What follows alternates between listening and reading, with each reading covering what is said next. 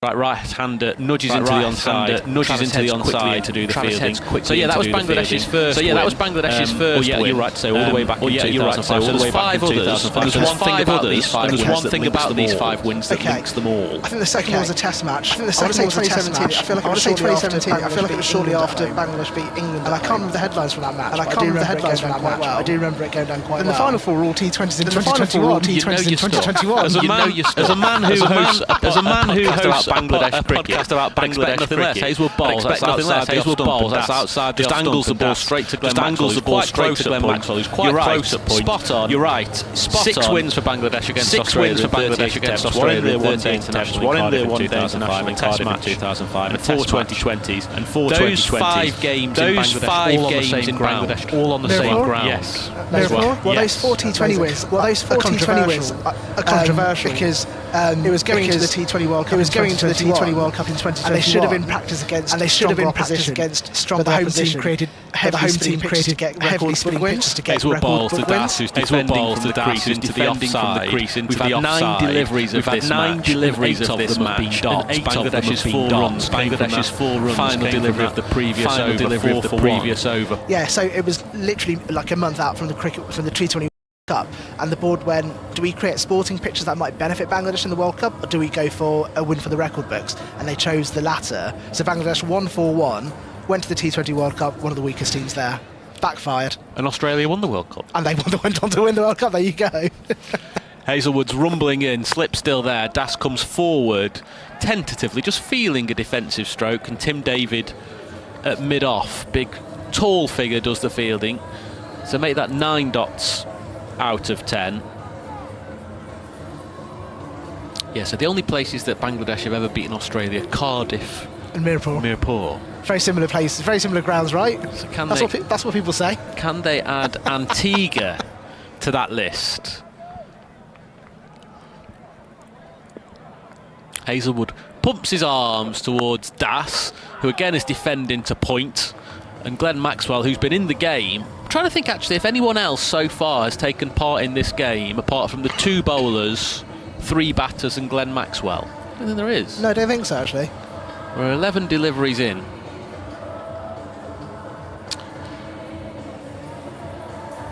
Das has just taken a little walk to the middle of the pitch, which looks a good one.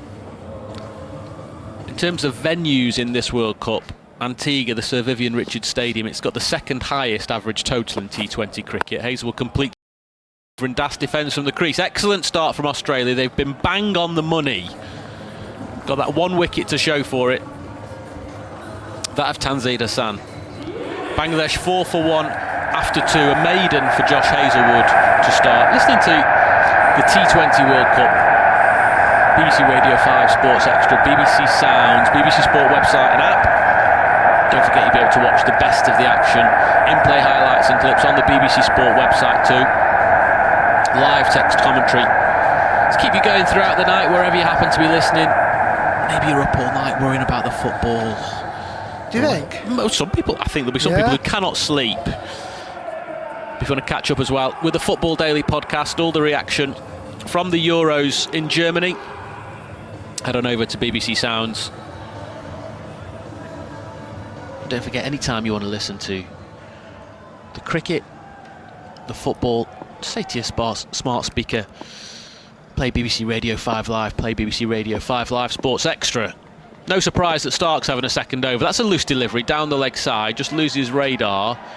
And interestingly, it's the one that doesn't swing. Wide called, Bangladesh 5 for 1. Yeah, probably the first bad ball from Starc today, actually. He's been pretty on the money. He's allowed a bad ball though, isn't he, after?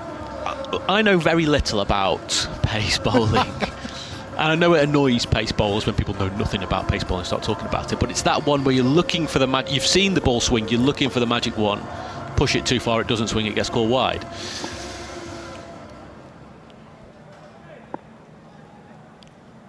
Shanto belts the ground with his bat. Starc with his dark hairs looking menacing as he runs in. That's a better line on off stump. They want a single towards mid-on. Mitchell Marsh, the captain, comes round and does the fielding. Shanto's safely home. Bangladesh are 6 for 1. It's just nerves with these Bangladeshi batters at the moment. They almost seem to have a real sense of relief with every run that takes over.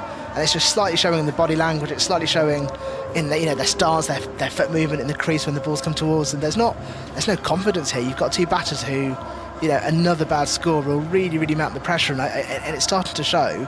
And more worryingly for Bangladesh, it's starting to have an impact on that run rate and that score. 6 off of 2 is slow paced for Bangladesh. Das gets his first look at Starc, who's in past umpire Illingworth. Another very full delivery. I'd love to know how many deliveries of sort of Yorker length Starc has bowled so far in his 8 legal deliveries. That one's jammed out towards point, and there's no run. Yeah, you're right about that. It becomes like a paralysis, doesn't it, across a batting line when confidence is low. Batters don't know whether to stick or twist, to play shots, to block their way out of a slump, and before you know it, particularly in a T20 game, half the overs have gone. Das is yet to score. He's faced 7 deliveries. Starc in the Antigua night. Das is down the pitch and driving, but Marcus Stoinis is at square cover. It's another dot ball, so Das still yet to get off the mark from 8. 6 for 1. And the frustration will start to show with Litton Das. This is what happens. He holds back, and then he takes an unnecessary risk. And we've seen Bangladesh, these guys pretty much try everything. They've tried to be a bit cautious. They've tried to just attack with confidence. Nothing has worked, and I think they just need a little bit of luck on their side, because at the moment they look so nervous. The Australians look anything but nervous. Start with 56 on his back. That's wide, and again it's driven straight to Stoinis by Das. 6 for 1 to go. I suppose part of the reason why Australia can look so relaxed is we've spoken about it in the build-up. This team is just so settled. They're used to winning across the 3 formats. You might see, I don't know, 2 or 3 names change. Yeah. Particularly the seam bowling attack. Starc, Hazlewood, Cummins, the old firm. Yeah. Just the 3 It's a very formats. established You might attack. see 2 or 3 names change. Particularly the seam bowling attack. Starc, Hazlewood, Cummins, the old firm. Does the ball down to the 3 formats. You might see 2 or 3 names change. Particularly the seam bowling attack. Starc, Hazlewood, Cummins, the old firm. Does the ball down to the 3 formats. You might see 2 or 3 names change. Litton Das. And it's just, it just needs to have the confidence now to sort of, tick along a little bit. Now you've got off the mark, you've taken 9 dot balls to get there. Need to get a move on here, because the cautiousness could really have an impact on Bangladesh's total here, and they're going to need a total defender against this side. Shanto on strike, he's got 5, driving back towards Starc, who gets down low. Could be a chance of a run out. Awful throw actually from Mitchell. Wasn't Mitchell Marsh, just Pat Cummins coming in from mid-off. Ball driven back towards Starc by Shanto. The ball deflected away to the field. The Bangladesh pinched a single. I don't know if there would have been a chance if Cummins had hit direct, but he scooped the ball up and actually threw it past the stumps. Above head high, I reckon. 3rd over complete. Bangladesh are 8 for 1. Yeah, there's a little bit of panic in the field there. I think they noticed that the 2 batters didn't quite communicate. Shanto had certainly taken off a lot quicker than Litton Das there. And Australia, who came under criticism for their fielding against Scotland. I think it was 6 dot catches, acting with urgency there, which is probably quite good to see, but it's slight overthrow. Be nice to see Shanto now kick on as possibly the lead batter in this innings. Are you aware of the Bangladesh captain's curse at World Cups? No, but I am all ears. Right, for Bangladesh to have a good World Cup, the captain needs to perform poorly. Okay. 2007, got to the Super 8s, beat India, South Africa. Habibul Bashar, I think, averaged about 11. 2019, had a decent World Cup, wins against West Indies, South Africa. I think Mashrafi Mortaza took 1 wicket in the whole tournament. So, the captain's curse. Hazlewood's bowl into Shanto's, belting the ball down the ground for 6. Shanto gave himself some room, backed off, and a free swing of the bat.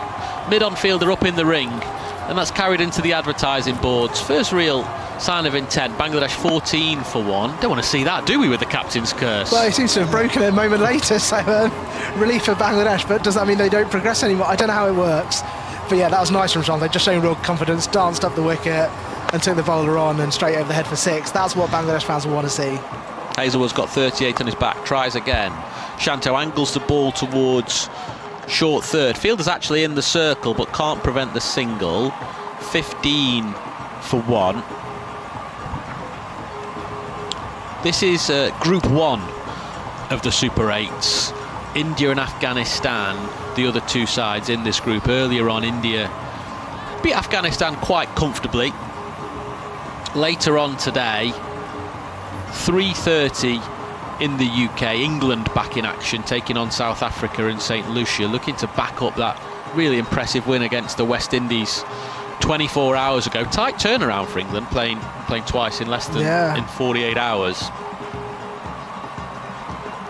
Business end of the tournament against the West Indies come at you so quickly. 24 hours ago. Tight turnaround for England, playing twice in less than 48 hours for Hazlewood, and Litton punches the ball to point. He's done that at least 3 times against the West Indies 24 hours ago. Tight turnaround for England, playing twice in less than 48 hours for Hazlewood, and Litton punches the ball to point. He's done that at least 3 times against the West Indies 24 hours ago. Tight turnaround for England, playing twice in cricket in the West Indies. It just feels like a party throughout, doesn't it?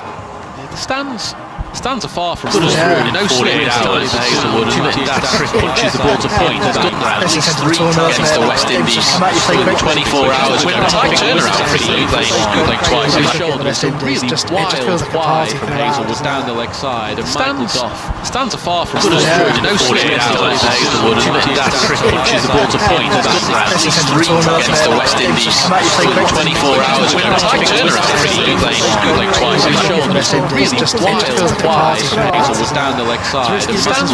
Stands are far from good as through. No 48 hours. Hazlewood and Litton punches the ball to point. Has done that at least 3 times against the West Indies 24 hours ago. Tight turnaround for England, playing twice in shoulder. It's a really wide Hazlewood down the leg side. Stands are far from good as through. No 48 hours. Hazlewood and Litton punches the ball to 2 from 12, 17 for 1, 2 deliveries of the 4th over remaining. Australia have been so impressive in the power play. Won the toss and choose to field, as you would expect, well, for a couple of reasons actually.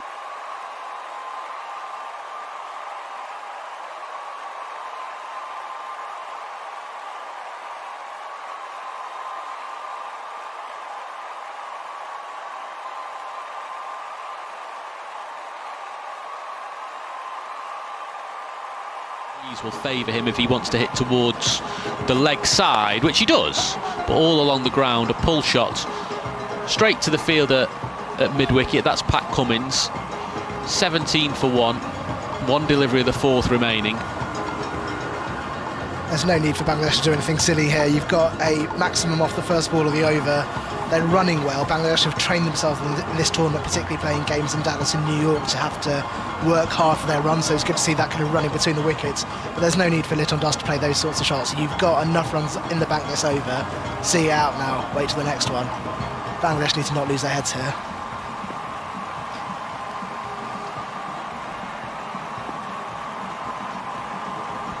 Hazlewood's approach is just beyond the 30-yard circle. Matthew Wade, the wicketkeeper, he's waving his arms around just to direct traffic ever so slightly. Remember, 2 men allowed outside the 30-yard ring in the power play. Hazlewood to complete the over. It's a wide delivery outside the off stump. It's driven with no real timing. Glenn Maxwell's prowling around in the covers and there's no run. 4 gone. Bangladesh are 17 for 1. Tanzid Hasan, the opener, the man to go. A 3-ball duck when he played onto his own stumps from Mitchell Starc. I mentioned that India and Afghanistan are the other 2 teams in this group. India play Bangladesh on this ground at 3:30 UK time on Saturday. And then Australia take on Afghanistan 1:30 UK time Sunday morning in St Vincent's.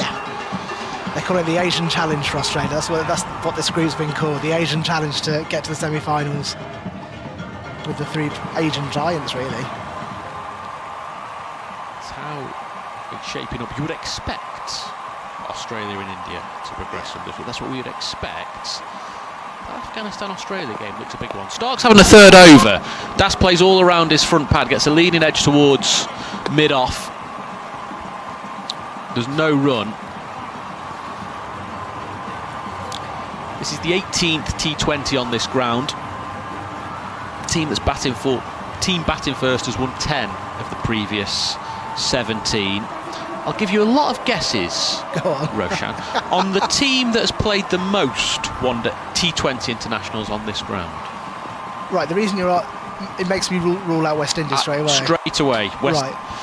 West Indies have only ever played one of those 17. Starc bowls, Das defends from the crease back to the bowler. Starc's got figures of 1 for 8, about 14 deliveries. Who would have won the most games here that weren't the West Indies? So not won the most games, just played the most games. 17 previous T20 internationals on this ground. West Indies have only played in one of them. Oh my word. I want to go rogue and go Pakistan or something. You're not on the right continent. Am I not? Interesting, okay. I'm going to go then, my second guess will be England. The team that's played the most T20s here. Starc bowls and Das pulls. Couple of bounces out towards deep mid-wicket for 4. That's his most convincing shot so far. It's taken 15 deliveries for him to hit his first boundary. Bangladesh are 21 for 1.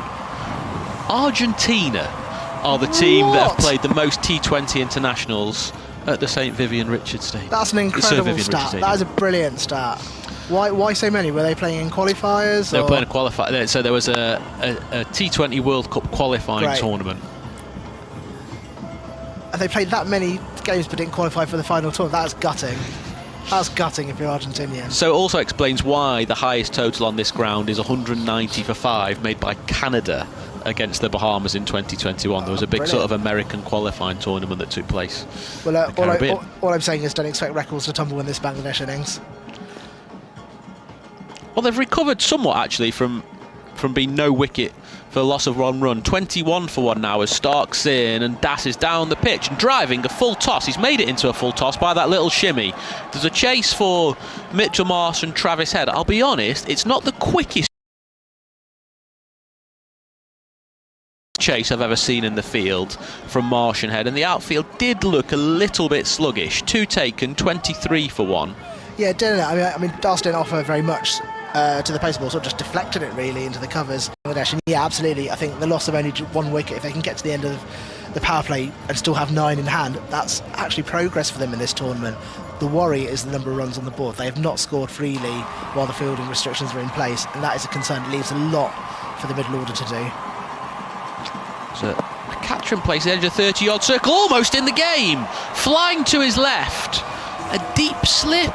So a deep, 4 slip. It was David Warner, who was positioned in a slightly tricksy position, edge of the circle, but catching. He had his hands on his knees as Starc was running in, and that was just angled by Das, almost just into the grasp of Warner.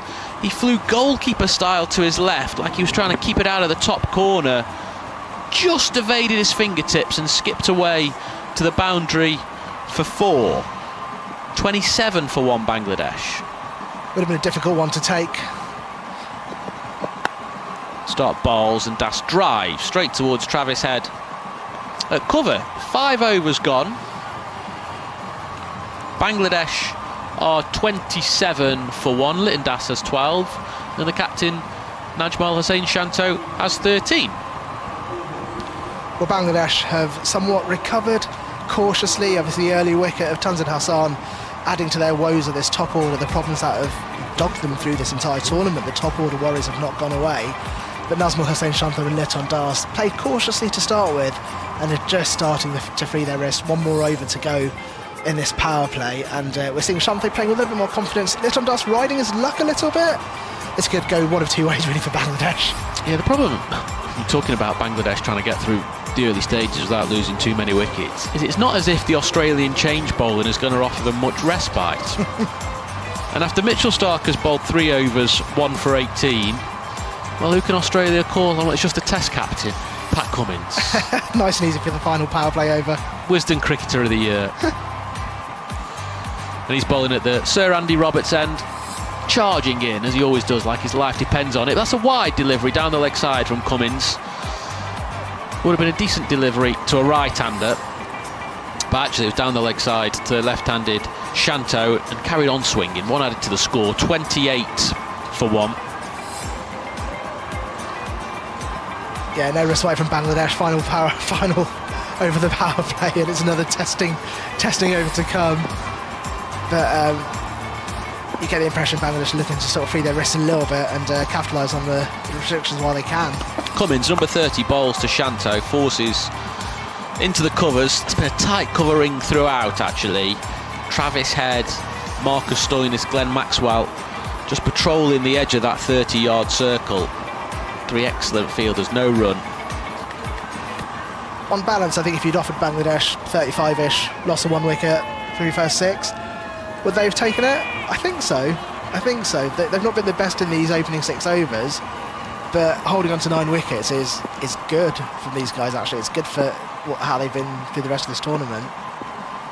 Drums continue as Cummins pounds in, full delivery, whipped by Shanto into open space on the mid-wicket boundary. 1 bounce for 4. Bit of a leg stump half volley, actually, that from Cummins, who hasn't started too well. 32 for 1. Really relaxed shot from Shanto there, just showing that he's settled into this game a little bit and just finding his touch. Just nice and easy, watched it go, and a few boundaries under his belt. That's going to help the captain come out of this slump. Maybe the captain's curse really is over for Bangladesh. I mean, you talked about whether or not Bangladesh have a good tournament, and in order to do so, generally it's the captain doesn't have a good tournament. This is the 5th successive World Cup Bangladesh have got this far. It's outside the off stump from Cummins, and it's slashed straight to Stoinis at point by Shanto. There's no run. 5th successive T20 World Cup that Bangladesh have made it into the second group stage. But it's a deceptive stat because, of course, the format has changed, and previously that would have been a kind of qualifying round against associate nations. The top 8 would have been in the second round, so it would have been an expectation that Bangladesh did qualify from that first round. So, annoyingly, their stats flatter them, I think, in T20 World Cups. Yeah, and Australia have won all 5 previous encounters between these two teams in T20 World Cups. Cummins again, right arm over. That's a bouncer. Gone away for 4. Before somethings, might be 5 somethings. Yeah, wide, calls Michael Gough. Matthew Wade behind the stumps was flying high to his right. It's the first real sign of aggression we've seen from an Australian fast bowler. Let's have a look at the replay. Shanto was ducking and it ballooned away from Matthew Wade. I'm not sure about that as a wide. I think if this was the IPR, yeah, actually, no, it was overhead height. So added 5 to the score, and Bangladesh on to 33 for 1. 37 for 1, actually, with the boundary. This partnership's now worth 37 off 34 deliveries. And Bangladesh are building nicely. They'll take this over as well. What, 10, 11 runs off it, only 4 off the bat. This is a decent recovery from the 2 top order batters. Cummins sticks his elbows out. Shanto's down the pitch, slashing the ball with no great time into Mitchell Marsh at mid-off. Scamper a single, 38 for 1. Shanto, the captain's got 18 off 13. There's a bit of a tennis shot there from Shanto, wasn't it? Danced around down the wicket to show aggression and then ended up just sort of slashing it randomly. Just showing signs of just that kind of confidence coming back into his batting. Not the cleanest of shots, but that's encouraging to see from the skipper. 2 deliveries of the power play remaining. Men in the deeper at long leg, sort of wide third man, almost a deep backward point. Cummins bowls to the right-handed Litton Das, who inside edges into the leg side and takes a single. Das took a very long time to get off the mark, but he's now 13 from 19. Cummins has struggled in his first over. He's conceded 12 from 5 deliveries. You can still just see that hint of the breeze blowing across the ground, just getting into the players' shirts ever so lightly. The other thing about this Australia side is, we talked about how they're experienced and they're settled. They're massive as well. To a man, it's like land of the giants as Cummins bowls wide of the off stump. Shanto wants to drive through the covers. He's looking back towards the umpire saying, was that a wide? Well, I think it looked wider because of the right armer's angle across the left hander. Playing a miss then to end the power play. Bangladesh are 39 for 1. Das has 13 and Shanto has 18. Thank you, Roshan. He'll be replaced by Paul Horton. Sydney born, former Lancashire and Leicestershire What have you made of the first? We made the power play, Paul. It's been an ever-improving power play for Bangladesh. I would say it was a slow and steady start for T20 power plays. Obviously, the loss of the early wicket didn't help that, but obviously they've started to grow in the back end of it, and 39 for 1 after 6. It's a steady power play for Bangladesh, and considering their recent troubles in this World Cup with their batting, I think they'll be comfortable. I think 9 wickets in hand is a great asset for them, and it's a steady start, isn't it? Well, they've taken 31 off the last 3 overs. They're 8 for 1 after 3. So it's a good upward trajectory. New challenge, though. Leg spin of Adam Zampa, who's been excellent in this tournament. He was particularly good in that big defeat of England. I saw some chat after that there was a discussion of whether Adam Zampa is Australia's best white ball spinner of all time. Considering there was a fella called Warner who once played for Australia, that is a big call. Anyway, he's in now, the leg spinner Zampa, number 88. Straight delivery to Das, who turns the ball into quite a big space on the onside. Single taken. Fields retreated at the end of the power play. Bangladesh are 40 for 1. Interesting thing with the Australian side is always sort of who makes up those overs of the fifth bowler. Starc, Cummins, Hazlewood, Zampa, you would expect to do the bulk of the work. You've got a little bit of Marsh and Stoinis and Glenn Maxwell, depending on which way they want to go. Wades up to the stumps underneath the helmet, the wicketkeeper. This is a pull from the left-handed Shanto out towards deep mid-wickets. Goes for 4. It's beaten David Warner.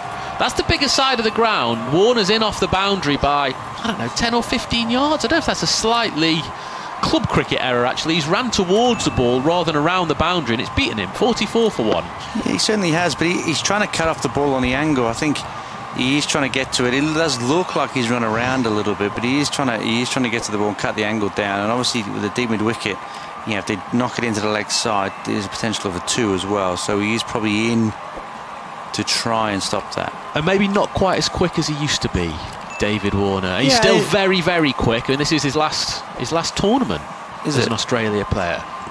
Well, yeah, there's a big gap out there. There's no mid wicket in the there's a big gap. There's about 50 metres between him and long on. It's a long way to get around. And maybe happens to us all, doesn't it? Slowing of age. We don't move as fast as we once did. He's 37 now, David Warner. This is his 8th T20 World Cup. Only Rohit Sharma and Shakib Hasan have played more than Warner's. This is 39th T20 World Cup match. Interesting you mentioned about the Australian side being really, really big. Obviously, when they're doing their wonderful national anthems before, which were very emotional. I don't know if you noticed. We'll carry on after this ball. Shanto's got 22 from 15. Zampa's in, right arm over. He works around his pad. Shanto, the left-hander, and here is David Warner scurrying off the mid-wicket boundary. 45 for 1 with that single. Obviously, the camera pans across the side, and obviously there is Land of the Giants, the Australian team, but Josh English is between Green and Cummins, I think it is, which is obviously, he looks like he's standing next to 2 gum trees, to be brutally honest, and he's on his tippy toes, and he stood for the whole national anthem on his tippy toes. Zampa gets a look at the right-handed Das. It's down the leg side, deflected to short fine leg Marcus Stoinis, and there's no run. Well, the England team, they've got a regular trick, or they did have when Stuart Broad was still playing. So Ben Duckett, comfortably the shortest man in the team, would always position himself between Zach Crawley and Stuart Broad for the national anthem. Off stump from Zampa, Das very delicately late cuts towards short third, and Shanto is quickly through from the non-striker's end for the single. 46 for 1. And Kevin's just done exactly the action that the cameraman had to do when he panned across the team. Up for Broad, down for Duckett, back up for Crawley. I think it was done by accident first time, and England thought it was funny, so they kept doing it. Yeah. Zampa to complete the over. It's off the pad of Shanto. It rolls towards short fine leg. Fielder just rumbles in to do a pretty easy bit of work. 7 overs gone. Bangladesh are 47 for 1. They've recovered well from being 0 for 1. Shanto has 23. Litton Das has 15. And after you, Paul Horton, here comes Kevin Howes. Yeah, I think what was even more funny was Inglis was, the camera was panning and you could see he's standing on his tippy toes. He looked like a small young boy, his first day at school, trying to beam for his photo.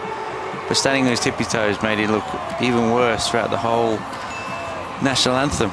But as you mentioned, Bangladesh was a good over then, 7 off it, 47 for 1, and they're building nicely, Bangladesh, through this middle period, and come out of the power play really, really well. Well, here we are. Nice to be back with you again. Are you happy with the kits for this game? I mean, you got right upset about was it the teal colour for the New Zealand side the other night? The black caps, yeah, and the teal, yeah. Well, obviously we were green and green tonight. We were green and green tonight, haven't we? Well, we have, and rightly so, I think. I mean, they're different greens, aren't they? They're different greens. Let's not go into the why are they different, but they are different greens. So Stoinis for the first time this evening, and that could well be signalled wide by the umpire right on the line. No, it's too wide, according to umpire Michael Gough. Got umpire Michael Gough and Rishad out there tonight. But talking of tall men, Michael Gough, tall lad. You would have played against him maybe back in the day when he was a youngster, maybe just before your time. I lose track. Yeah, I did play against him. He's certainly given me out. Yes, of course. Yes, that's more the point. Najmul is on 23. Stoinis bowls. Oh, very nearly gets the top edge. The keeper just looking around, saying, "Did anybody else hear anything there, Matthew Well?" But no, nobody did. It's interesting, Stefan mentioned previously about Australia's other bowling options, and there's been a lot of talk recently about Tim David and him working on his off-spin again and trying to get that back up and running and going and flowing and just trying to be available for Mitchell Marsh as a bowler. So he's definitely trying to push that, not only for this competition, but obviously for other T20 competitions around the world. But he certainly wasn't mentioned in next delivery, and that's off the top edge, way past Wade. He did jump for it, but it was past him to his left-hand side. It goes to the boundary. It's a 4, and it's also the 50 brought up for Bangladesh. Now they're 52 for 1 in the 8th over, and Najmul moves to 27 off 19. Yeah, cross-seam delivery from Stoinis, so a little bit of extra bounce with that cross-seam delivery, and it just got edged high over the keeper. The first couple bounced a little bit. But yeah, trying cross-seam deliveries in the middle of the pitch, see if he can get something different out of the surface, which he did do, but it unfortunately just got an edge over the keeper. Stoinis again from around the wicket, fairly wide there. It's just pushed into the offside for a single, so he moves to 28, does Najmul, and Bangladesh to 53 for 1 in the 8th over. India with a victory earlier today in this group by 47 runs over Afghanistan. This obviously is the introduction match for these two teams in this section of the competition, the Super 8s, where a lot of games come thick and fast over the next few days. Got the semi-finals, the final next week. So racing along, many I think, if not all of them, pretty much in the same venue for all these, but the games are coming at quite a rate.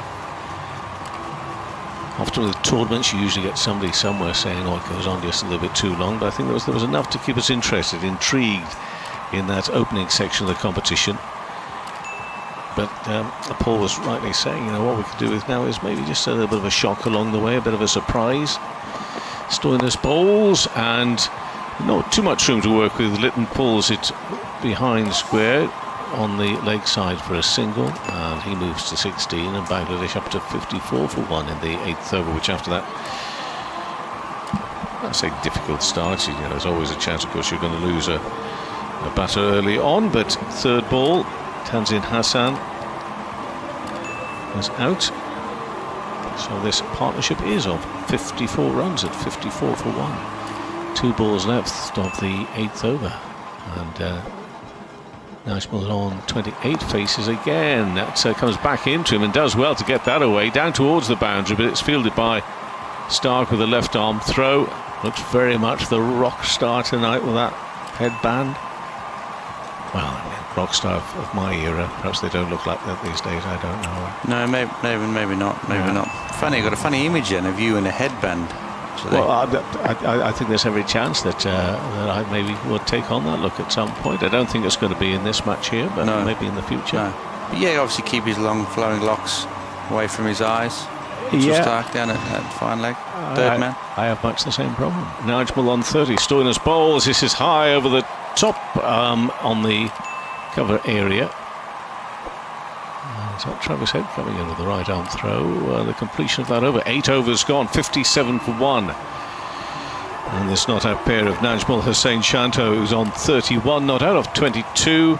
And also Litton is on 16 from 23. So the recovery here, last over 10 runs from the opening over there from Stoinis. In terms of the, that's what I want to hear. Decent. So nothing for me at the moment, though, will beat the atmosphere created by the Nepalese supporters, which was just absolutely stunning. And that was a real highlight early on. I mean, they produced some half-decent cricket as well. They did. I must admit, I really enjoyed the Ugandan supporters. Yeah. They celebrated every shot and every sort of single that went to fine leg. Yeah, that's fair. Yeah. I thought they were wonderful. They were just enjoying being involved. Yep. Zampa for his second over then. His first went for 7 on the off stump and driven by Najmul for a single. Moves to 32 and has gone up to 58 for 1 in the 9th over. But this competition, without doubt, and still the USA, of course, still involved in it, but it has opened things up seemingly. And that's what competitions like this probably should have been doing for a little bit more in more recent years. But this one certainly has been doing that. You just got to hope that it can be worked upon and built upon. The period of time between now and the next one in the USA, I mean, the biggest shouts for them, of course, is not only making progress to the Super 8s, but they're automatically qualified for the next tournament. He tries to get hold of that, but can't get it timed really, Litton does, so it'll be a dot ball. Too many of those this evening, but that's one of them there. We're in the 9th over. Zampa on a breezy evening in Antigua. You can see blowing in the shirt there. Zampa bowls. Now he's bowled him. He just went to slog sweep that one. I think only sweep it away, pull it away, and whether it made any contact with the bat or not, I don't know. But it certainly has removed the bails. It's the second wicket for this Bangladesh innings. Zampa it is who takes the wicket. We'll take a look at that again on the replay. No, it just comes off the thigh pad there onto the stumps, eventually getting rid of the bails, but it is the second wicket, and that partnership comes to an end. Paul Horton. It has been a really good partnership for Bangladesh. I don't think it's the worst for Bangladesh. Litton had played an anchoring innings in the partnership, and he's 16 off 25. It's an anchoring innings without sending shutters down the Australian lineup, isn't it? In a T20, that sort of form. So great to build with his captain, who's played lovely, this evening, lovely, and he's flowing well. But it's nice. It's time for Bangladesh to keep motoring and keep moving, isn't it? Time for them to move through the gears here and build and get a decent total. It is exactly 8 overs for that partnership of 58. Litton does 25 balls, 2 fours for his 16. He's been bowled by Adam Zampa. If you did hear some noises off stage there a little, that's one of our number already going to the sugary energy drinks, which is quite alarming. But I'm sure they'll make it through. Rishad is the new batter. Bit of a delay. I'm not too sure. I say why. I mean, all the field is being set. But it's certainly the case that IPL, international T20s, they're not quite played at the pace of other domestic T20 competitions. Zampa in bowls into the pads. LBW appeal. Too far down. Umpire Illingworth is waiting to see if they're going to call a review for that. But you can see very clearly from the head shake from Adam Zampa, at least, that he's not going to go for that. Is he actually pretty well outside the line? It's missing leg. It might have pitched outside and going down the leg. So aggressive shot up first up. Yeah. Rishad massively up the order here. Normally bats at number 8, but he's come in here now. Whether they do feel as though that whilst we, of course, as they get a single there in the offside, been extolling the recovery, maybe that second wicket, just feel they need to get on with it now. Well, definitely, and they've got a platform to do that, haven't they? Without losing early wickets, they've definitely got a platform to launch from now, haven't they? With just over 11 overs to go, so throwing Rishad up the order to play some shots, why not? Okay, Najmul is on 32. Meanwhile, at the other end, that's come from 23. He's going to move to 33 now off 24. Bangladesh up to 60 for 2 after 9 overs. And Zampa with a wicket in the middle there, a couple of dot balls and 3 runs. So his figures of 1 for 10 from 2 overs that he's bowled. So Najmul on 33. And we've got Rishad Hossain. Normally bats around 8. Coming in high up here at the fall of that second wicket, the wicket of Litton bowled by Zampa for 16 of 25 balls. Got Bangladesh, obviously a tough game against Australia, then India, which comes up Saturday afternoon UK time. Zampa, by the way, in terms of most wickets in the competition, has moved to 10. There are 2 other bowlers on 10 wickets, as this one is pushed into the offside for a single by Najmul, so he moves to 30. No, that big by Rishad. What's going on here? 61 for 2. I'm just waiting for the ball to tick over. In the meantime, just to talk about that wicket-taking board, because there's Al-Haq Faruqi clearly leading the way. He took 3 wickets earlier today in the match between India and Afghanistan. He's sitting on 15. There are 3 on 10, of which Adam Zampa is now one of them.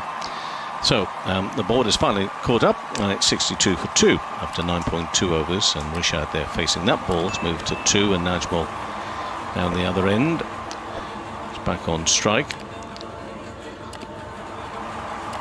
Zampa also, we talked a lot about Marcus Stoinis, or a little about Marcus Stoinis at the top, but Zampa also having a good tournament. Another one that seems to have come of age in the last few years, Adam Zampa.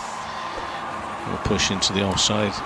A wonderfully skilled player. Also something that strikes me as being extremely intense as he's out there. It's Maxwell bowling right now, though, and he's bowling his first over. That's going to be a 4 conceded through the offside, through extra cover. Off the bat of Najmul, he moves to 38 with that 4. Nicely played from Najmul. Back on the back foot, short from Maxwell, and he's hit it in front of square, just a bit to the right of cover. 4. And these are these overs that Australia got to make up from the Stoinises and Maxwells, and this is the time to target them. Next one turned away onto the onside. The commentary coming from Matthew Way that it was good bowling. It does concede just the 1 leg side. 67 for 2, 1 ball left to this 10th over. It's the 5th bowler, the 4 overs of the 5th bowler is where Bangladesh can target and be positive against that. And who they get to, obviously, if ever 1 of Stoinis, we're getting 1 of Maxwell now. So Maxwell again to Rishad, who's on 2. We're looking for something big from him. Not sure we're going to see it. We're going to see Zampa taking the catch. And the experiment has not worked. Rishad has gone. He's gone for only 2. Not getting hold of that. It was a fairly easy take there from Zampa. I'll take a look at it again, but it looks as if he was pretty much under control taking that catch. But he's gone for 2 from just 4 balls. That's 67 for 3 now after 10 overs. Again, just have a look at the replays, looking to work that on the onside, and it just comes out there to short fine and short third, should I say. And he's a lovely man, is Glenn Maxwell, but sometimes can look quite frightening. And when he takes a wicket there, the teeth, the aggression, but he's happy. He's got rid of Rishad Hossain for only 2. Paul Horton, there'll be Stephen Schemmels immediately after that. We're going to take a bit of a drinks break as well here on the field. Yeah, the experiment didn't work, but I like the way Bangladesh are approaching this. They've got to throw some punches. They've got to do something different. They can't just let it naturally happen for them and obviously not be beaten by the Australians. You've got to throw some punches in and trying to unsettle them and do something different. And throwing Rishad up the order, hasn't come off on this occasion. Definitely worth it at 67. Obviously 67 for 3 now, but they were in a decent position before that. They built a good partnership, solid foundation after the early loss, and it's just not worked. But they need to, halfway stage, 10 overs, they need a big back 10 to put on a decent total. It is spinning, so there is a little bit of encouragement for them with the ball. We know they've got some quality spin bowlers, and their bowling's been their success throughout the competition. So it's just getting a competitive total that's going to be key. Yeah, Win Predictor's got Australia at 55%, so pretty close, 55-45, halfway through the first innings. I'd love to know the analytics of that and where that gets to and how that is made up of that. It's something for another time to keep people awake. or asleep potentially. But yes, how do you work that out at 67 for 3? Is it on previous the games you've mentioned here, or is it all of Argentina's innings that they've had at this ground? In no one would have guessed that in a quiz question, would they? It's true. Argentina team to play the most T20s at the Sir Vivian Richards Stadium. Bangladesh batting first, 67 for 3. Halfway through, Australia won the toss and elected to field. After a little bit of a shower, just breezed through Antigua before the toss. Tanzid Hasan for a duck, Litton for 16, and just now Rishad Hossain promoted up the order for 2. The men to go. Captain Shanto remains on 39. He's faced 28 deliveries, 5 fours and a 6. We'll wait to see who's joined him. I expect it to be Shakib Al-Hassan, but it could be Towhid Hridoy, just depending if Bangladesh want to keep the right-left combination. Sports Extra, BBC Sport website and app, BBC Sounds app. You can also head to BBC Sounds, where you can subscribe to the Football Daily for everything you need to know during the Euros, including a special 4-part series with Wayne Rooney, looking back at his incredible Euro 2004 campaign. Don't forget as well the Test Match special podcast on BBC Sounds as well. No balls and daily podcasts from everything going on in the Caribbean. Starc, after the drinks break, he's going to bowl his last over. He's got figures of 1 for 18. That's outside the off stump. Najmul cuts and misses. It's a dot ball. It is Hridoy who's joined Shanto, but he's at the non-striker's end, the right-hander. 67 for 3. So Starc's going to be bowled out in the 11th over of the innings, which can't happen too often from Mitchell Starc in all the T20 cricket that he plays across the world. Score predictors at 146 as Starc bowls to Shanto, drives straight at Stoinis at extra cover, and there's no run. Yeah, it's an interesting tactic, isn't it? To bowl 4 in the first 11, it wouldn't happen often, as you mentioned. Obviously, maybe trying to put a bit of pressure on a new batter, but they're just trying different tactics. And the Australians, obviously, they're going to find their 4 overs from, obviously Stoinis, Maxwell, and Co. But Starc is going to be bowled out, isn't he? They've obviously held back a bit Zampa a little bit later potentially.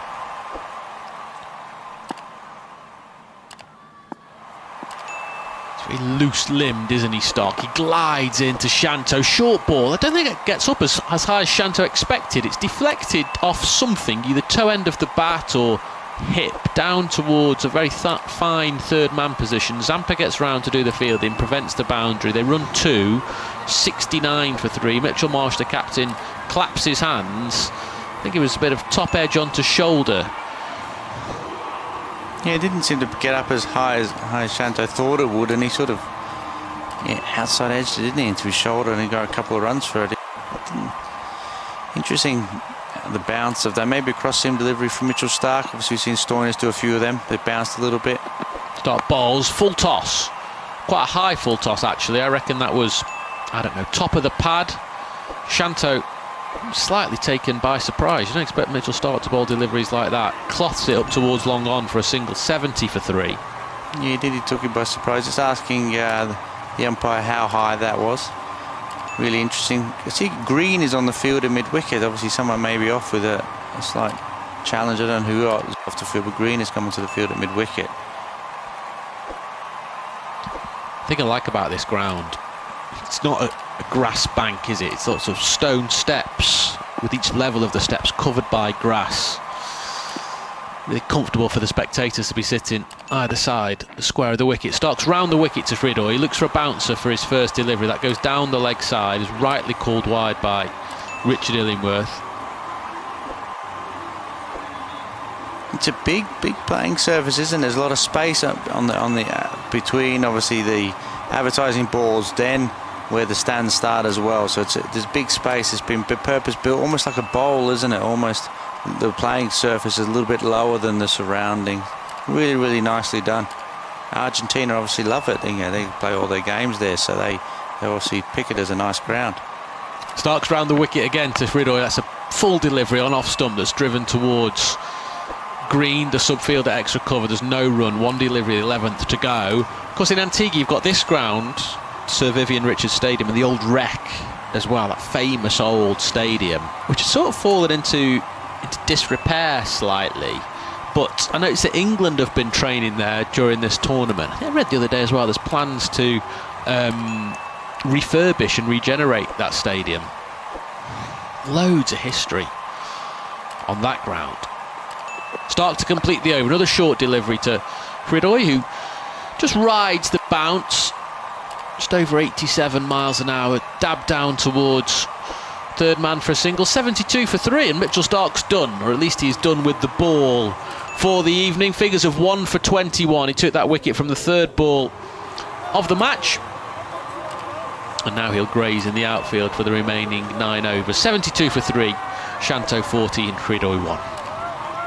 It is, as you mentioned, a nice ground. Obviously, as you mentioned, the steps there, the way they built it, the bank, and then obviously the concrete steps. It's a really, rather than obviously the slope and see people who've had a few too many caribs occasionally fall down the slope. This is a drop, isn't it?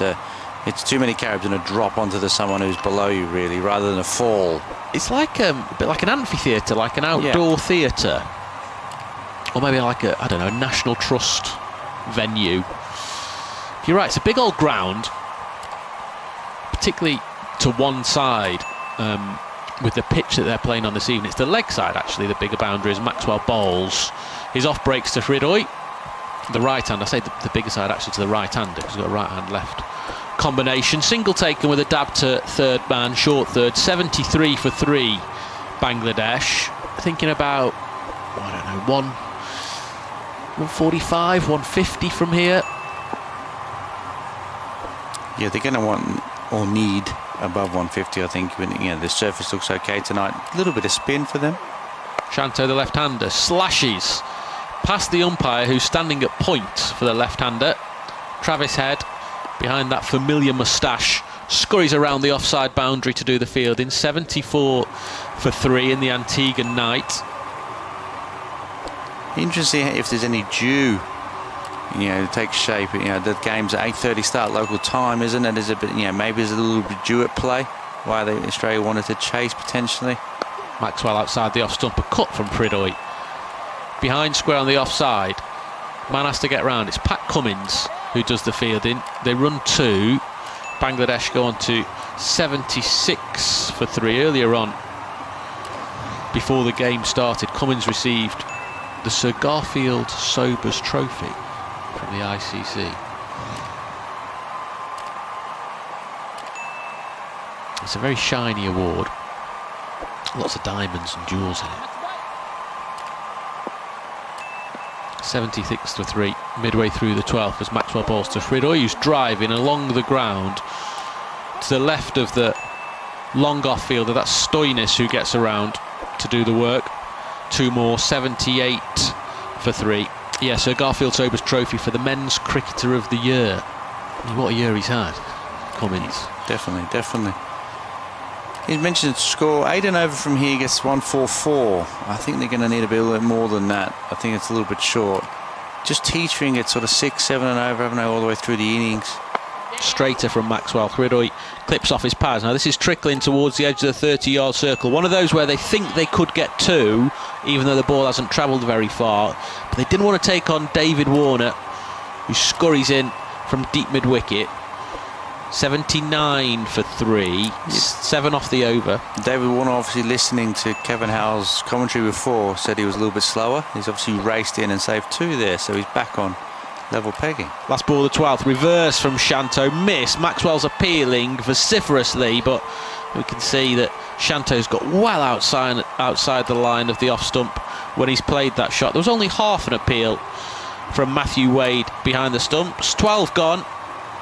79 for 3. Maxwell's got his cap back on. He's got figures of 1 for 14. When Matthew Wade removed his helmet at the end of that over, revealed another moustache. They're a very mustachioed team, the Australians. Yeah, it is. It does. Yeah, they are a team that constantly looks like they are in November all the time. So yeah, you do think when you watch it, Adam Zampa's haircut as well, obviously business at the front, party at the back, the old school mullet. So the old school mullets and the moustaches still rocking out in parts of Australia. Here comes Zampa with the mullet. That's a googly that comes back in towards Hridoy from outside the off stump. It means that Hridoy doesn't time that cut shot and it just trickles to the man at point. Zampa's been, well, characteristically excellent. He's got figures of 1 for 10 into his third over. Breeze still flutters across the ground just through the pink shirt of umpire Richard Illingworth. Zampa again outside the off stump. It's cut towards Marsh at point. Just think, with all the moustaches, just a slight look of a group of Peaky Blinders henchmen, I think. Yeah. Zampa in the green, bowling with white boots, full, and Hridoy sweeps from outside the off stump for 4. He picks a gap on the leg side. He's fetched it a long way. Tim David was the man at long on, trying to get around to his right. But Shanto picked the gap well, and there's a man with a cuddly tiger, a Bangladesh fan, celebrating in the crowd. 83 for 3.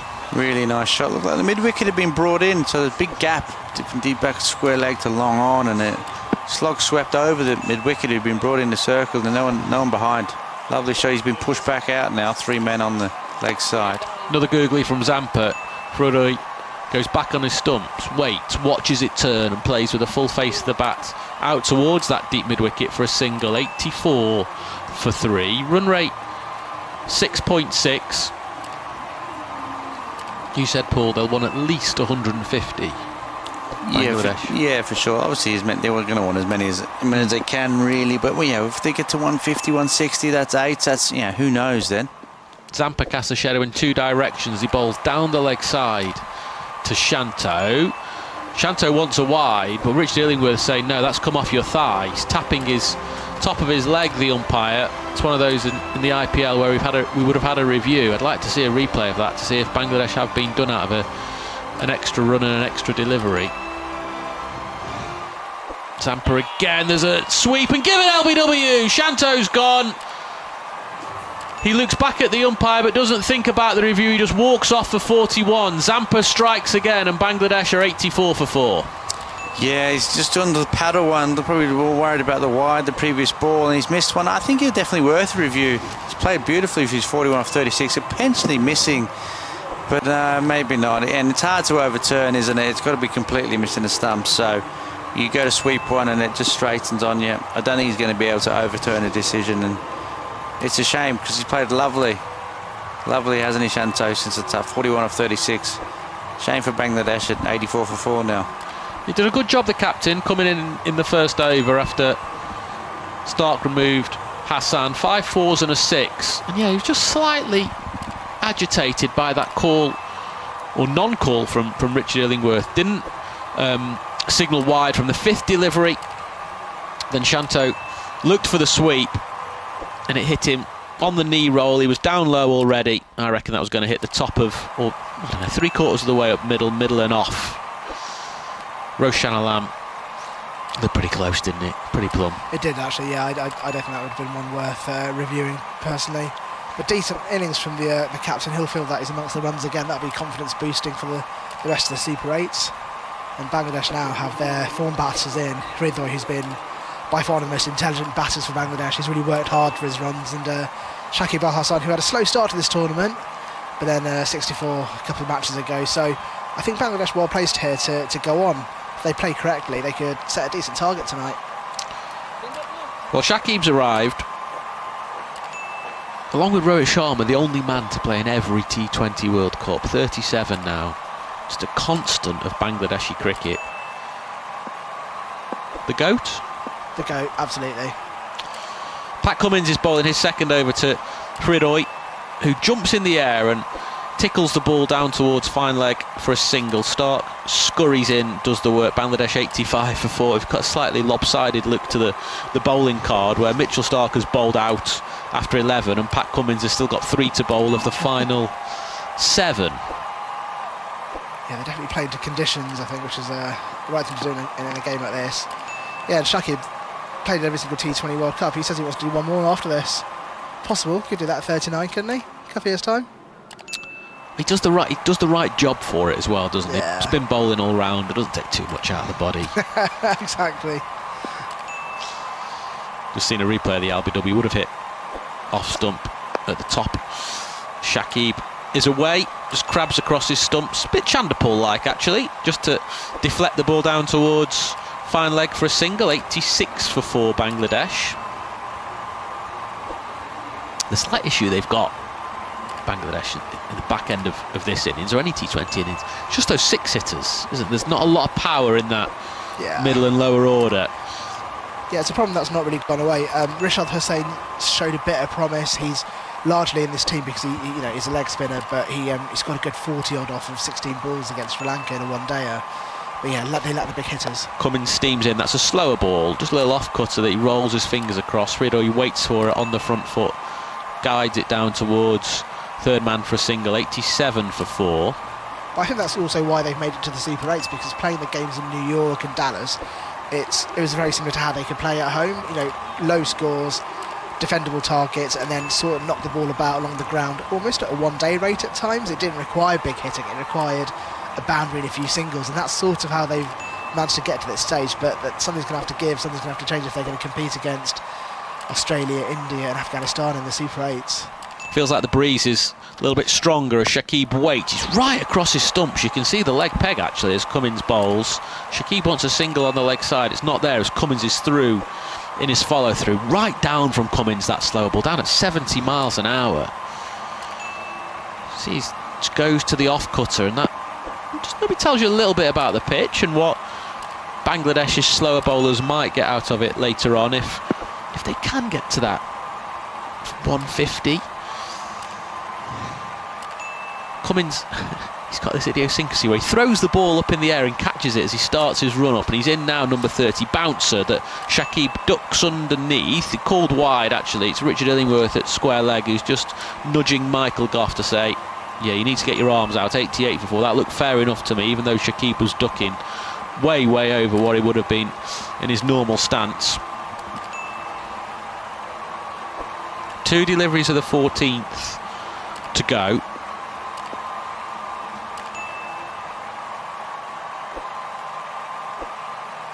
Cummins has conceded 16 runs, 2 deliveries of his second remaining. Shakib jams down on one that's outside the off stump. He's doing a lot of shuffling around in the creases, Shakib out.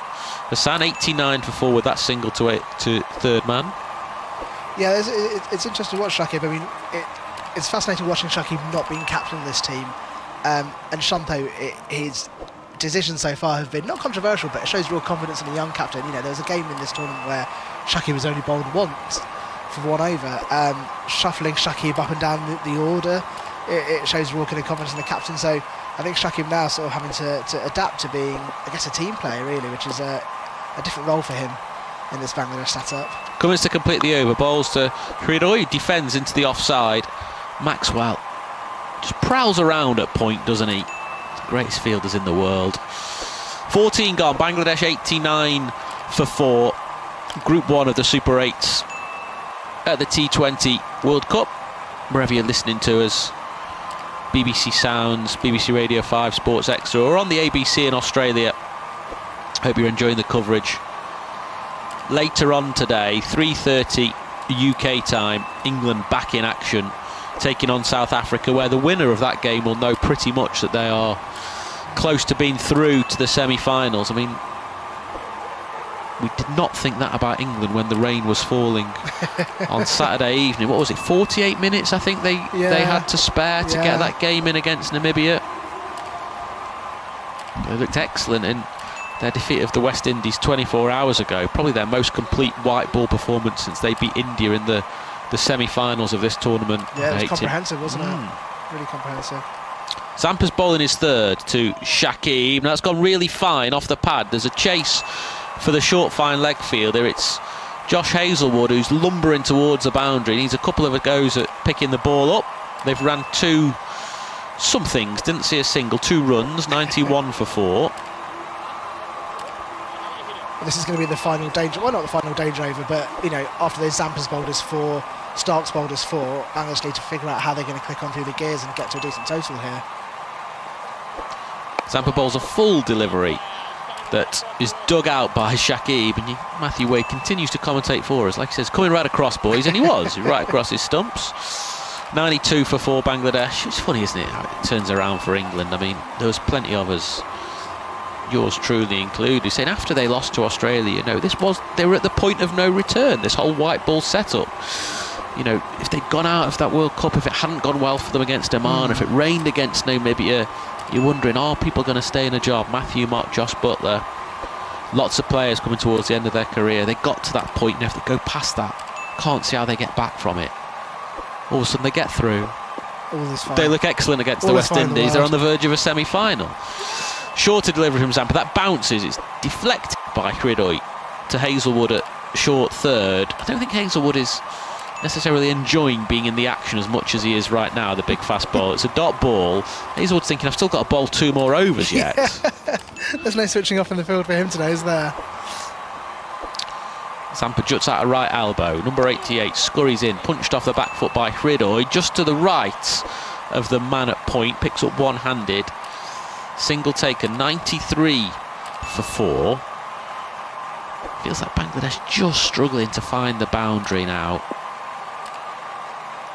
Yeah, 2 more balls to see out. Just need to be sensible here. See out Zampa. He's the danger man. Gives himself some room, does Shakib. Slashes the ball, or pushes it actually, off the back foot aerially through the covers. Tim David, with his hair bouncing, comes off the long off boundary to do the single. One taken, 94 for 4. It's been more than 2 overs since we had a boundary. It was the 3rd ball of the 13th, and this is the last ball of the 15th coming up. Zampa, the last ball of his spell.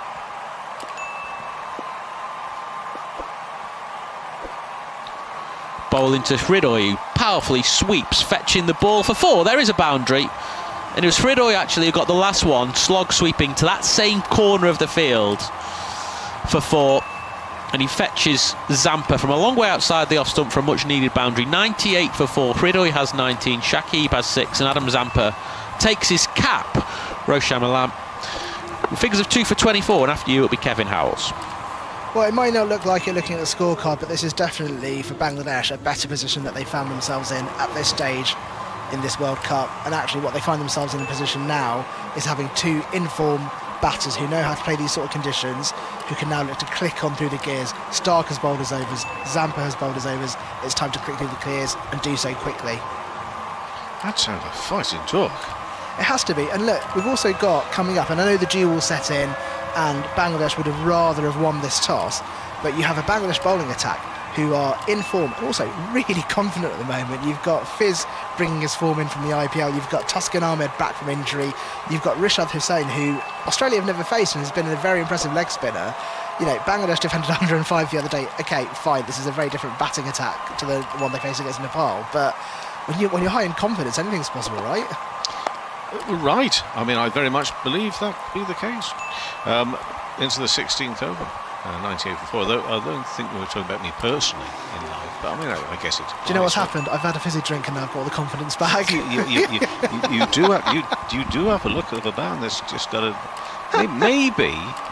Don't take this the wrong way. A little bit too much in there. Just that's some rush you've just had there, my friend. I know. We'll fizzle out by the Australian innings. Okay. Well, I hope it doesn't. I hope it doesn't. You keep it going. I'll go and buy another one of those for you if you like. 98 for 4.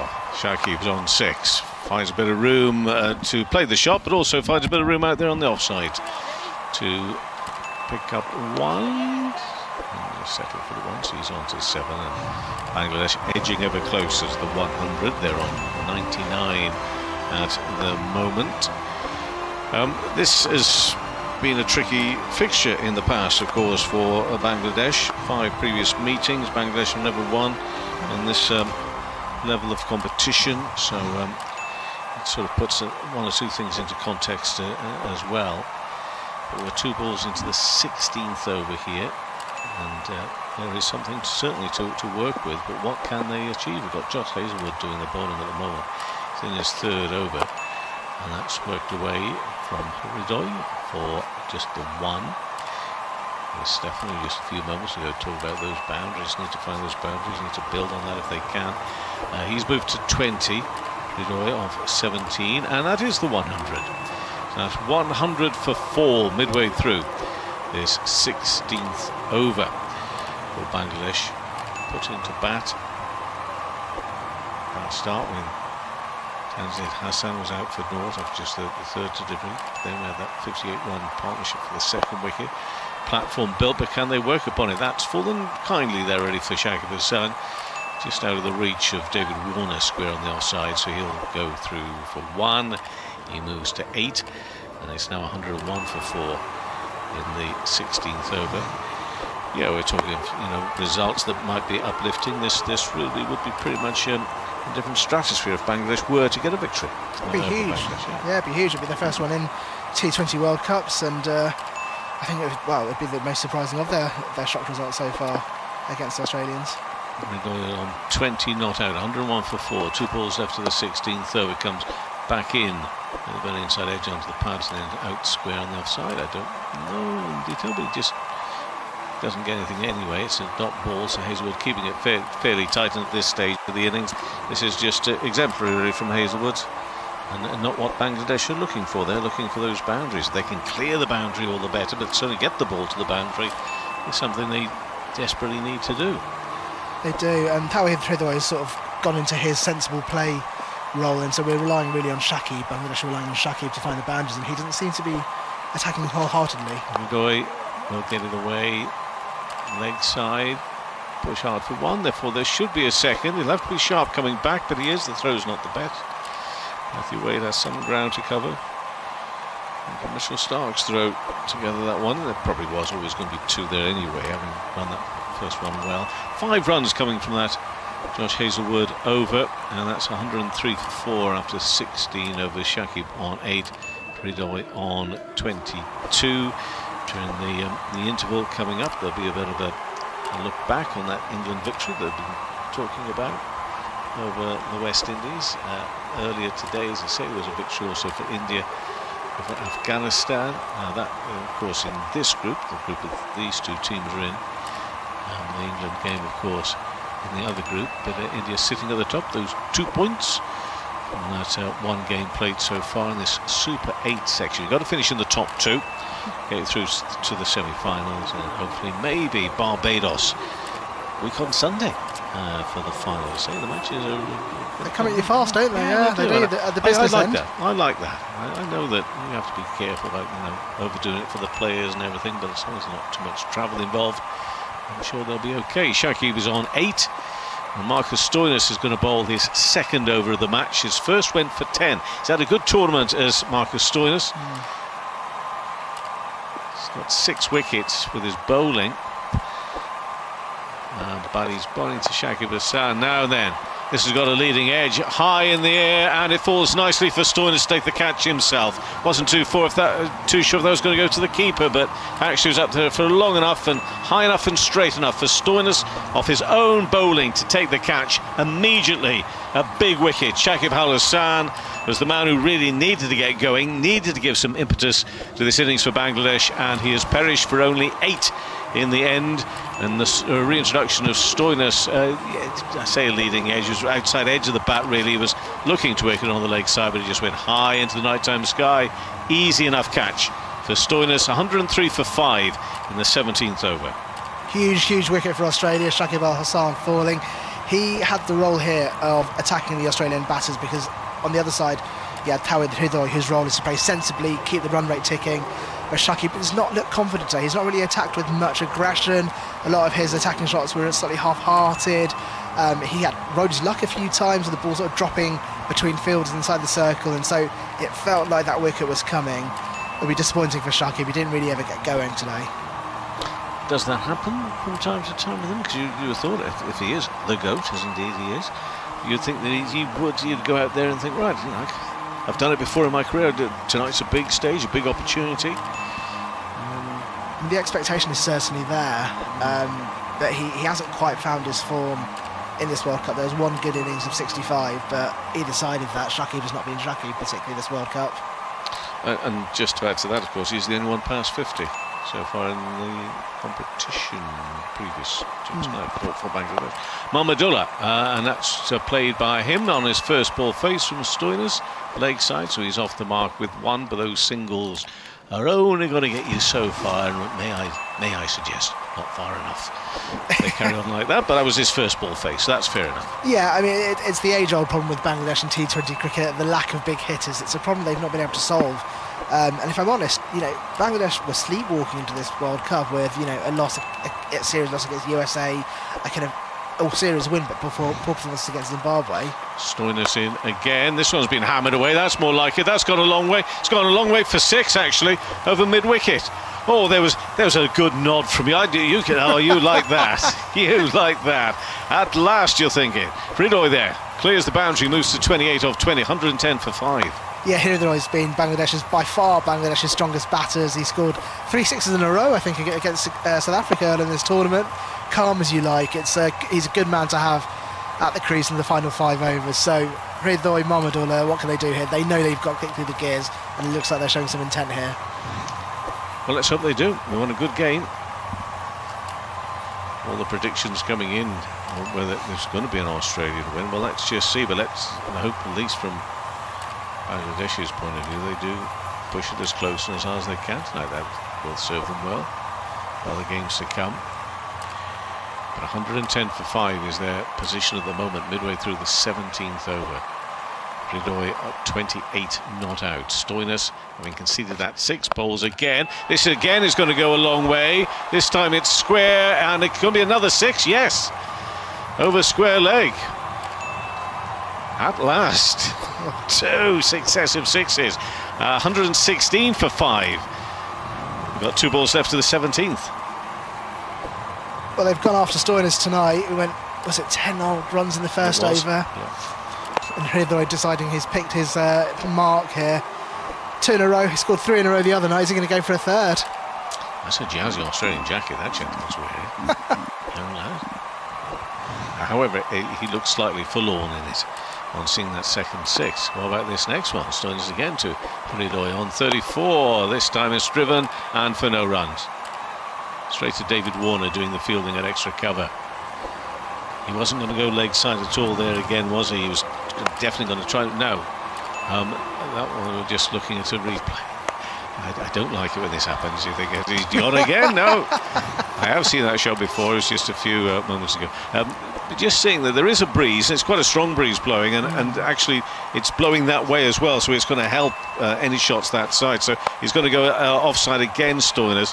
He's learned that lesson maybe a few balls too late, but Mahmudullah will pick up a single there to finish off. No, dot ball to finish off. 14 runs from that over. 10 came from the first, so Stoinis 1 for 24 from his 2 overs so far. Hridoy on 35, Mahmudullah on 1. 117 for 5, 17 overs gone. You'll be encouraged by that. Bangladesh supporters will be. I'm encouraged by it, but they need to keep it going. However, very clear that Stoinis was a little bit at fault there for straying down on that leg side, that onside, but capitalised on it beautifully. Yeah, absolutely. I mean, I think Bangladesh needed an over like that. 14 might feel modest in the grand scheme of the sort of overs we can see in T20 cricket, but as far as Bangladesh has gone, it's pushed them towards 120. Can they push on now and reach that 140, 145 mark and give themselves something to really defend against this strong Australian batting line that they can have to bowl at shortly? Yeah. But that is Bangladesh's strength, it's the bowling. So at the moment, yeah, high in confidence. So actually, I think they'll come in and feel they can defend anything. That literally was the quote from the bowlers after the last game. Pat Cummins in bowling now. I think it was a bit slower. Hridoy works it on the side for 1, comes back for a second. It's going to be a comfortable 2 in the end. David Warner having to come some distance off the boundary to retrieve the ball. 119 for 5. In the 18th over. Cummins is bowling his 3rd over so far of the night. Starc's bowled through his 4 overs, 1 for 21. Hazlewood's 3 overs, no wicket for 14. Zampa's bowled out as well, his 4 overs, 2 for 24, giving him 11 wickets so far for the tournament. Adam Zampa. Hridoy on 37, driven through the legs. Mahmudullah at the other end by Hridoy. Quite neat work, actually. Jumped out of the way, straight through. and a single, 120 for 5, this 18th over. But then the twos and the ones, we need to see more boundaries again. I'm sorry to be so demanding, but that's what the situation requires. Very much it does. You're quite right. I think Bangladesh have sort of learned to work hard for their runs, particularly playing on that New York pitch early in the tournament where they've had to run hard between the wickets to get anything on the scoreboard. So they've carried that into this game. Cummins to Mahmudullah this time. It's full on the off stump, driven, and go through for 1. We talk about the strength of Bangladesh and the confidence of their bowling. Well, it's something that's a bit of a given with Australia in all departments really at the moment. Let's not forget, of course, that they are going, if they possibly can, at the end of this for a clean sweep of all the world titles. The championship, 50 overs, and T20 as well. So. They need a bigger trophy cabinet. Well, yes, quite possibly. I mean, they haven't got there yet. But it does show just at what point they are in with this group of players. Hridoy on 38. Say this group of players. I mean, they've got a nice mix there. There are some of these that figure in all formats. But they have others, of course, who don't. Is that the end of the over or not? So sometimes it's difficult to tell from a monitor. It used to be in the good old days, because I'm old enough to remember the good old days. In the good old days, this sort of stuff, you'd always have to wait until the end of an over. But no, 2 balls left of an over, and we get all that stuff. 122 for 5, 2 balls left of the 18th over. And Mahmudullah is on 2. And that's bowled, because he's pulled on. Bottom edge, down into the stumps. Mahmudullah's gone. Cummins gets his first wicket of the night. 6 wickets down now, Bangladesh. 122 for 6 with a lot of work to do here now. 1 ball left of the 18th over. Mahmudullah going for a big hit. Unfortunately, it didn't come off. As I say, bat down onto the stumps. He was looking to pull that and crashes straight onto those bells. They light up. He's out.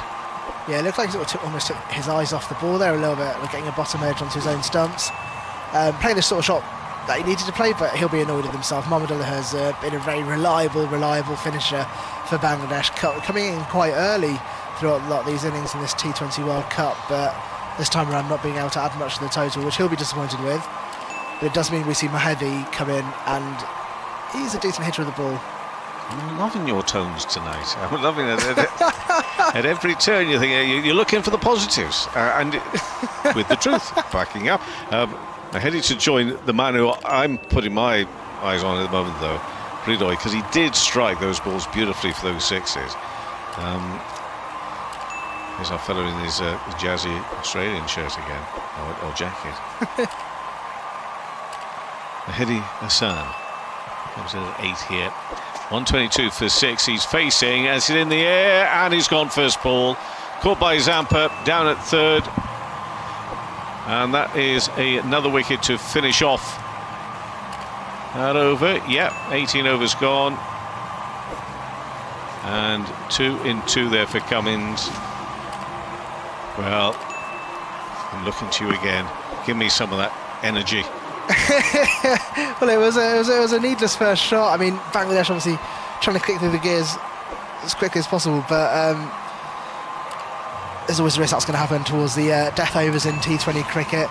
It does mean Towhid Hridoy is the final man left, and Bangladesh are going to rely on him now to take this score into something that is defendable, because we are really into the tail end. But you know, Taskin Ahmed's cleared the ropes a couple of times. He's not the most confident looking batter.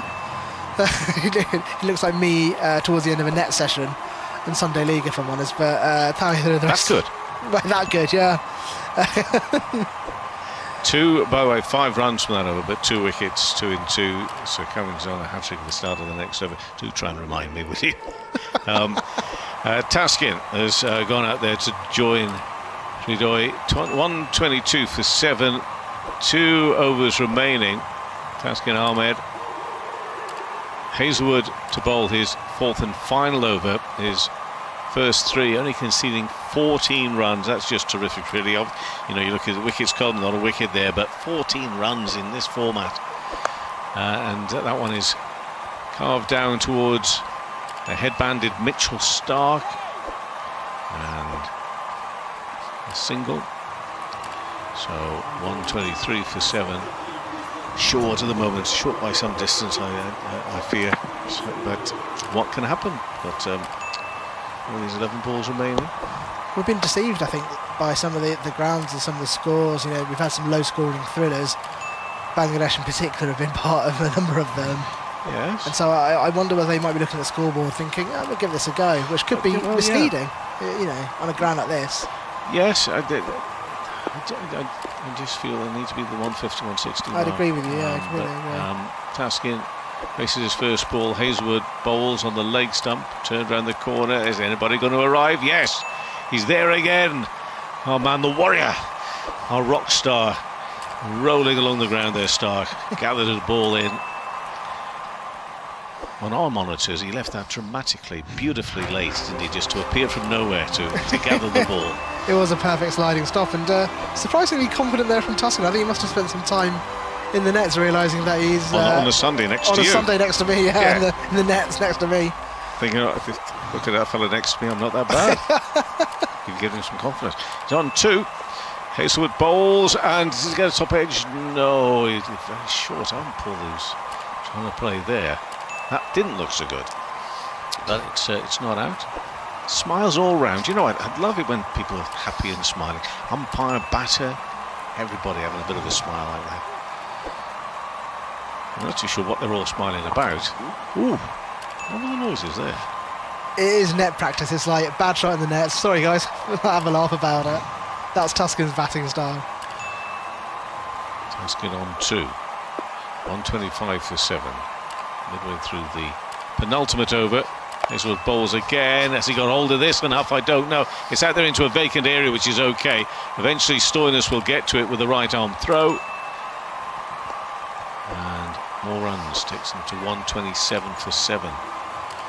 This is relatively low pressure for Taskin. He came out the other day against South Africa with Bangladesh needing 6 off of the last ball. So compared to that, this is luxury batting for young Taskin. He'll want to stay.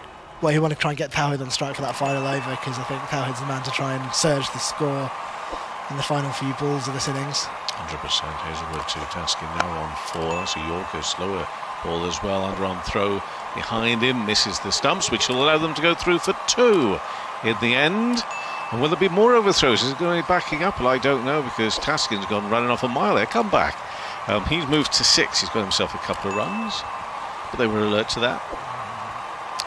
Just Hazlewood tried to be sharp with the no-look throw behind him, but he missed, and therefore there's a little bit of too much ground to cover there. I think maybe for Travis Head to try and get round. But bonus run, if you like. 129 for 7. On ball remaining of the 19th.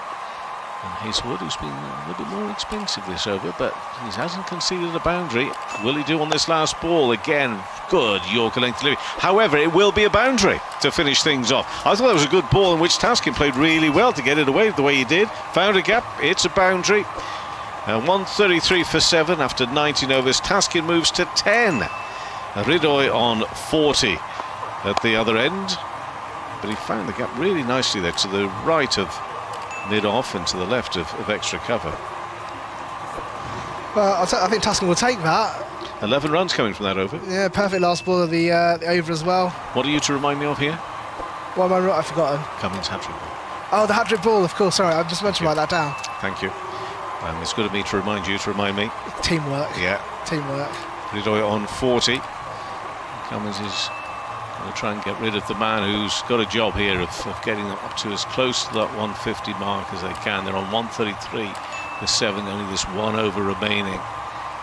We don't know, you know, the old adage about until both sides are batted and all that sort of stuff. Just feels short at the moment, feels short, but we don't know. Hat-trick ball for Cummins, into Hridoy, in and bowls. He looks to lift this over the top. No, and he's taken, the hat-trick has been taken, the catch by Hazlewood.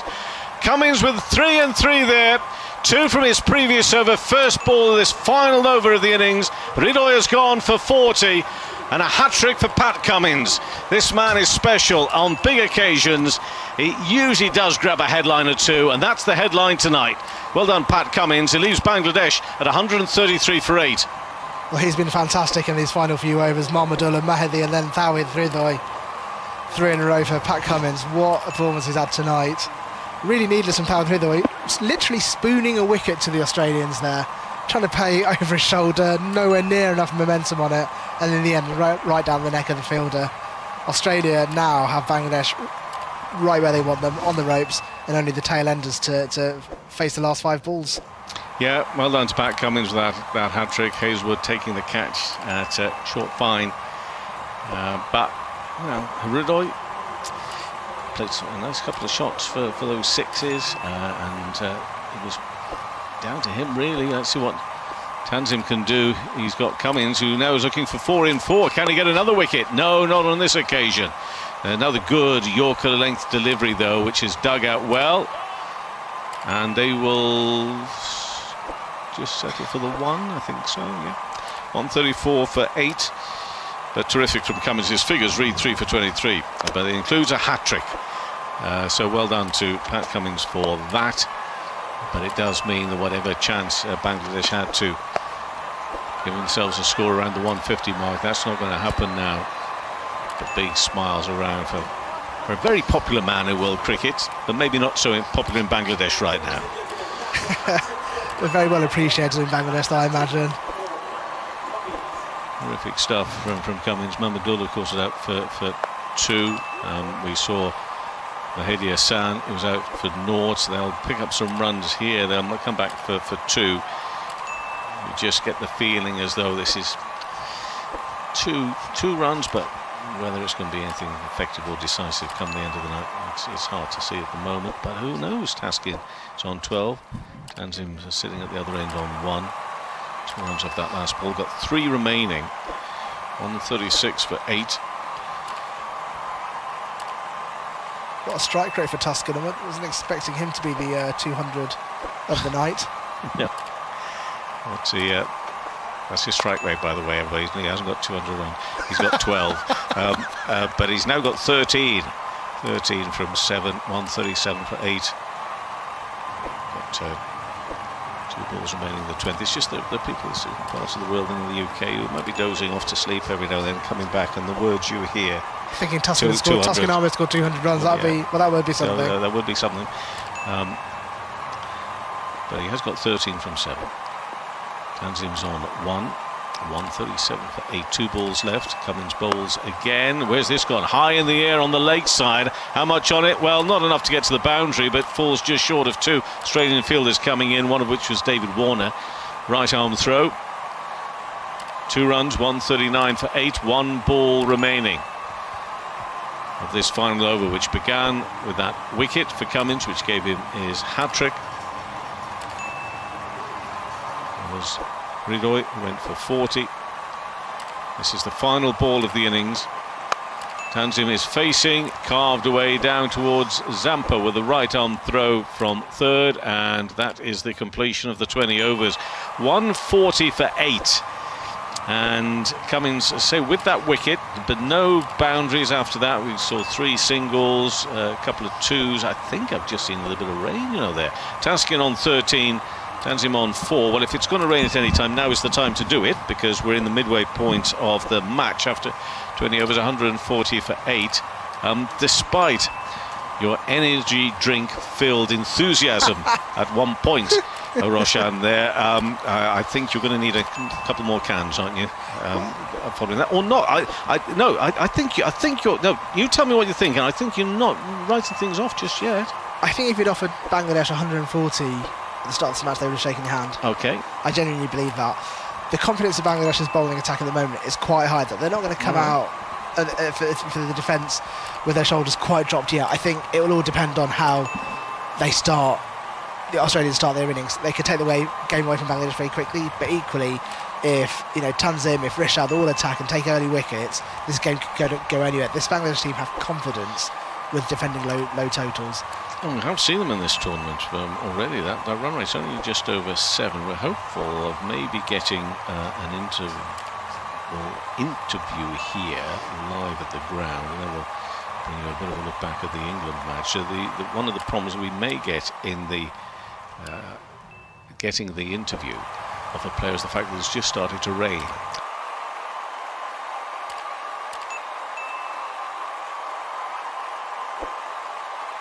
So if the TV company and the crew were not quite prepared with their brollies to get the brolly of the play, we may not hear out again, of which Najmul made 41 of 36 before he was able to Zampa. Zampa 11 wickets in this tournament so far. Cummins standing out with his 3 for 29, but look at those economies as well of Starc, just 5.25. Maxwell bowled a couple of overs, got a wicket as well. Zampa with 2. Are we going to get an interview or not? But the rain is falling here now, and it is Adam Zampa. 24, couple of catches as well. What were conditions like out there? Yeah, not too bad. We obviously had the experience of playing here last week, so we kind of knew what to expect. I think the wicket is a little bit different to last time. The odd ball's doing something funny, but generally pretty good wicket.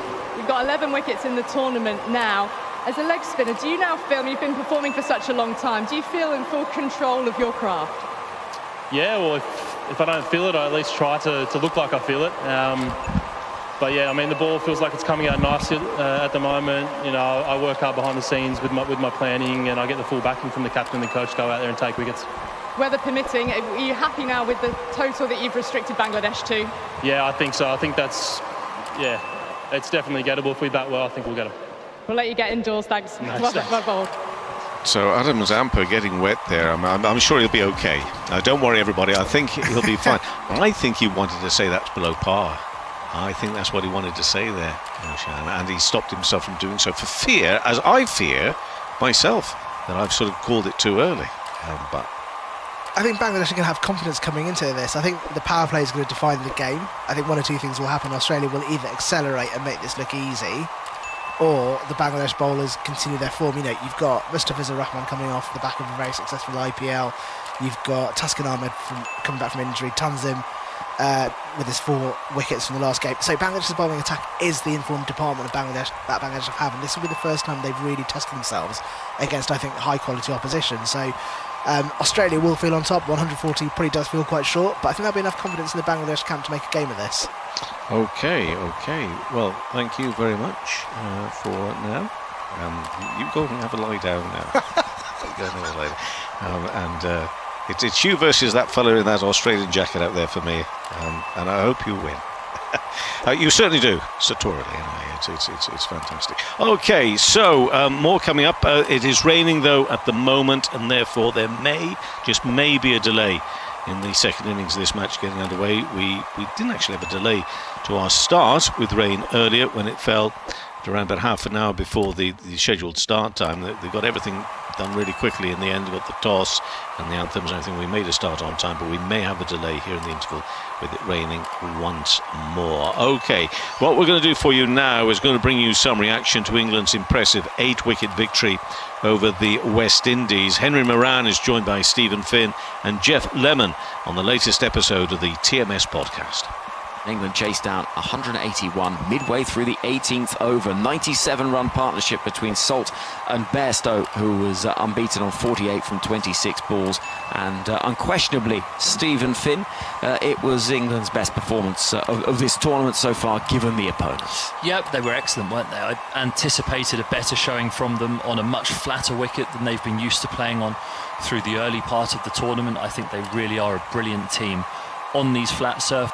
There'll be stiffer challenges to come in terms of what they're playing on, but after the momentum that they gathered in those games against Oman and Namibia, they really put the hammer down here and put the West Indies to the sword, who had a curious day actually. They didn't look fluent with the bat whatsoever. They lost the toss, and it was almost as though in doing so that they weren't happy and weren't comfortable setting a target against this England team, even though they did bat very well in the first innings the other evening against Afghanistan. Everyone can have an off day, clearly, but England saw it as an opportunity to attack the weakness of the West Indies, which is their seam bowling and their death bowling in particular, and they did it beautifully.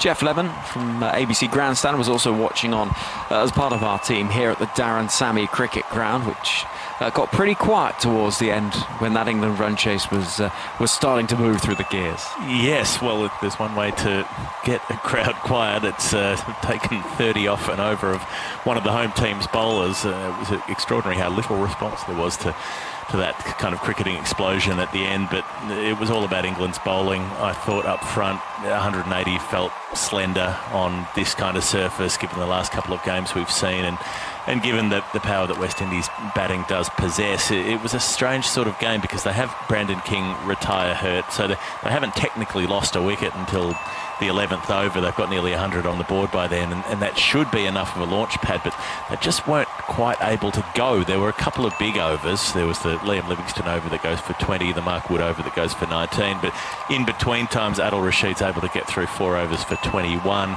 Sam Curran bowls a really good one in the 19th that only goes for 6. There were these quiet periods. There were a lot of dot balls, and they just never quite got going. And everyone except Rodman Powell, who came in and belted 36, was it, in quick time. But we saw strange sort of innings from Puran and strange innings as well from Johnson Charles. They both struggled to get above a run a ball, even though they were out there for quite some time. Finney, we spoke a lot about England's route to reach this stage of the tournament, needing the help from Australia here in St Lucia to beat Scotland, needing the weather to drift away in Antigua. Now they're here.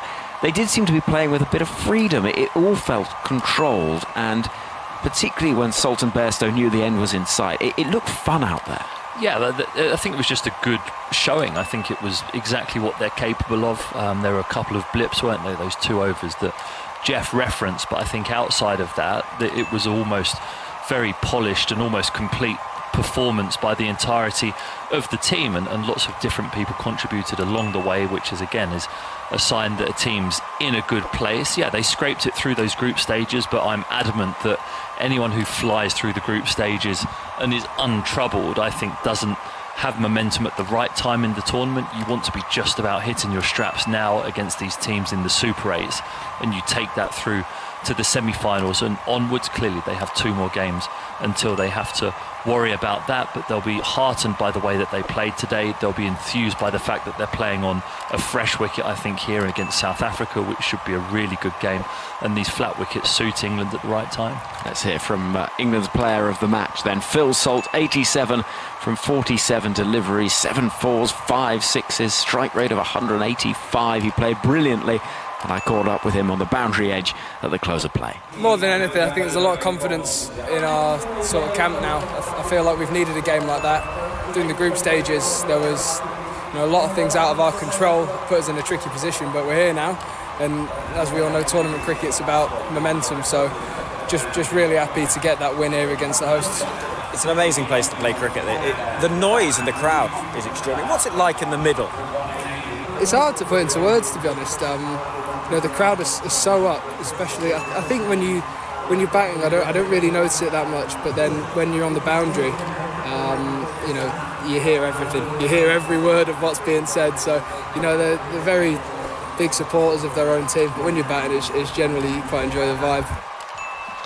And of course, England in action again. We've been referencing the fact that the matches do come thick and fast here in the Super 8s, and England in action again, and a game which, of course, if they win, will be pretty much it through to the semi-finals. They'll take on South Africa. 3:15 British summertime on BBC Sound, and 5 Sports Extra for that game again at the Darren Sammy Stadium in St Lucia. So that is coming up later today in terms of the cricket we're bringing you. But right now we're in the middle of Australia versus Bangladesh. That's the match that we're concentrating on, and at the moment I'm afraid a little bit of rain has fallen during the interval after Bangladesh scored 140 for 8 from their 20 overs. Hossain Shanto with a 41 off 36, Hridoy 40 off 28. But the bowling included a hat-trick, a T20 World Cup hat-trick for Pat Cummins, 3 for 29. A couple of wickets for Adam Zampa as well, 11 for the tournament so far. Also wickets for Starc, for Stoinis and for Maxwell. Hazlewood went without a wicket, 4 overs, 25 runs. He went for a few just in his last over. He was extremely economical. In the end, it was only 6.25, so still a great job done by Josh Hazlewood, as there were from the Australian bowlers. Generally, just looking, they left Ashton Agar and Nathan Ellis out and brought, was it Starc and Cummins back in? Yes, it was. into their lineup. Okay, so that's where we are at the halfway point. 140 for 8 from 20 overs, so 141 needed here by Australia. Paul Horton, we haven't had your thoughts yet on how you see things at the halfway mark for Bangladesh. 140 for 8. Going to be anywhere near or not, do you think? And the good news, the covers are coming off, so hopefully it won't be too much of a delay in things getting started again. Well, firstly, the showers timed it perfectly, hasn't it, in the innings break. Let's have a little shower in the innings break, freshen everything up, cool everybody down in the evening here, and obviously we can start again. So really, really well done by the shower passing through. As for the score, I think the score is below par. I think we're trying to say it's, because Bangladesh's bowling is really good and their batting's been poor, they'll be happy with 141, but it shouldn't be enough on this surface in these conditions against this batting lineup. So I'm fully expecting of Australia to flourish out of the power play, and then beyond. I'm not having you just sitting back and allowing him to say that. I mean, I would say that's probably the popular opinion, to be fair. I just bring the flavour of Bangladeshi optimism, which I genuinely think they'll come out in the field and think, let's give this a go. How long that lasts will depend on how well they do. But against this Australia attack, 140 is so guessable. Yeah, that bowling, I mean, there is a tendency, I suppose, when you're talking about bowling like Australia's, the one I'm talking about here, that you can almost take them for granted a little bit. But that Pat Cummins getting a hat-trick, they are so rare. I'm not saying I was necessarily really expecting it, but I'm thinking there's every chance he will, because that's their level of performance, isn't it? They perform at that sort of height all the time, really. Yeah, they do.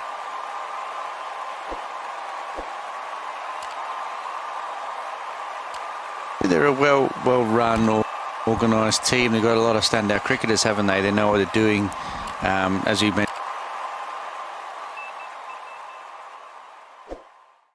Runs, aren't they? So sometimes a hat trick in a test match is different, isn't it?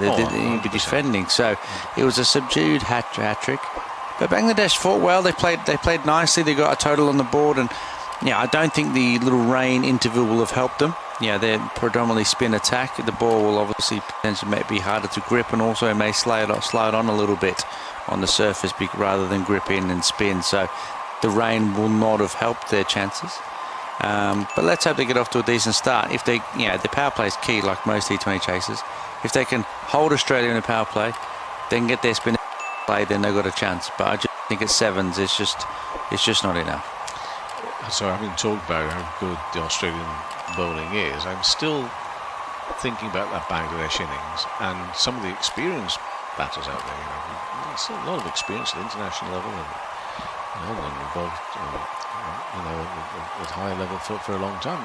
But I thought they're still very tentative, lacking in confidence, lacking in belief. Yeah, it's always the way when you have players who are out of form. I think particularly at the start of the innings, that early wicket fell, and then Litton ate a lot of dot balls. I think there were about 10 or 11 balls before he even got off the mark, and so those dot balls early on would have cost Bangladesh later on, because those could have been 15-20 runs. This could have been 160 score had he applied and played properly. But Litton just looked nervous. Shanto also looked nervous to start. Obviously he ended up in the 40s towards the end, but at the start the power play, Bangladesh is just not utilising those fielding restrictions, and it is costing them later on in their batting innings. Yeah, and that's the bit. It's nervous. I wouldn't expect them to be nervous as such, but that's the way it came across. It's problematic because I think they've tried the cautious approach. They've thought, right, let's go be confident and attack.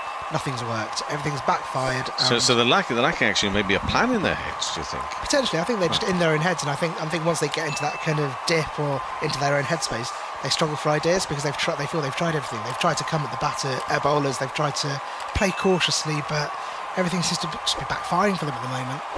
Indeed. So this is Super 8. This is Group 1, as mentioned earlier. India. Did anybody get to see that game? I heard it on spot. Did you get to see that game? No, nobody actually saw it. I heard it, and indeed you were every bit as you might expect. We were talking about an Australian dominant side, India, doing ever so well earlier today to get themselves off the mark with a victory. I'm looking to my colleague here. I think I might start off this. Are you with me? You just double check. It's why I think it's good live on air to always check who's starting the proceedings here in this second innings. We've only had it for the first innings. We've been so well looked after. We're scrambling around like nervous Bangladesh batters, uncertain of the game plan as to what's expected of us, even though we've huge international experience. But anyway, there we are. I think it'll be me with the first 5 overs, because the good news, and this is the good news, that the covers come off, and confirmation from the great leader that it is indeed me for the first 5 overs. So thank you, old great leader. But there we are. So yeah, hopefully maybe there is just a little bit of delay in the players coming back out. It's supposed to be only about 10 minutes, but the good news was that the covers were at least coming back off. So it maybe is just, I don't know if in that part of the world we have the old tractor and rope doing the rounds, but maybe a bit of a rope just taking something off. Well, I can't see a tractor out there as such, but the covers are definitely not on now. They've been taken off. There does seem to be a cast of thousands. I'm not too sure who they are, what they're doing, but they are out there. But I'm not too sure. I can't be convinced they're players, but maybe they are just getting themselves ready. Perhaps all players still. So the covers came on, and of course some Bangladesh bowlers may have felt that that's their time to just get in a rhythm, just loosen up a little bit. So now the covers come off. Now they can do that. Yeah. Now there's a bit of an extra delay. You got yourself all uppity a little early about a delay in the toss taking place. But maybe that's what we're waiting for, just to make sure they're just right. Absolutely, right, absolutely. Yeah, I mean, a little delay is not too bad. We can deal with that. I mean, a little delay, but still getting your full 20 overs. That's the dream, isn't it? Well, it's not the dream, but it's better than a rain-interrupted game where you're suddenly dealing with shortened overs, because you do want Australia to go for this target in the full allocation. But yeah, I think Bangladesh's bowlers will be eager to get out at this stage now and just try and get started, really. Well, at this stage, we're just going to stay here chatting for a while, because I can't imagine the delay is going to be too long, because everything looked to be just fine out there. What I would like to do, if nobody's seen the India game versus Afghanistan today, just a few thoughts on England. And I was really taken by Stefan's comments a little earlier, which were the comments about the fact that, and I'll address this to you, Paul, if not for a bit of rain and the time it fell, and not, there would be people whose positions there with England, Matthew Mott, Joss Butler and others, may have been questioned, about the quality of what they're doing there, and on the back of what happened in India with the 50 overs competition back in October. These are thin lines are being considered to be maybe a bit of a failure and a great success, because that's certainly the feel. There's a good feeling about England following that victory over the West Indies now. Yeah, I think you're right. I think it shows how fickle the game can be, and how professional sport can be really tough at the top. Yeah, I think the feeling was right, what Stefan mentioned about potentially their white ball cricket struggling, and some changes potentially might be made in the future. But if they go on and get through the Super 8s, which England will do, they could be 2 games away from winning competition. And does that completely change it around? Do you still have the same feeling? It's just too fickle for me a little bit. I think we've got to look at the bigger picture sometimes when we are viewing these things. I 100% agree with you. The only thing I'd throw in, as it came to mind as I introduced the subject again, I think there's still a lot of hangover from what happened in the 50 overs competition. Maybe if that hadn't happened, people wouldn't have been quite so quick to jump on everybody. But that really did hurt, didn't it? It hurt England supporters deeply. The fact that they performed so badly last autumn time. Definitely, I think it obviously builds, and obviously if it happened again, obviously we with 2 campaigns that we think England and the white ball side is struggling. I do think this white ball side is towards the end of its journey as a team. I think they're potentially at some stage, and they're going to have to look to get some different blood in. As Australia will do, this Australian side is quite an old side if you look around the ages of the players. At some stage you have to manage that. But England, let's hope they go on and get into the semi-finals and push into the final, and who knows. Do you receive your copies still of the PCA magazine, in-house magazine, which for some reason I get? I've never once played professional cricket, but I get a copy of the magazine. I'm delighted I do, because Phil Salt features as the cover story, the main feature story in their magazine, and the purpose of the piece is really about Phil talking of the route that he's taken to get to the height and where he's got to in the game, basically by going around the world playing franchise cricket. and the story, and it's sort of well known. But there is one of the prime examples of somebody that's reached now the heights of international cricket by a different route than the way it used to be.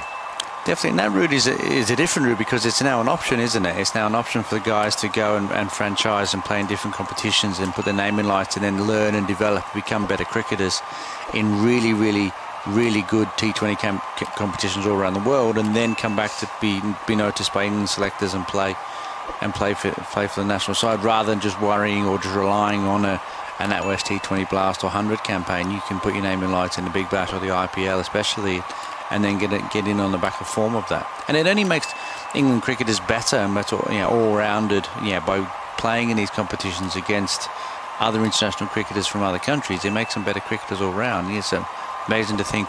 I do remember the days when it was frowned upon to go and play in the IPL at some stage. It's funny how things changed and developed. It was deeply frowned upon, and it's not frowned upon quite so much now because of the money, but also, I mean, actually the whole IPL has changed. I mean, I've not followed that close, but the whole thing has changed an awful lot from the way it went about its business early on. I will say this only quietly because it's not a major issue, but I did notice on the front page of said magazine that they had Phil Salt in all his shirts. There were two that were missing. And it was Sussex Sharks and Lancashire's T20 kit. And I sort of made the point with somebody. They came back to me from PCA and explained why that was. But there still needs to be a starting point somewhere, doesn't there, for players? That's also quite an important issue. On that, they have got a tractor doing the rounds with the rope. And we've got a 3:35 start UK time, which is not too far away. But players still need a starting point, don't they? They do need the work of the academies to get them going, either on that one. Yeah, you need to learn your trade and learn cricket and learn how to play and develop it in some environment, in whatever that is, whether that is an academy or you come to a different system, whatever. But you do a lot of, you see the end product but there's a lot of cricket that goes and hours and learning and development that goes into becoming not only a professional cricketer but an international cricketer. It's huge, and it takes years and years and years. So that's what domestic cricket is about. That's what the system is, to produce cricketers to play for England and beyond. Just because they go on and play in other international competitions, that's great. It shows the quality. I think it shows the depth of the domestic game in England, that we have so many cricketers who might not even play international cricket for England but are chosen to be overseas players in the Big Bash or play in other formats, play in the IPL. It shows the quality of cricketer that England has knocking around its domestic competition. Well, Shannon, for Bangladesh players, what are the opportunities? Obviously, there's the Bangladesh T20 competition as well, but where they get lots of opportunities. I don't necessarily see their names in too many competitions. No, it's a problem. I mean, a lot of it comes down to the PR that Bangladesh create during these World Cup tournaments, and quite often the performance of the players aren't particularly good. And when the world is watching, that's when you need players to stand up and be noticed. And so for that reason, you've only ever really seen Shakib play in the IPL, for example. They do get opportunities in the Lanka Premier League or the CPL, but compared to the other nations, they're just not seen as big players to buy, both commercially or performance-wise. And a lot of it for me comes down to the way they play in these big tournaments. They need to PR themselves better, put together decent forms, and be noticed by the rest of the world.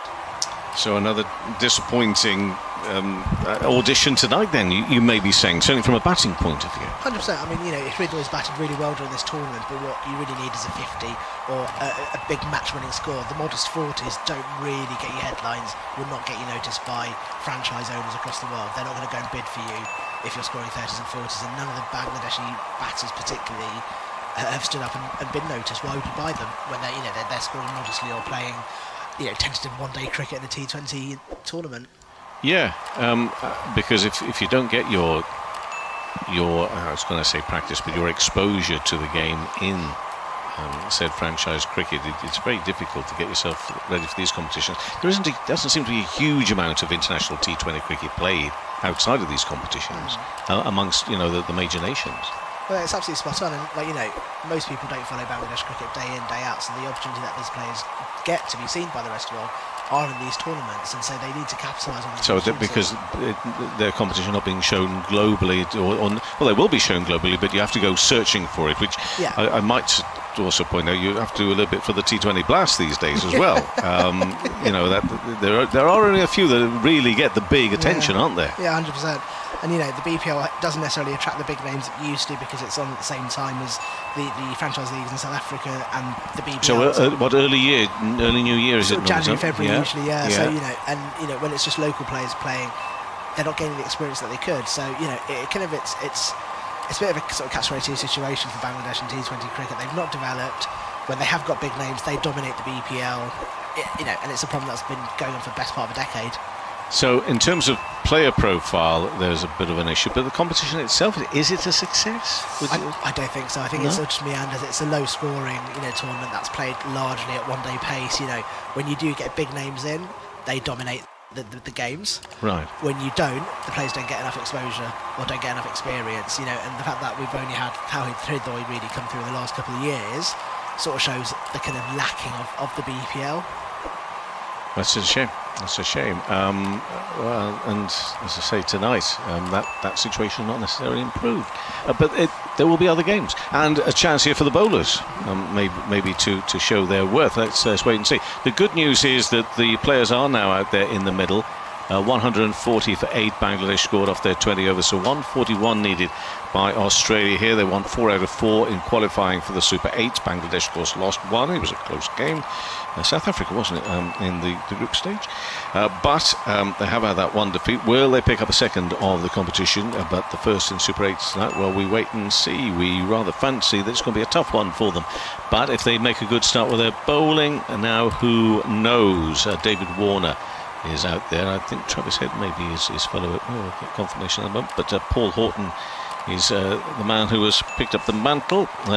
At least you knew your rota properly, unlike amateurs, myself and Stefan, but you've got yourselves sorted out. And it is Travis Head, of course, who's out there alongside David Warner and 2 very destructive batters. We know what both of these are capable of, making any total look a little bit silly. Paul Horton early on. 2 strong competitors. Yeah, very much so, and you know, the old stager David Warner, obviously he's the only band getting affected by the sandpaper gate, isn't he? Poor David Warner, and obviously Travis Head, who's had a wonderful IPL and Mahidi with the first ball into the offside no-run World Cup so far. Indeed. So Mahidi with his spin to get things underway. The target 141. So Warner is facing the start of this innings. Mahidi around the wicket, looking to reverse straight away. Top edge. His thing is going to be 6. There's nobody out there. In fact, there's going to be 4 runs straight into the sponge down there. Shakib will sound. Often we'll see pictures of him and his disgusting and disgraceful looks of what's just taken place, and that's exactly what we saw there, chewing their gum. And David Warner.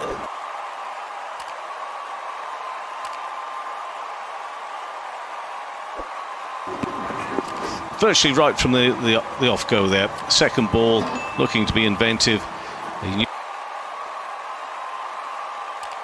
Just 2 balls into the innings. Left-handed David Warner just has a little bit of a look around to see who's exactly where before he gets the next delivery quickly to go through for a single, but they do so. Head running to the danger end, the throw going to the wicketkeeper's end. So Warner with that 1 moves to 5 in a wicket. 3 balls into this run chase of 141. Will we get a shock? It would be a shock anyway, because Australia have always been successful against Bangladesh in this competition over their 5 previous meetings. It'd be perhaps for some of us even more of a shock if they're able to do it tonight, get a victory for Bangladesh when they're defending what appears to be a modest target. Mahidi again around the wicket. All that squeeze through. Didn't know too much about that head. He was looking to work it on the onside. Goes racing past his leg stump down to the fielder. Ball came through very quickly from David Warner at the other end. We'll be taking nothing from that. He did have a little look around himself as well and realised Travis Head. A little punch into the offside, but for no run because it's straight to the fielder. Travis Head, who's just been doing remarkable, amazing things, talking of franchise cricket in the IPL. And now in this tournament as well. One ball left of this over. Heady bowls and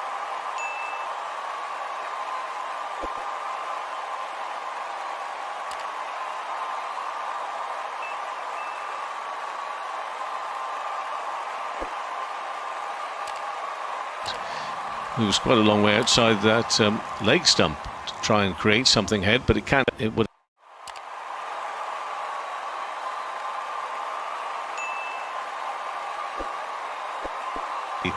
Beginning of the Bangladesh innings, when a wicket was taken just 3 balls in.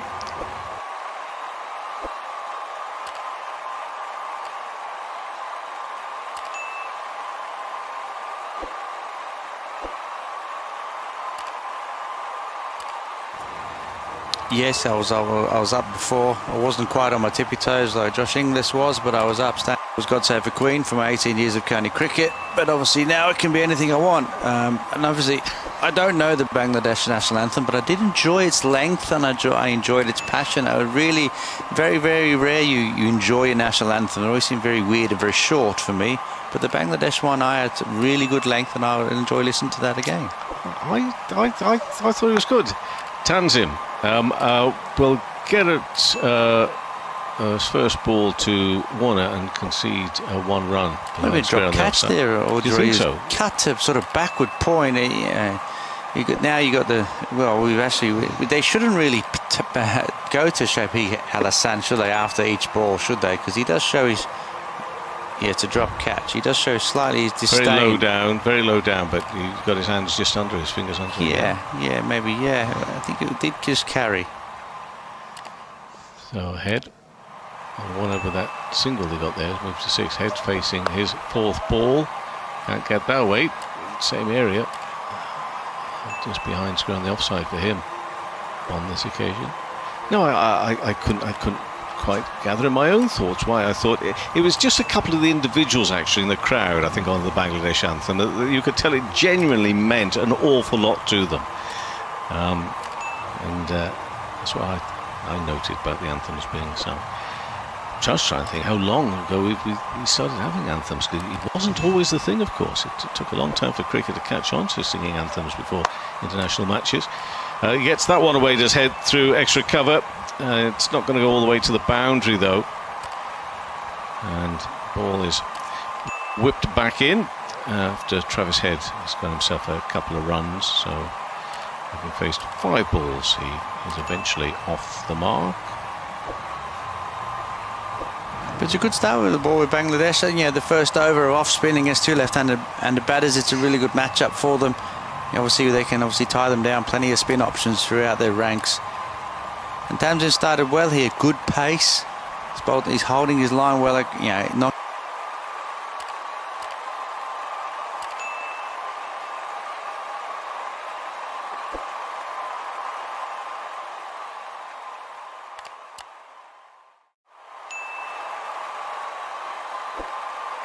Giving him any room. Both these batters want to play square of the wicket. Comes in. This is in the air from Head. How far has it got this? The ball there, just pulled it in front of square and running around from deep backward square leg. Couldn't get anywhere near it. To gather himself finally to make sure he didn't overshoot that one, and just hitting with the breeze and coming directly across this field now. This end hitting with the breeze, the 2 left-handers. So Head again, and a little bit of width on that, too much width. Travis Head looks back to the umpire. Nothing doing, it's a dot ball, so no, that's fine, spot on as far as the bowler's concerned. Good pace again in the 88 mile/an-hour plus. It's really good pace. Had a really good head of steam. Running in hard. Just hope he just got to hold his line. Any width that they'll really sweat on, both of these players. Especially Travis Head, he'll look to hit really square of the wicket. He's on 4 at the moment, 10 for no wicket, 1 ball after the second. Tanzim bowls, there is width on that, and he carved it away, sliced away really nicely. It beats the 2 fielders there close in on the offside, and once past them, there's nobody out further in the deep. That's 4 runs. So he moves to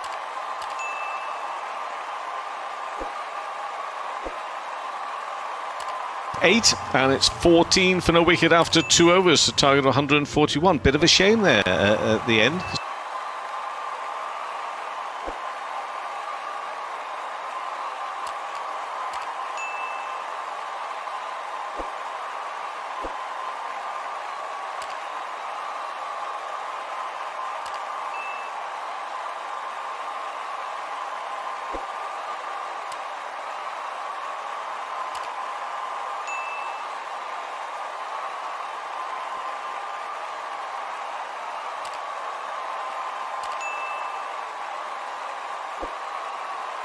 For 5, his first delivery this second over is crashed into the offside, straight to the fielder. Shanto doing the fielding, and therefore no run, so Warner remains on 6. 5 balls faced. Third over, 14 for no wicket, chasing 141 here, Australia in the Super 8s. And now he's gone down on one knee, and he seems to have made really good contact with that. He has, it's a 6 over mid-wicket for David Warner. Umpire Illingworth raises both arms to signal that, and a 6 takes Australia to 20 for no wicket. Full of composure, got down on one knee and just struck it beautifully. He did. He's looking to the offside the ball before, but this one's tighter, and he just swept it 82 metres into the breeze as well. It would have been, but it's just a bit quick for me, Eddie. Just a bit quick. It's a 59 mile an hour off spin. Just giving himself a chance, try and get a little bit of turn. I know it's harder to field up, especially with these two guys, but it just seems a little bit quick at the moment. I think they'll prefer it coming on and sliding on a little bit, these two batters. Warner's on 12. Healy bowls again on the off stump. Can't get it past the fielder Shanto, and therefore no run. But he's already got a 6 in this over. Umpire Illingworth seems to be busy chatting away to presumably the TV umpire.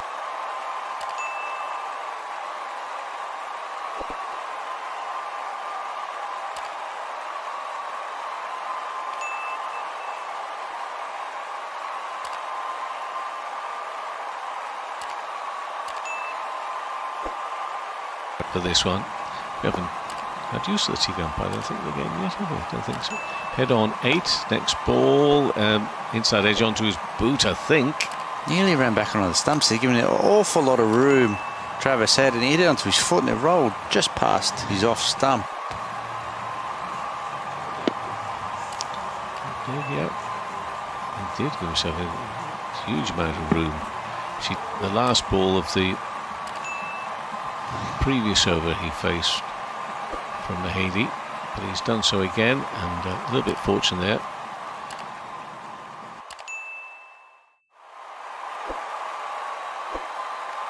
Head is on 8. The Haiti bowls again. Should be the last ball of the over. It does get bat on it this time, but it's well.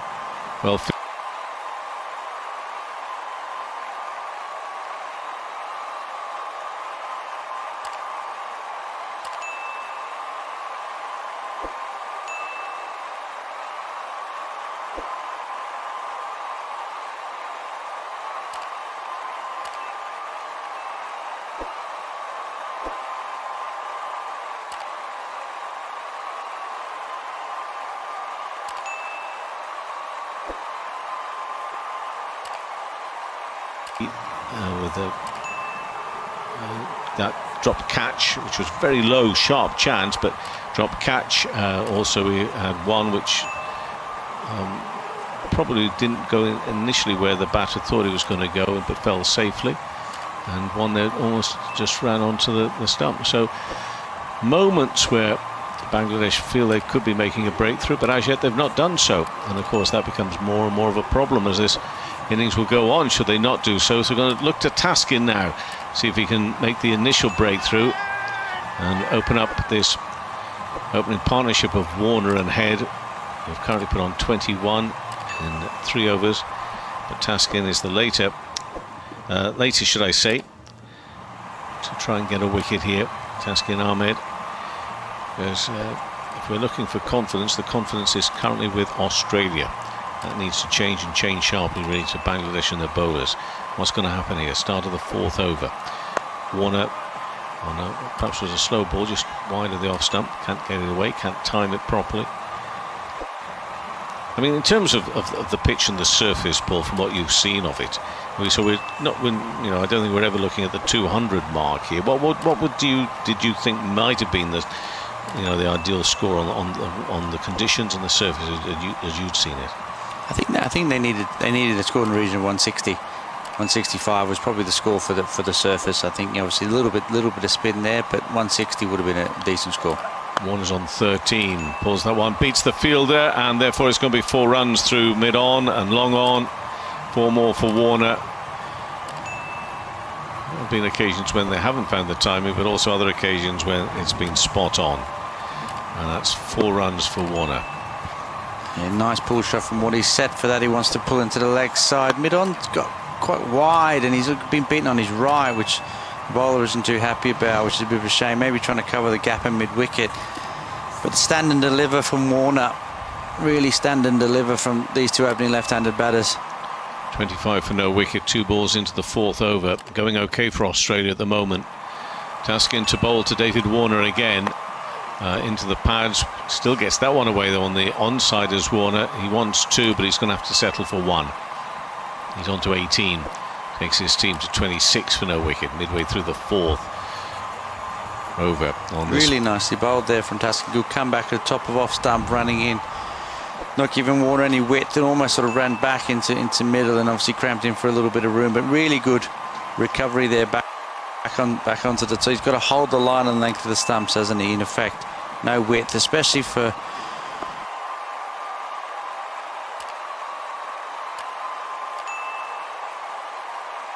Head as well. I'd like to see them try around the wicket. That's Australia to 30 for no wicket. 4 balls into the 4th over. Yeah, it's really good batting. His gain is stand and deliver from head, but it's not that the bowling isn't too bad. It's probably 4th stump in effect. 4th stump. It's not too bad from line, but it's the angle really. The ball's going to push across head, and he wants to stand leg side, and anything outside his off stump, he's going to try and throw his hands through. So do you think potentially Bangladesh are missing a trick here by not trying to change angle on head? 9 runs from this over so far. There's still 2 balls to come from it. Taskin will come around the wicket to a head, into the body. Can't get that one away. See, Taskin listening now, and obviously picked up on the cue. So he changes head's approach. The angle is going to run back into his stumps. Not as easy to give yourself room and stand leg side and crash the ball through the offside from the bowler bowling around the wicket as it is from over the wicket to the left-hander. So it's a really good option for Taskin to come around and try and cramp him, hold the stumps and try and attack the stumps rather than push the ball across him from over the wicket. 1 ball left of this over. A couple of dot balls in it. And he's bowling to Travis Head, who's on a runnable 12 at the moment. So obviously will continue to come around the wicket. That is certainly more profitable from him. Mind you, he's got hold of that one, Head. Having said that, that's cleared and by some distance again for a 6 over mid-wicket. Well, we felt that was maybe the change that was needed in coming around the wicket, and Head, well, he's replied in brilliant style there. Gosh, that was it. Love to see the distance there. I think that probably will be the furthest of the night we've seen, and by some. But 15 runs in the end coming from that over from Taskin. We'll get the meterage on that in a second. It's gone 84. Actually, I think... No, that is by 2 meters only. It is the furthest of the night, but that's regardless. He just struck that beautifully. Lovely shot, great shot. Yeah, he did a really good shot. Yeah, again, a little bit unlucky with the bowling. He's trying to do something different, cramping for room, and Head's just going to pull it into the leg side. It's a length that's a challenge, and at that pace, it's not going to trouble Head too much. It needs to be either higher, or he needs to bring him forward into the stump line. But it's almost baseball-like. But Head is in incredible form at the moment, so you've got to give Bangladesh bowlers some understanding of what, it is a little bit of dew, the ball sliding on a bit more than I think it would have after that rain delay as well. And I think obviously it's not as easy for them. Obviously the Australian batter's in good form, and it is a good surface. Yeah. I'm not too sure as I will be here when Roshan comes on, but when I do leave, I shall be dashing off to get him one of those energy drinks. Look, it was the ball that was the problem. Having to change that, but I imagine that got damaged as it flew over the boundary rope, and the umpire comes out. It potentially might have hit one of them to have a look at. Concrete stairs that Stefan was still mentioning before. Obviously, he does always get checked when he gets thrown back on. to see what an order is like. And obviously last thing, well, Bangladesh wouldn't mind a big piece out of one side. It would start to maybe wobble a little bit more for them, to be honest, but obviously the umpires are going to change the ball. Do you know, I think they had 4 or 5 balls on the go there, and do you know what, I'm almost certain they almost did. They actually almost, as they started putting them back, I think they ended up with the one that was wrong in the first place. There were 4 or 5 of them just looking through. I couldn't really see a great deal of difference. I think it is, but it wasn't necessarily the concrete seating there, but I think a bit of a tunnel down there, maybe where the ground staff bring their machinery. Yeah, I think it is with the tractor, it was coming out before, obviously with the rope. Do you like the old rope? Is it? We never sort of, the game develops and we all develop in machinery, but we still tie a rope to a bottom of a moving thing and then traipse it round a field. We haven't come up with anything more ingenious to get the droplets off the blades of grass. Yeah, because there are some people who think it's absolutely useless and they don't really understand you're just moving the water from one part of the outfield to another part. But anyway, but it looks good, and I for one do not want to see it brought to an end. No, even if it is futile, but because it looks great, and I was pleased we saw it. Mustafizur is bowling now, and Warner will immediately get a run after that long delay. Eventually the umpires find a ball which they think is better than the one that was just struck by Travis Head at the end of that last over. So it's the moment going nicely. A mistake by the GOAT Shakib there in the fielding. Yeah, the GOAT got to show a disgust at his own piece of fielding there rather than someone else's. Well, but does he? I don't know. Does he show disgust at his own performance? I don't know. Heads on 18, clipped away behind square, leg side for 1. It's got that feeling at the moment, Paul, where it's going one way and one way only at the moment. It is, but I like this field to start with to head.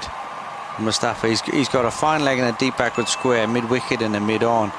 He's got his guy, he's third man up in the offside, so he's on left arm. He's going to push the ball really into head and into these leg stumps. So, but he has got a lot of protection on the leg side, so he's not going to give him any room. Probably hold his length as well. So it's quite a good field.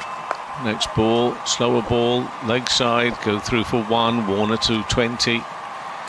And the score up to 39 for no wicket, the target of 141. So we've seen a couple, at least 2 explosive shots, but also Warner and Head just finding the gaps neatly as well. We're still in the power play. A few balls left of that power play also. And they saw a very decent, respectable second wicket partnership from Bangladesh earlier. But from that they weren't then able to kick on and profit from that. Next ball, we've only had 3 singles so far. A jump, almost a tennis shot from Head on that occasion, but can't get it away. He remains on 19. We're seeing an awful lot of toweling being brought out to dry the ball out there as well, aren't we? So that rope and that tractor didn't do a lot of good by the looks of it. Yeah, maybe it did and maybe it did. Maybe the dew just taking shape as well, obviously late at night, local time. Yeah, I think the dew taking over a little bit, and obviously that rain during the delay has obviously made the conditions really moist. 2 balls left of this 5th over. This has gone high and straight from Travis Head, and it's another one that might need changing as well, because that's straight into the side screens. That's the end of the ground there. Another 6.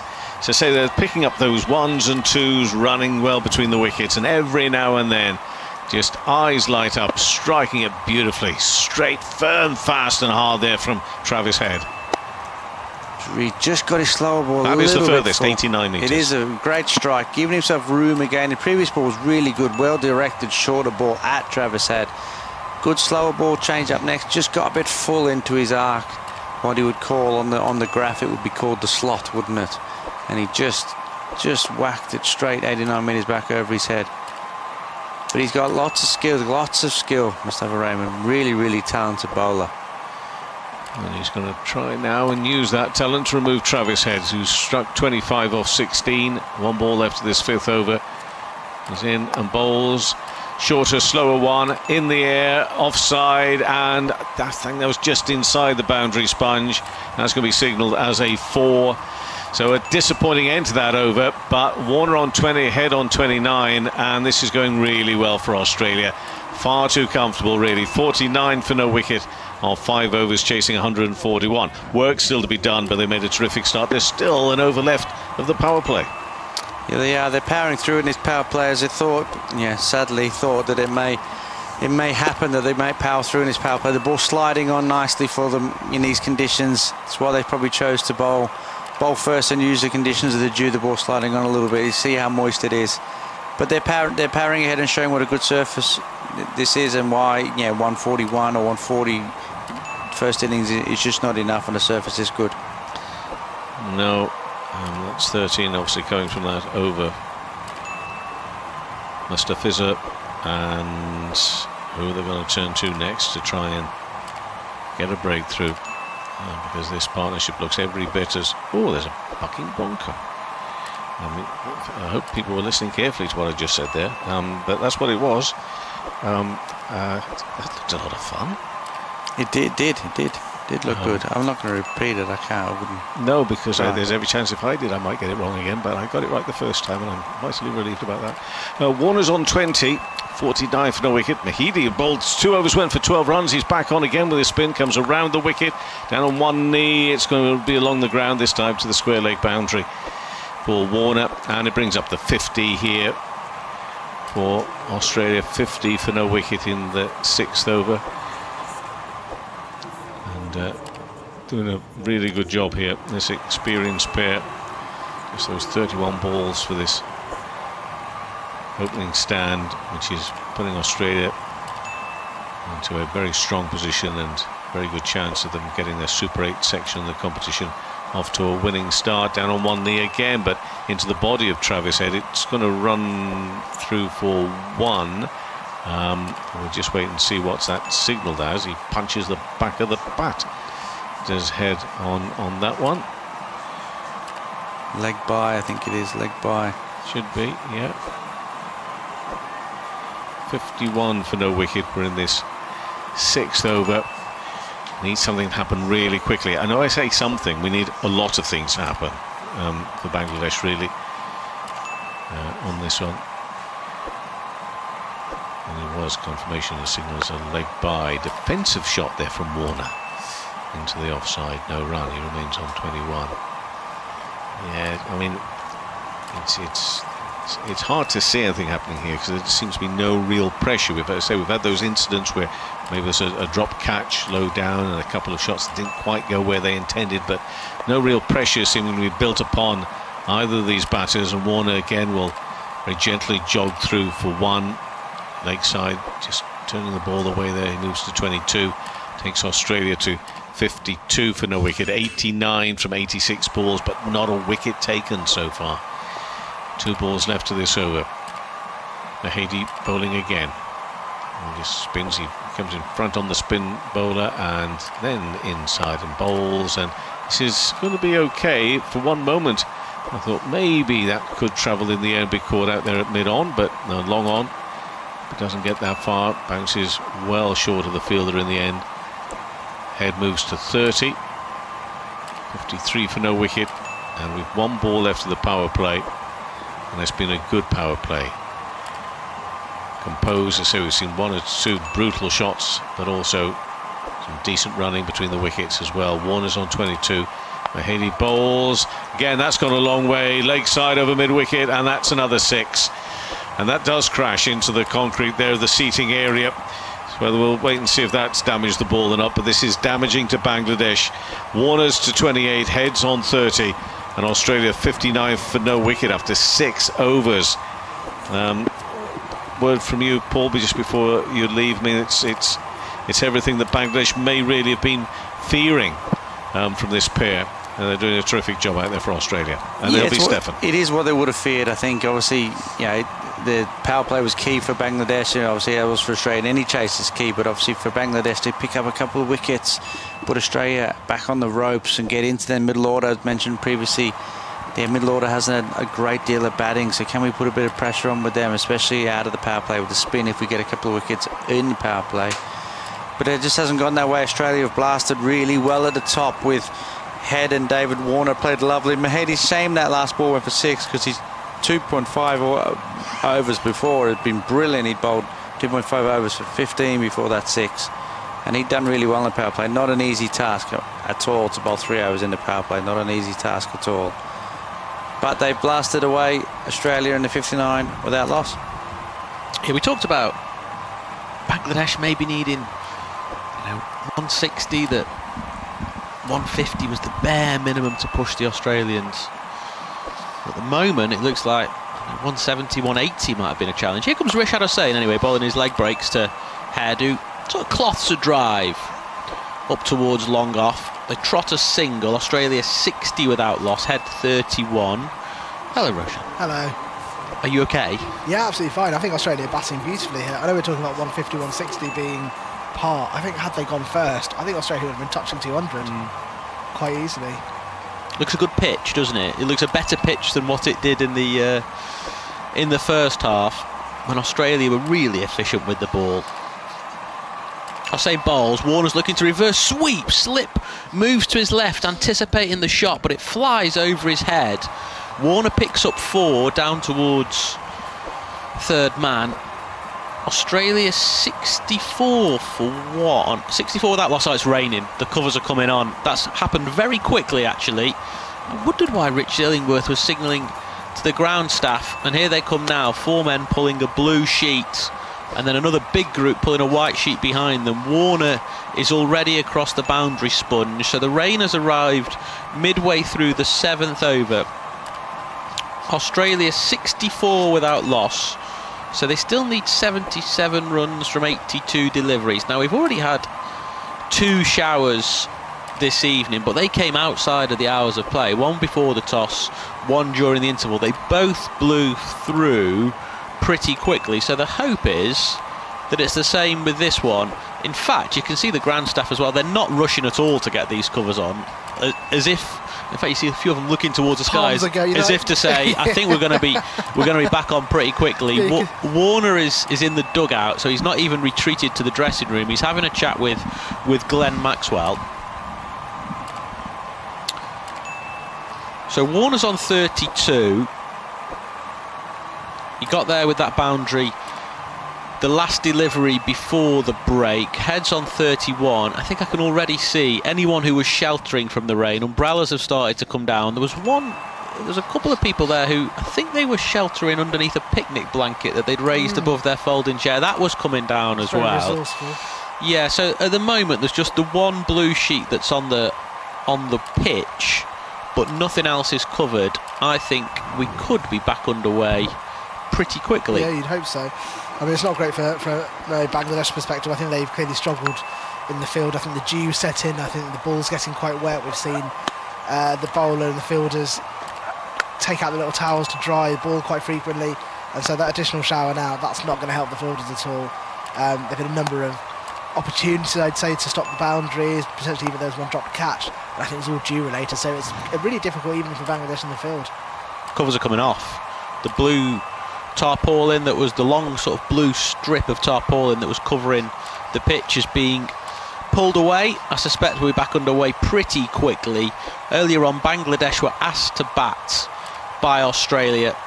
No surprise there for a couple of reasons. We think it's a good pitch in Antigua. It's certainly one of the highest scoring venues being used at this T20 World Cup, and with that little bit of rain around, you'd expect a team that wins a toss who wants to chase. Bangladesh restricted to 140 for 8. Tone set really by Mitchell Starc, who removed Tanzid Hasan in the first over of the match. The very third delivery he got through, and Hasan just played on off the toe end. From there it didn't get a lot better from Bangladesh. Najmul Shanto, the captain, made 41. Towhid Hridoy made 40. No one else made more than 16. Adam Zampa, the leg spinner, continued his excellent tournament by taking 2 for 24. But Pat Cummins, the Test and One Day captain, 3 for 29, including a hat-trick. The second Australian man to take a hat-trick at a T20 World Cup. Took it across 2 overs. Also on the same day that he received the Sir Garfield Sobers Trophy for being the ICC Men's Cricketer of the Year. Second Australian after Brett Lee to take a hat-trick at a T20 World Cup. and the 7th overall. So Bangladesh setting Australia 141 to win. We thought, you know what, that looks slightly below par, even if the pitch in the first innings looked like it was holding up slightly. Certainly Cummins got a little bit out of it with his slow balls and variations. And so far 141 looking to be well below par, because Australia have raced on to 64 without loss from 6.2 overs. David Warner 32 not out from 18 deliveries, hit 3 4s and 2 6s. Travis Head 31 not out from 20 deliveries, also 3 4s and 2 6s. Rishad Hossain, the leg spinner, was bowling when that rain came, just out of the power play. We'd had 2 deliveries of the 7th over, and I'm pleased to say that any covers on the pitch have already been removed. The 4th umpire is out there talking to the ground staff. I've just seen up a little DLS calculation that said Australia are 29 ahead of the par score at this stage. I don't think that's going to become relevant, because I think we'll be playing pretty shortly. We've got a little bit of time to play with. I don't think we're going to have any overs lost. The win predictor has got Australia at 98%. I think that 2% to Bangladesh is probably a little bit generous. It does feel it sometimes, doesn't it? I mean, anything can happen in T20 cricket, but I think conditions have just got more difficult for Bangladesh. If anything, I think that dew, that moisture in the grass, the wetness of the ball is all just going to affect this team, and it's been hard going for Bangladesh in the field today. Australia have just looked, they've had played with precision and power. Everything's gone where they wanted to do. They've made it look easy. It's almost like they're playing on a different pitch to the one we saw Bangladesh bat on earlier on today. And yeah, this looks like Australia's game to lose, but I can't see how they lose it from here, to be honest. This is the first game in, or Australia and Bangladesh's first game rather, in Group 1 of the Super 8 stage. You referred to it earlier on, Roshan, as Australia's Asian Challenge, taking on Bangladesh, Afghanistan and India in this Group 1. Well, earlier on, Afghanistan and India got their Super 8 stage of the competition underway. India won by 47 runs, came through a little bit of a sticky start, actually. At one stage found themselves 62 for 3, then 90 for 4, but posted 181 for 8. Suryakumar Yadav made 53, Hardik Pandya 32. Target of 182, well beyond Afghanistan, who were bowled out for 134, used up all of their 20 overs. So India won that match by 47 runs. They got their Super 8s campaign underway with a victory. We'd expect that India and Australia are the sides most likely to progress to the semi-finals from this group. After this game, Bangladesh stay in Antigua to play India at 3:30 UK time on Saturday. Australia move on to St Vincent. They play Afghanistan 1:30 UK time on Sunday morning. The next action you can hear from the T20 World Cup is England. They take on South Africa in St Lucia, 3:30 UK time this afternoon. You'll be able to hear that match on BBC Sounds, BBC Radio 5 Live Sports Extra, BBC Sport website and Apple, wherever you're listening across the world. Hello if you're listening on the ABC in Australia. Roshan, you weren't massively optimistic, it's fair to say, at the beginning of this game. You know, we talked about how this is the 5th time that Bangladesh have progressed in a T20 World Cup and made it to the second group stage, but you said, yeah, you know, that is slightly deceptive. But they came through a strong group. That first round group looked, if anything, as much of as a group of death of anything in this tournament. They had to get past the Sri Lanka, the Netherlands and Nepal, 3 teams who all would have fancied actually getting to the second stage. So they've got this far. I don't think that's any mean achievement, but you put it into context by saying, well, actually, often the draw in T20 World Cups has favoured Bangladesh getting to that second group stage. Came in with no real form. They'd just lost the T20 series to the USA.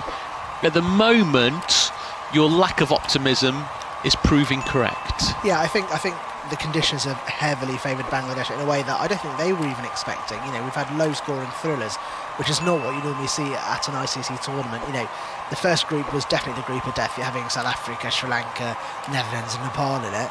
Bangladesh unlucky to lose against South Africa. Though people will still talk about that dead ball 4-leg bye situation and going on to lose by 4 runs. But against Sri Lanka, against Nepal, against Netherlands, they were low-scoring thrillers, and Bangladesh never had to come out of their comfort zone. They never had to hit big to chase. They could, you know, motor along at 5 or 6 and over, the way they play one-day cricket, and they've been, if I'm honest, lucky to get through that group stage.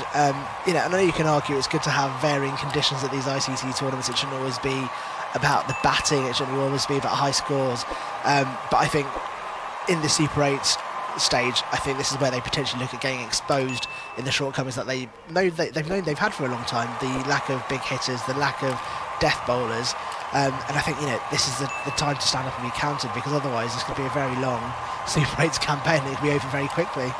Sorry to say that the rain has returned, so the blue sheet that was removed from the pitch has had to be hastily pulled back into place, and now that big white tarpaulin that covers the square that was sort of ponderously pulled across before because the ground staff didn't think that first shower was going to linger around for too long, well, they've had to be a bit quicker in getting it onto the square this time. Fourth umpire's out there underneath his umbrella supervising all things, so when it looked like we were going to have a pretty swift return to action, now actually the players are going to be kept off the field for a little bit longer. The Bangladesh players in there, is that Plymouth Argyle green? It's a bit too dark for Plymouth.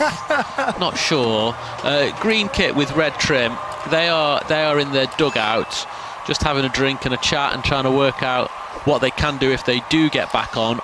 Umbrellas are back up in the crowd on the grass. We'll not call them grass banks, we'll call them grass steps, I guess. So it's amphitheatre seats. Yeah. And it looks like this delay is going to be for a little bit longer. So just as a reminder, Australia 64 without loss, chasing 141 to win. One question I wanted to ask you, Roshan, about the Bangladesh campaign. Does nothing matter as long as they beat Sri Lanka? Do you know what? It's the rivalry nobody wants in international cricket, but it seems to be reoccurringly a rivalry that gets flared up. I mean, it's funny watching the two teams play because they're so familiar. They play each other so frequently that when they're at a World Cup or they're you know, a big tournament, it just feels like they're playing in a bilateral series. And yeah, since the Nuggin dance rivalry, the snake dance rivalry, I think everyone's tried to play down the tension between the two sides, but it always flares up. Emotion always gets involved. You know, obviously the Angelo Matthews timeout incident at the last World Cup seemed to go fairly without incident this time around, but obviously Bangladesh getting the victory. But yeah, it's the rivalry in international cricket that nobody's asked for, but seems to follow us around these international tournaments. Well, because it looks like the rain is going to delay us for a little bit longer than we first thought. We're going to listen to a little bit of this week's Stumped. On this week's show, Nikesh Ragani was joined by Jim Maxwell and Sunil Gupta, and they spoke about the success of the associate nations of this T20 World Cup, with 6 out of the 9 teams picking up wins, as well as tournament debutants and co-hosts the USA who have made it to the Super 8s. Well, it's probably a greater story outside the United States than in it, because I'm not sure whether many of those who are fastened onto basketball, baseball, and American football really have any idea of what cricket's about.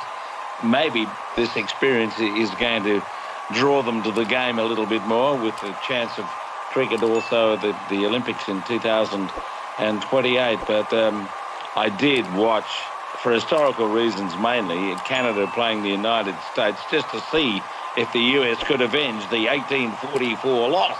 So that was a fabulous game. And this bloke Jones, gee, he could belt the ball. And that's what I liked about the United States. They weren't intimidated by anyone they played against. They may have got after a few mug shots here and there in some of the games and didn't have the experience of the better teams. But they've made a play, and I think it's been fantastic for the future of this format with 20 teams, if that's the way they're going to go, that one of the minnows, as it were, has put their hand up and has got to the next stage. So I'm very excited about what they've done. But as I say, I think it's probably going to have more impact in the rest of the world than in their own country. Yeah, I mean, look, I suppose the one way that they can get more people at least aware of the fact that there is a USA team playing in the World Cup at the moment is by winning some more games and making some more, headline space on sports networks out there on television and things like that. So we'll wait and see on that. But Sunil, Canada and Uganda were also making their World Cup debuts, and both teams picked up a win in the group stages. Canada beating Ireland, Uganda beating Papua New Guinea. They dragged that one out, but, first win, they got over the line, didn't they?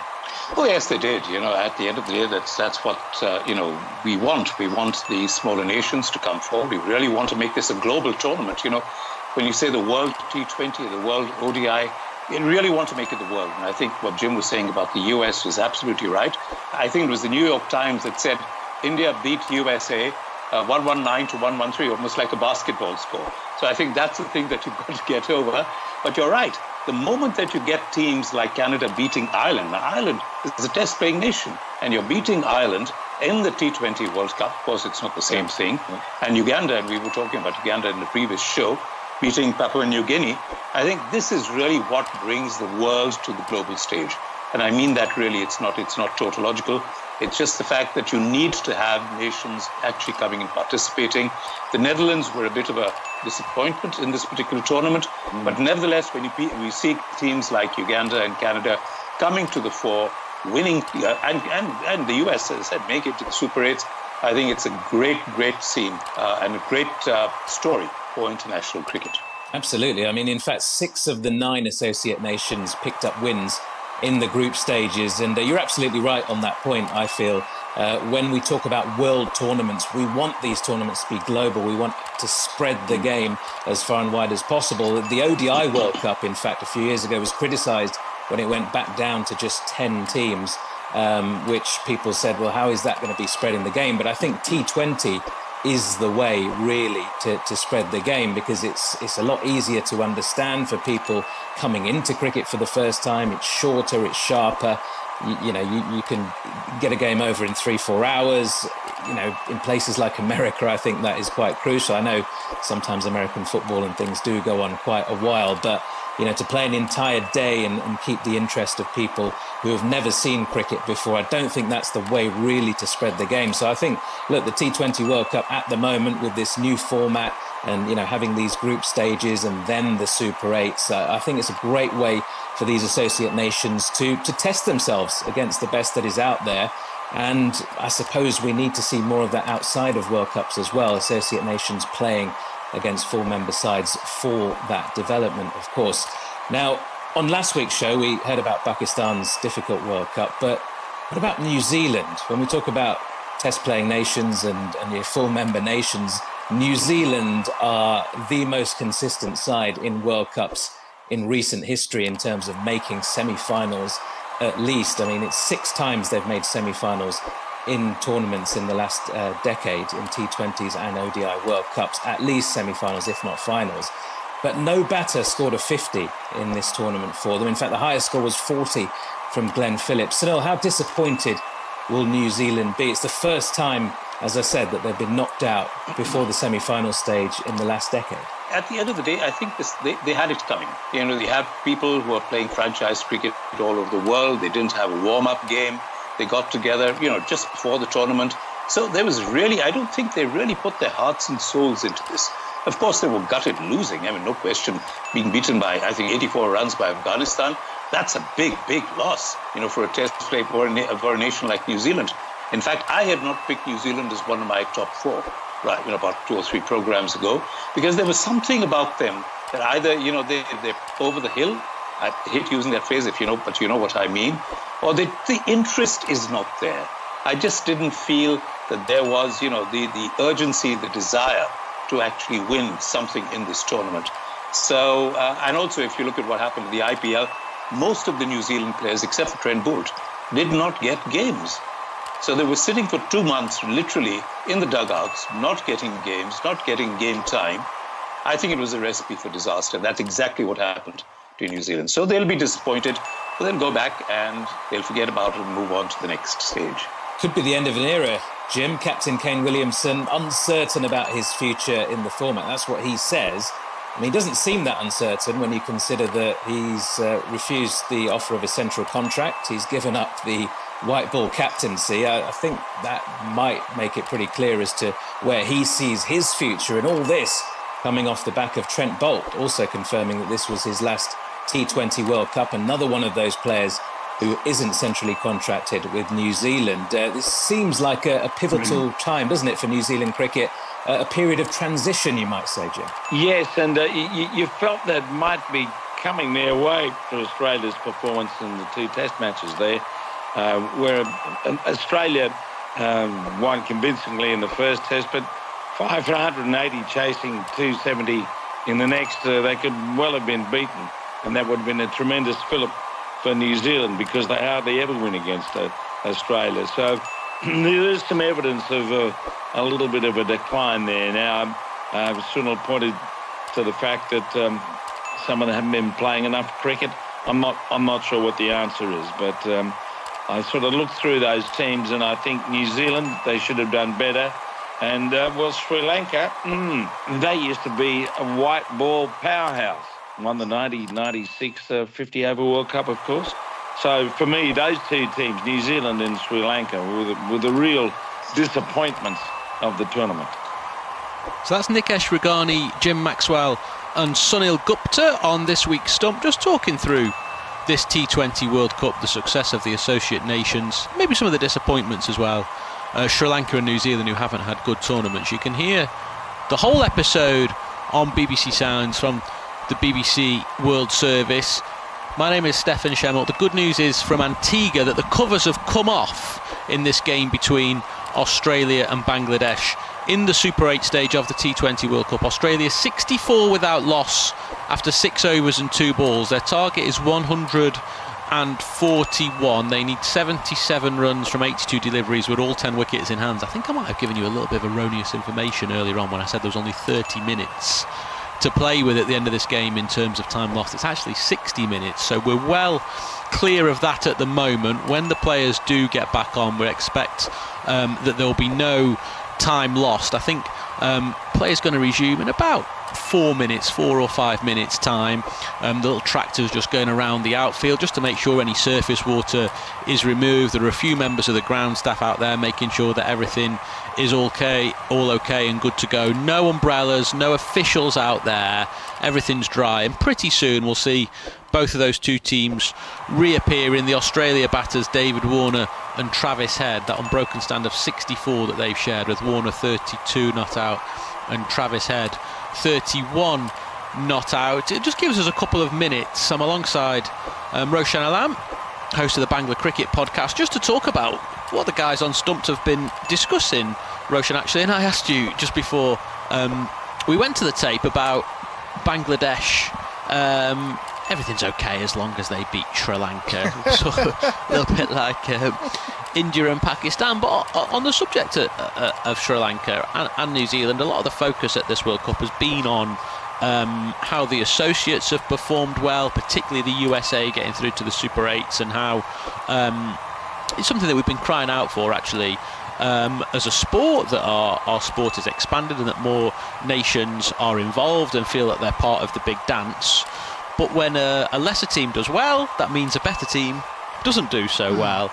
And certainly in the case of New Zealand, it really does feel like the end of an era. I think 2014 was the last time they didn't reach the semi-finals of an ICC World Cup, be it 20 overs or 50 overs. That generation of cricketers that just sort of trip off the tongue, led by Kane Williamson, Trent Boult, Tim Southey.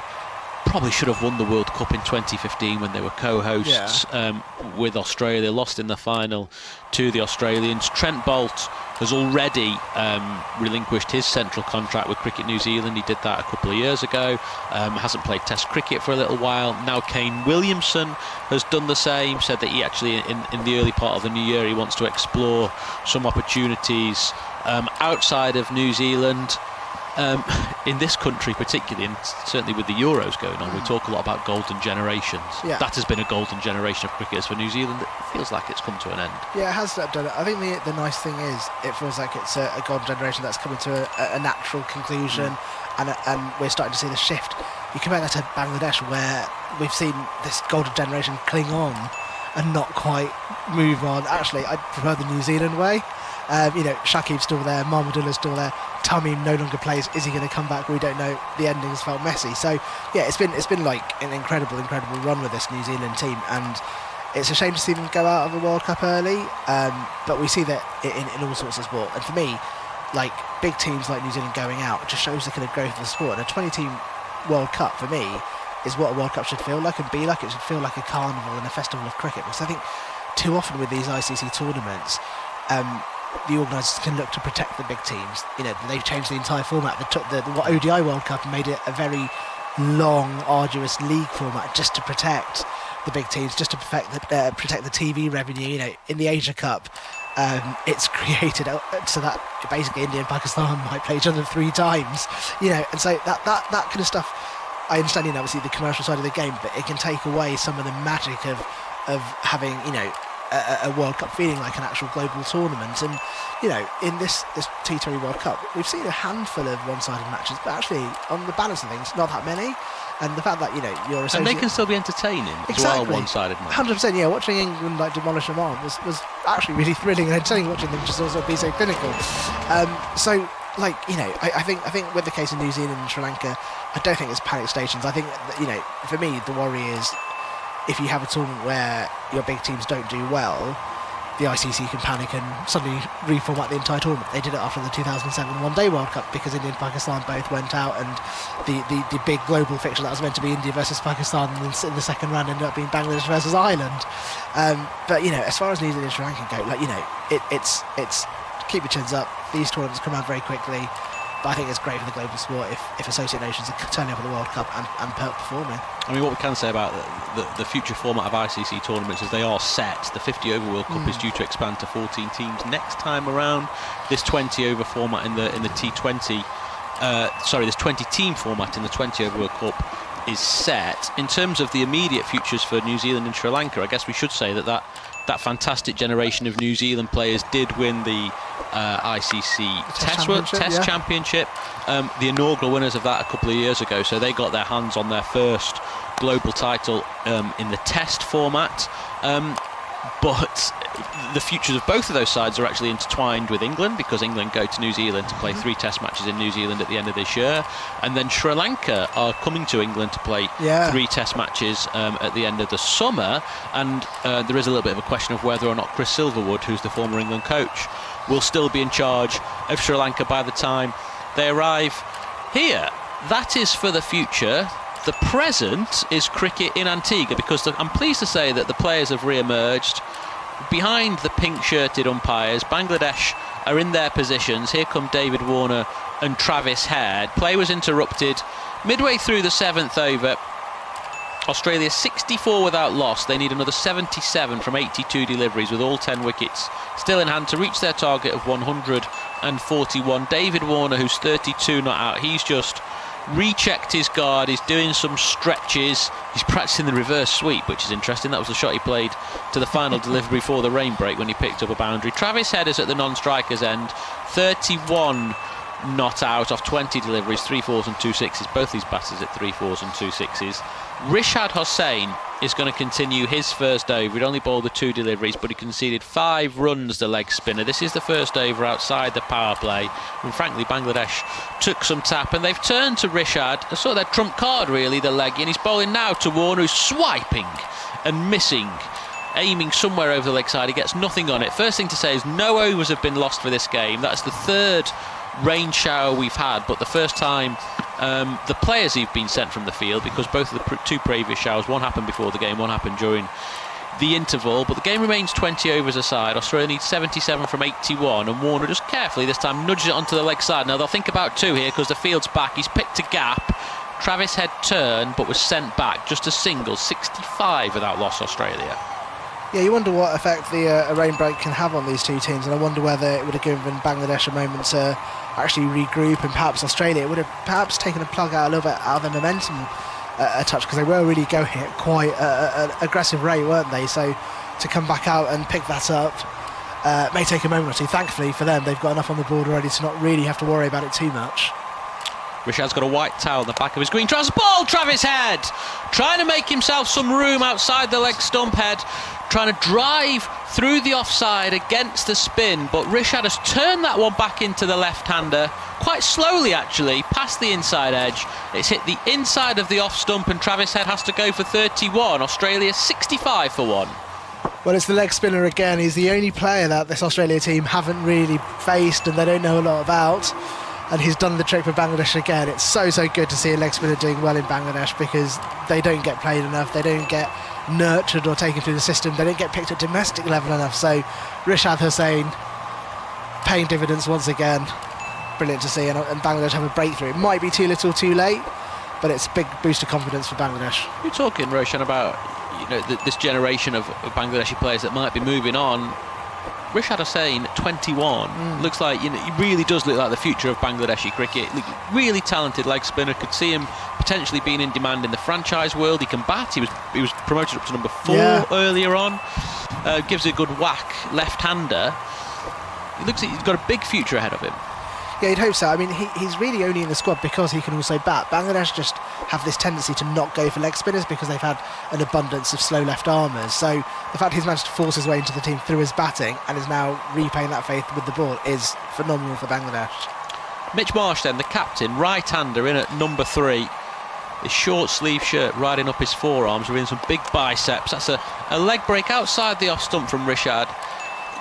If you were being really unkind, you would say that Mitch Marsh has been beaten. What he's actually done is played a long way away from the ball, played inside the line, and there was no danger whatsoever. So 7 overs gone, that long 7th over either side of a rain break. Australia 65 for 1, successful one for Bangladesh.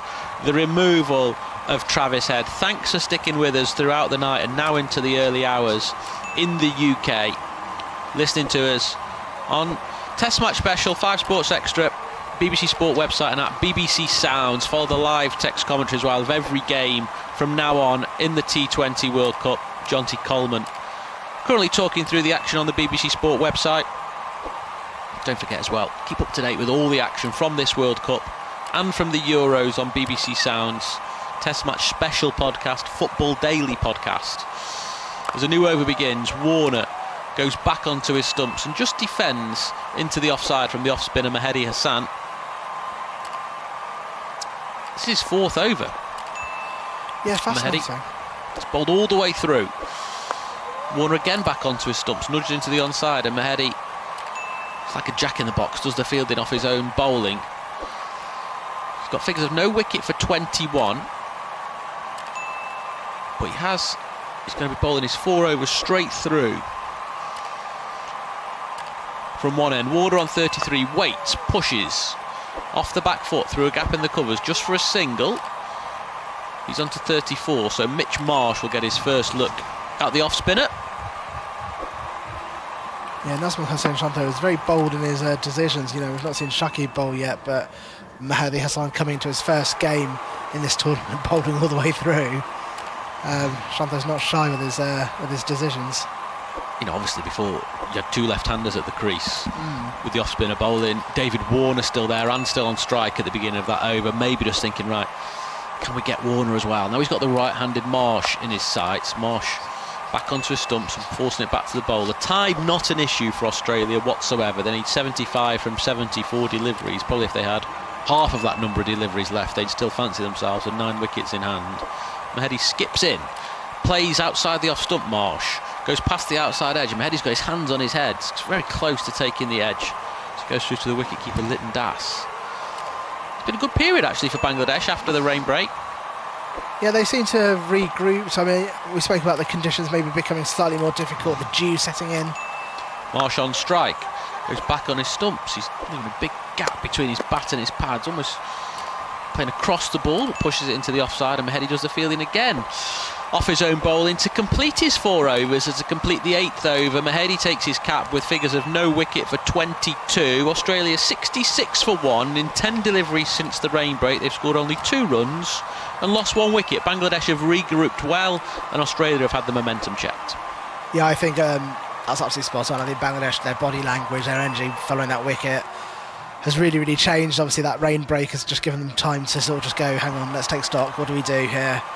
It might be too little too late. I think Australia have got enough on the board to feel quite comfortable with the start and feel very comfortable towards that target. They're taking a little bit of time to get back into gear, but they've got plenty of time for this target. So you still feel Australia are well on their way, but Bangladesh, if they continue with this sort of confidence, could make it a little bit more interesting going for these middle overs. It's the Bangladesh fans that are up and dancing in the crowd as Rishad Hossain starts a new over, and Warner just cramped for room by one that turns back into him, and there's no run as Rishad fields off his own bowling. I'm fairly certain, remember the chap who in the first over when Tanzid Hasan was bowled, and he looked like he was in tears with his head on his hand as Warner whips one through the leg side straight to the fielder at deep mid wicket. So just be a single, 67 for 1. I'm fairly certain that chap is now up and dancing. Cricket's a fickle game, isn't it? Yeah, well, that's the Bangladesh fans to a T. They support the team no matter what. I mean, I've been to test matches in the sort of early noughties where Bangladesh would take 1 wicket a day and it would get the biggest reception, you know. Marsh hasn't scored a run yet. He's faced 4 deliveries, the Australian captain. Slip in place. It's the same bowls. It's short. Marsh is down on the sweep very, very early. If he'd stood up tall, it's a bit of a juicy long hop to climb into, but instead he swept it fine for a single, 68 for 1. Some probing balls from Rishad here. He is the mystery bowler for Australia. They've never faced him. He's not played that many internationals. And it's been a real trick for Bangladesh this tournament. Warner back onto his stumps, nudging past the bowler up towards long on for one more, 69 for 1, taken by Rishad Hossain's boots. They are bright yellow, unmistakable in the Antigua night, and it is getting very late in Antigua, touching midnight. Yeah, it's him and Shakib. They have the bright boots on the Bangladesh team, I've noticed, I think. Both go for a bright yellow. Slip comes back in for Mitchell Marsh, who's sweeping. Now, is there an appeal there for leg before given by Richard Illingworth? It looked pretty close, you know. I wonder if Marsh might have got some glove or some bat on it, or thinks it's heading down the leg side, because the big captains walked straight to David Warner and said, what do you reckon? They've got 2 reviews, Australia. Marsh, yeah, captain's prerogative. I want another look at that one, but you know what? I think he's gone here, Mitchell Marsh, just for a single, and Australia are going to be 69 for 2. Paul Horton's just said to me he's given the universal symbol of, I think it might be sliding. Umpire's call for clipping the leg stump, and we can all say it's umpire's call. I thought it looked pretty close on first look. Yeah, it looked good on first look. Let's have a look at the... You can just see the bottom of the leg stump behind Marsh's pad as he's hit on the knee roll trying to sweep. It's the second sweep shot of the over he's played against Rishad. The batter goes to the sweep, sometimes suggests they're not picking the bowler. I'd be very surprised if Marsh gets away with this. Silence has just descended across Antigua. Getting a look at ultra edge now. The other question was, did it just tickle? No, it's not going to get anything on the way through, I don't think.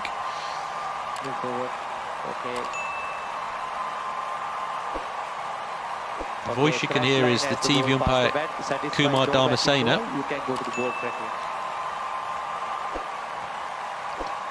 We're waiting for the ball tracking to be loaded up in the truck, and here we go now. Marsh going down to play the sweep shot. Pitching in line, impact in line. Paul Horton was right. Umpire's call for the impact on leg stump. Not quite as close as I thought it was on first look, but either way, Richard Illingworth is vindicated. He gives Marsh the finger once more, and the skipper is walking off for 1. Australia 69 for 2, and since that rain delay, which happened, well, what's that, 2 overs and 3 deliveries ago, Australia are 5 for 2. Well, it's that man, Rishad Hossain, again. What an impact he's having for Bangladesh, and what a revelation he's been for the Tigers in this tournament. 2 wickets in his 2 overs. I hope some franchise teams are paying attention to this young man. So Australia find themselves just under a smidge of pressure. I say a smidge, they still need only 72 from 67 balls. And 72 could become not very many at all if this man gets going. It's Glenn Maxwell. I would expect him to play in one way and one way only. 5th gear from the start. Absolutely. It's 1 delivery the 9th over to go. Maxwell will have licence. There's a slip and a leg slip in place for the right-hander, which tells you that Hossain is turning the ball both ways. Maxwell, no messing about, he's only batting in a cap. He's got a black sweatband on his left forearm. And the Bangladesh fans are chanting, and Maxwell's reverse sweeping first ball straight to the man at short third, who does well actually to dive to his right. It's Mahmudullah, who is one of the grand old men of Bangladeshi cricket at 38. That would have looked a long way down to dive, but he saved the boundary. Maxwell's underway with a single, 70 for 2 at the end of the ninth, but straight away, Roshan, a sign of Glenn Maxwell's intent. Yeah, absolutely. It's going to be a, playing against Australia, you take a wicket and that walks another aggressive batter. It doesn't get any easier down the order when you're playing against Australia. However, it has just made the game a touch more interesting. It's given Bangladesh a little bit of a spring in their step. Suddenly, the dives in the field are working and they're reaching the ball. There wasn't much of that in the first 5 or 6 overs. But yeah, you have to feel with 71 from 66, Australia is still very much in the driving seat, and with Glenn Maxwell at the crease, that target will always look quite easy to get. I'll be quite honest, I want Glenn Maxwell to have as much of the strike as possible for the next few deliveries. Just I think it's been quite exciting. Warner looks to have dropped anchor slightly since the rain delay. He's played a couple of swipes and missed, but more often than not been happy to nudge the ball around and run the singles. I don't think there'll be much of that from Maxwell, but he's going to face Mustafizur, the left arm seamer, his bag of tricks. He's got an incredibly open stance to the left arm over bowler Maxwell. He's trying to access the ball. He's on strike now and he drives classically through the covers, and he might get 4 for it. The outfielder have slowed up with the rain, but Maxwell has played on the up, a glorious cover drive, past the dive of the extra cover man. Australia 74 for 2. Yeah, beautifully driven. Maxwell starting off as he means to go on, as we expected he would. Australia have had their blip, and Maxwell, with all those years of experience and his ability in this game, my God, my word, which makes it look easy, doesn't he? Yeah, he's not just a piano mover, Glenn Max, when it comes to hitting the ball. Sometimes he can tickle the ivories as well. He showed that with that sort of stroke. Mustafizur's round the wicket now to Maxwell, cramping him for room. It's pushed up through mid-off for a single. Australia 75 for 2. They need 66 off 64. It's just how the game changes with Maxwell's arrival. Australia just looked a little bit tentative, got a little bit stuck after the rain delay. Maxwell straight away coming with the intent, trying to put the pressure back on to the Bangladeshi bowlers.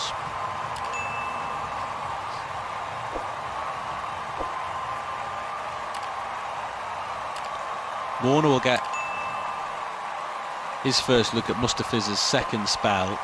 It's been left armour to left-hander. I just wonder if Mustafizur's going to have the same success with his slower balls and back-of-the-hand stuff that Pat Cummins had earlier. That's pace on to Warner, who cuts straight to the man at point. Does the fielding on his knees, and there's no run. Warner's got 36 from 27. He's got a big smile on his face as David Warner. He's got this habit of undoing his batting gloves and doing them up again. Good thing to do mid-ball, isn't it, actually? Might start doing that. Chicky could relax you, might. Yeah, I think so. Improve the output. Yeah, potentially. Mustafizur's casting a shadow in 4 directions from the floodlights. He bowls to Warner. That's a bouncer that Warner ducks out of the way. But Test cricket, that from in a T20 game. Well-directed bouncer. Warner happy to let it go. Remember, he's playing for Australia for what we think will be the last time in this tournament. I wonder if he'll get another go at England, David Warner. One last match against the old enemy. Well, the way both teams are playing, you wouldn't bet against them re-meeting, would you? Mustafizur's run is at the edge of the 30-yard circle. And Warner belts the ground. It's another short ball. This time he's hooking Warner out into the leg side for 4. He's onto that one quickly. He had a sighter from the first Mustafizur bouncer, which he ducked and let go through. The second one he wasn't going to miss out. And with Wimbledon on the horizon, it was just a smash away into open court for Warner. 79 for 2. Frustrating over from the Fizz. You don't often see him play short balls like that. You know, he's obviously known for his cutters, and there's variation, so it'll be frustrated at that. Expensive one from Mustafizur, and Australia have just regained control after those 2 quick wickets. Yeah, momentum back with the Aussies. Last delivery of the 10th over to come. Mustafizur remains round the wicket to left-handed Warner. That's a short ball, pace off. Warner waits for it. calmly tickles it off the pads into the leg side for a single. 10 overs gone. Australia 80 for 2. Warner has 41 from 30. Maxwell 6 from 3. Just 61 runs required from 60 deliveries. And Roshan, that little bit of head of steam that Bangladesh just gathered through Rishad Hossain's 2 wickets, feels like it's been snuffed out since the arrival of Glenn Maxwell, and Kevin Howes is coming in to replace me. Yeah, it certainly does. I think Bangladesh will rue the start to this defence, because had those first 5 or 6 overs gone differently, had Australia not had as many on the board, they might have been looking at a little bit more of a comeback. However, I think the damage was done in the power play. But Bangladesh do look a slightly different team after that rain break. Obviously had time to think about what was going on, regroup, have a little team huddle. But it's been Rishad Hossain who's made all the damage today. He's the leg spinner Australia don't know that much about, and his immediate impact has been, well, brilliant for Bangladesh, but you just feel too little too late. And with Maxwell at the crease, Australia will look to motor along this. They need to run a ball, but I think they'll get there sooner. I know for some it's quite early in the morning, but this is the bit where I get to read out one of these promo bits. It's always a wish for mine, and you'll understand this from your other job as well. that there might be a voiceover agency listening in. Quite right. Don't forget to subscribe and listen to the football. Is that a good start? That's brilliant, yeah. Nailing it. Don't forget to subscribe and listen to the Football Daily on BBC Sounds, where you'll find our special 4-part series with Wayne Rooney looking back at his incredible Euro 2004. I messed up there. I won't get the job. Euro 2004 campaign. Listen only on BBC Sounds via the Football Daily feed. A little bit of work to be done on that, but I think they got the message. I think that, when we use that one in the demo, but yeah. No, we'll edit that. But there's also on BBC Sounds right now as well England's Kyle Walker taking you inside the dressing room to find out what it takes to win over and over again in his new podcast, You'll Never Beat Kyle Walker. Listen on BBC Sound. There are some cracking podcasts on BBC Sound. I know you might think. Yeah, you're involved with that one? No. I can't claim credit for that one. No. But you are involved with some others. Yeah. Go on, name them then. The At Home podcast, Radio 1. Really? Yeah, the At Home podcast with Vic, Katie and Jamie. That's one of my ones. Oh, right. Good stuff. Big numbers? Yeah, decent. Decent numbers. Humble numbers, decent numbers. Well, you're a humble man. I reckon they're probably more than you're letting on. 85 for 3 went to the 11th over here, and Rishad bowling to Maxwell, who's on 6, Warner 46, but it's 56 from 57 balls, and we are expecting Australia here, despite the loss of those 2 wickets, to comfortably maybe get to the target, but it's for Bangladesh to change the course if they can. And Rishad with figures of 2 for 15 so far. Maxwell's got that. That's gone flat, but I think it's gone for 6 on the leg side. What a strange looking shot that was. But I mean, that was so low really for the ground it covered.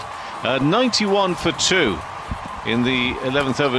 He's an extraordinary player, always has been. I like the fact that you referred to Mustafizur as the Fizz. Do you call him that? I love the Fizz up against the Fizz. Yeah, the Fizz up against the Max. I mean, I made up that one, but the Max is on form, and he's quickly set about this. He's 12 from 4 deliveries, 91 for 2 in the 11th. He's gone in the same area. This time it does hit the ground and roll, or maybe pull back. Nice work in the end, just on the boundary, pulling that one back in. I thought that was going to be a 4 instead of a 6. In the end, it just works out to be a 2, just 2 runs on the board. But he's going that area onside around about the long on area. Who was it that pulled that back in? Terrific work. That was Tanzim Hasan. Great work. Good dive and pull back in. So there's still plenty of energy out there, but you know that they're up against it here. They've only set this, what did appear really at the halfway mark, to be a little short of what they needed. And that certainly looks the case now, with 48 needed, 55 balls, 93 for 2. Maxwell facing again, and he's driven that out to extra cover. And Shakib will do the fielding, can't get it past it, therefore there is a dot ball to finish, a dot ball at the beginning, a dot at the end, but 13 runs in between for Rishad, who's 2 for 23 from his 3 overs. So Warner on 46, Maxwell 14, plenty of noise and support still for Bangladesh, but surely they must realise that it's not looking so good for their team at the moment. Yeah, I think they know Australia well in a way, but Bangladesh just need to try and keep their heads in the game and get something from it, make it difficult for Australia. Maybe think about net run rate. I mean, I know Bangladesh will look at themselves as outsiders in this Super 8 group, but they still need to go into these 3 games with the intention of trying to get the best out of it. And if that means frustrating Australia and making it slightly more difficult to get to that target, then so be it. I think that's important for their momentum and their morale going to the next 2 games against India and Afghanistan. Warner on strike. Taskin to bowl his second over. First went for 15. This is in the air. That should have cleared by some distance, I reckon, over square leg. It has indeed. A little pick-up, nicely timed. Just flew away. Brings up the 50 as well for David Warner. Gets there with the 6, the way that David Warner goes about his business. Well, at one point it suggested 100. That still reads 99 for 2. So somebody somewhere just got a little bit premature on that one. I'll do that one again. As he customarily does, he gets to 99 with a 6 in terms of the team score. But he raises back with his 50. And 42 needed from 53 balls. Terrific work from David Warner. 52 off 34. Taskin bowls again. Is it going to be a 6 this time? No, just one bounce neatly into the hands of the fielder at backward square leg. That does bring up the Australian 100. 100 for 2 in this 12th over. Warner with his half century. 53 off 35. He's gone running off somewhere, and I tell you what it is. Exactly. For 1 minute, I almost said there's a protest, but no, there isn't a protest. It's the rain. It's what's this? The 3rd interruption? 3rd, maybe 4th, I think. Yeah. 4th. We had two in a quick succession during the Australian innings, and obviously one at the start that delayed the toss. So yeah, 4th one today. I was just thinking this innings really, because we had one which we thought we'd got away with. Because it fell during the interval. So, as you say, one at the beginning, one in the interval. And this is the 2nd and 3rd. These are sharp, heavy showers, aren't they? Australia 28 runs ahead of the par score. If you needed to know that, you might have been able to guess it as well. So, initially the blue tarpaulin comes on, then the white is rushed on beyond and over the top.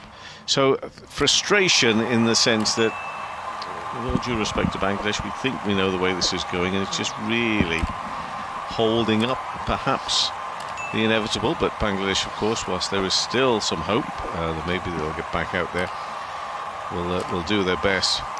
But I'm going to give that's father and son and mum there. His beard looked, the fellow in the middle, his beard looked just a little bit younger, not quite so grey. The fellow on the right hand side, but. Yeah, I'm afraid the rain is falling again with Australia at 100 for 2 in the 12th over, needing 141 for victory. And not all the faces smiling there either. I'm not so sure if that's a rum shack or it's just a general bar area on the ground. But yeah, the looks on the faces of the Australian players there in the dugout, that looks all fairly relaxed, as you might expect it to be as well, because they've had a good day. They haven't yet completed the victory, and it's impossible for us to know just how long this rain will be around for. The ground staff do a great job on getting this on as quickly as possible, and there are a fair number of ground staff, and it is breezy, which, as we know, around the world, if it's breezy, it'll keep that rain moving across quite quickly. But also, clearly, as it drives in from one side, there's about what it looks to be a dozen ground staff who actually stand. They don't actually put pegs in the covers there, but they actually stand at one end, which presumably is where the breeze would come in and whip it back up again. So they all stand there, almost as human tent pegs, really, keeping it down. And but we saw that done 20-25 minutes ago, and I had a look at that, and I thought this looks it could be around for a long time, and it wasn't. They were just making sure that they were as efficient as possible. In fact, a few of the ground staff have disappeared already, so maybe that we won't be too long in waiting. But David Warner, you just imagine that he is going to go out with not this game, but there'll be more games for Australia, of course, if this is to be his last tournament.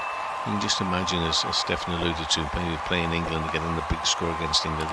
There's going to be a big send-off for him at some point. 100%, yeah, of course they will. What a career. It has been. Not always the most popular, sometimes controversial of players, but no doubt as years have worn on, a little bit like you and I, he's grown up and matured. And not quite as wild and reckless as we once were. If you don't mind me speaking for myself anyway. But yeah, he has been a wonderful competitor. And I'd like to think that one of the things about David Warner also is that, you talk about franchise cricket earlier, that it does appear that franchise cricket has meant that there's maybe not quite the same sort of level of animosity between international players. Once they've played with with other players from around the world.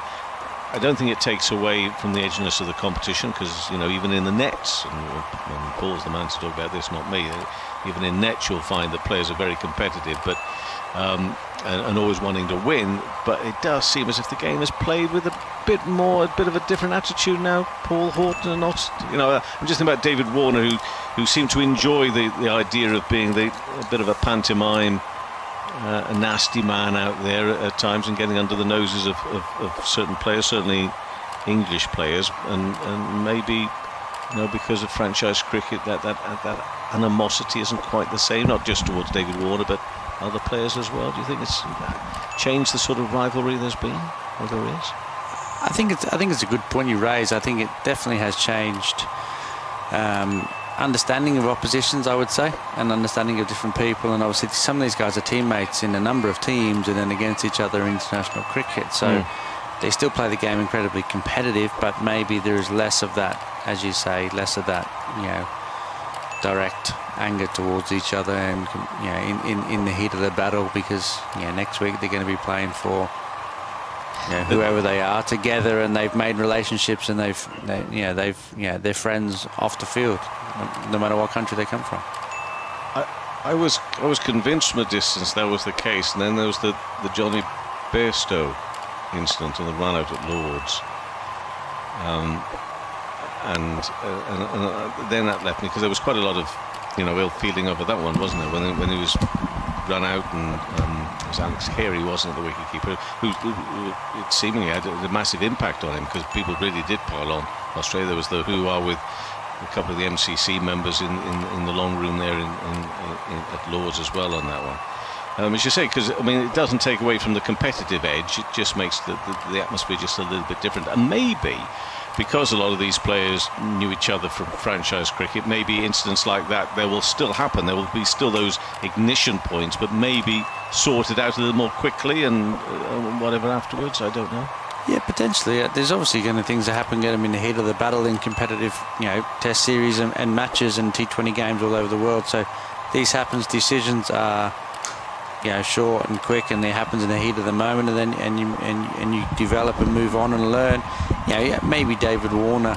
It comes with age, doesn't it? We all learn through age to understand ourselves and understand the bigger picture at times. And David Warner's a different man now than he was when he was in his early 20s. We all are in that indestructible stage of our early lives. We are, and then we learn and develop and get shaped by family, and we become fathers, mothers, and we change on our view on how we handle ourselves sometimes. But at the time, I remember it being said of David Warner that is part of why he is, at that time, why he is so successful, because he has that side to him. So there is that element to his character and his personality anyway, I guess. Definitely, he's a competitive winner. He's highly talented batsman, highly talented sportsman, isn't he? He's done that for a number of years. And we can all look back and think we could have done things differently at times, and reacted differently and handled things differently. But that's what hindsight is, and if everyone had that, we'd all be doing things differently, wouldn't we? We'd be choosing when it's going to rain, and we'd be choosing when the election is, and all sorts of things would be going on, wouldn't we? So if we had hindsight. So you could, I can talk to you about the cricketing side. The only analogy I can draw is when I'm driving up and down the M1, for those moments I can look back later on in life and think, I wish I'd reacted differently. And now I do. I'm thinking, now I have these magic words in my head. It's not worth it, Kevin. It's not worth it, okay? Yes, they've cut you up. Aren't they nasty? It's not worth it. It's not, and I'm sure David Warner's thinking the same thing out there on the cricket field. That is a strong breeze blowing across the ground there. Just have a look at those flags we can see on our monitors. Whether or not it's blowing that rain away quickly enough, we have had so many interruptions of players coming off and on in this game. I, for one, certainly, because I haven't had the stopwatch going, can fully be across how much we've lost of what we believe was 60 minutes we can have had it on. It being a night game. Paul, you've got this theory that it's now locally about 3 o'clock in the morning there. No, it's about midnight, sometime around there. But it's a late local finish, isn't it? It's a late local finish. I think that the understanding of the 60 minutes before you lose overs is probably what we're understood to believe, and that's quite a long time in a T20 before you actually start to lose some overs and they're chopped off. Well, I mean, it is UK time just after 5 o'clock, so we may have people just getting up. If you are on the early shift for whatever your job or work may be, to tell you that Australia has been set just 141 to win this one. Travis Head made 31 off 21 balls. Mitch Marsh was only out for 1. We saw wickets there, 2 wickets for Rishad Hossain. David Warner with his 53 not out of 35 balls, and Glenn Maxwell's 14 off 6 leaves them at 100 for 2 in the 12th over. Earlier, Bangladesh scoring 140 for 8 off their 20.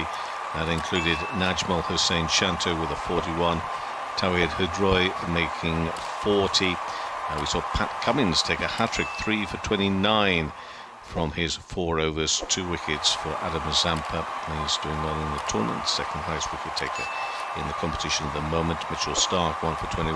Josh Hazlewood no wicket for 25.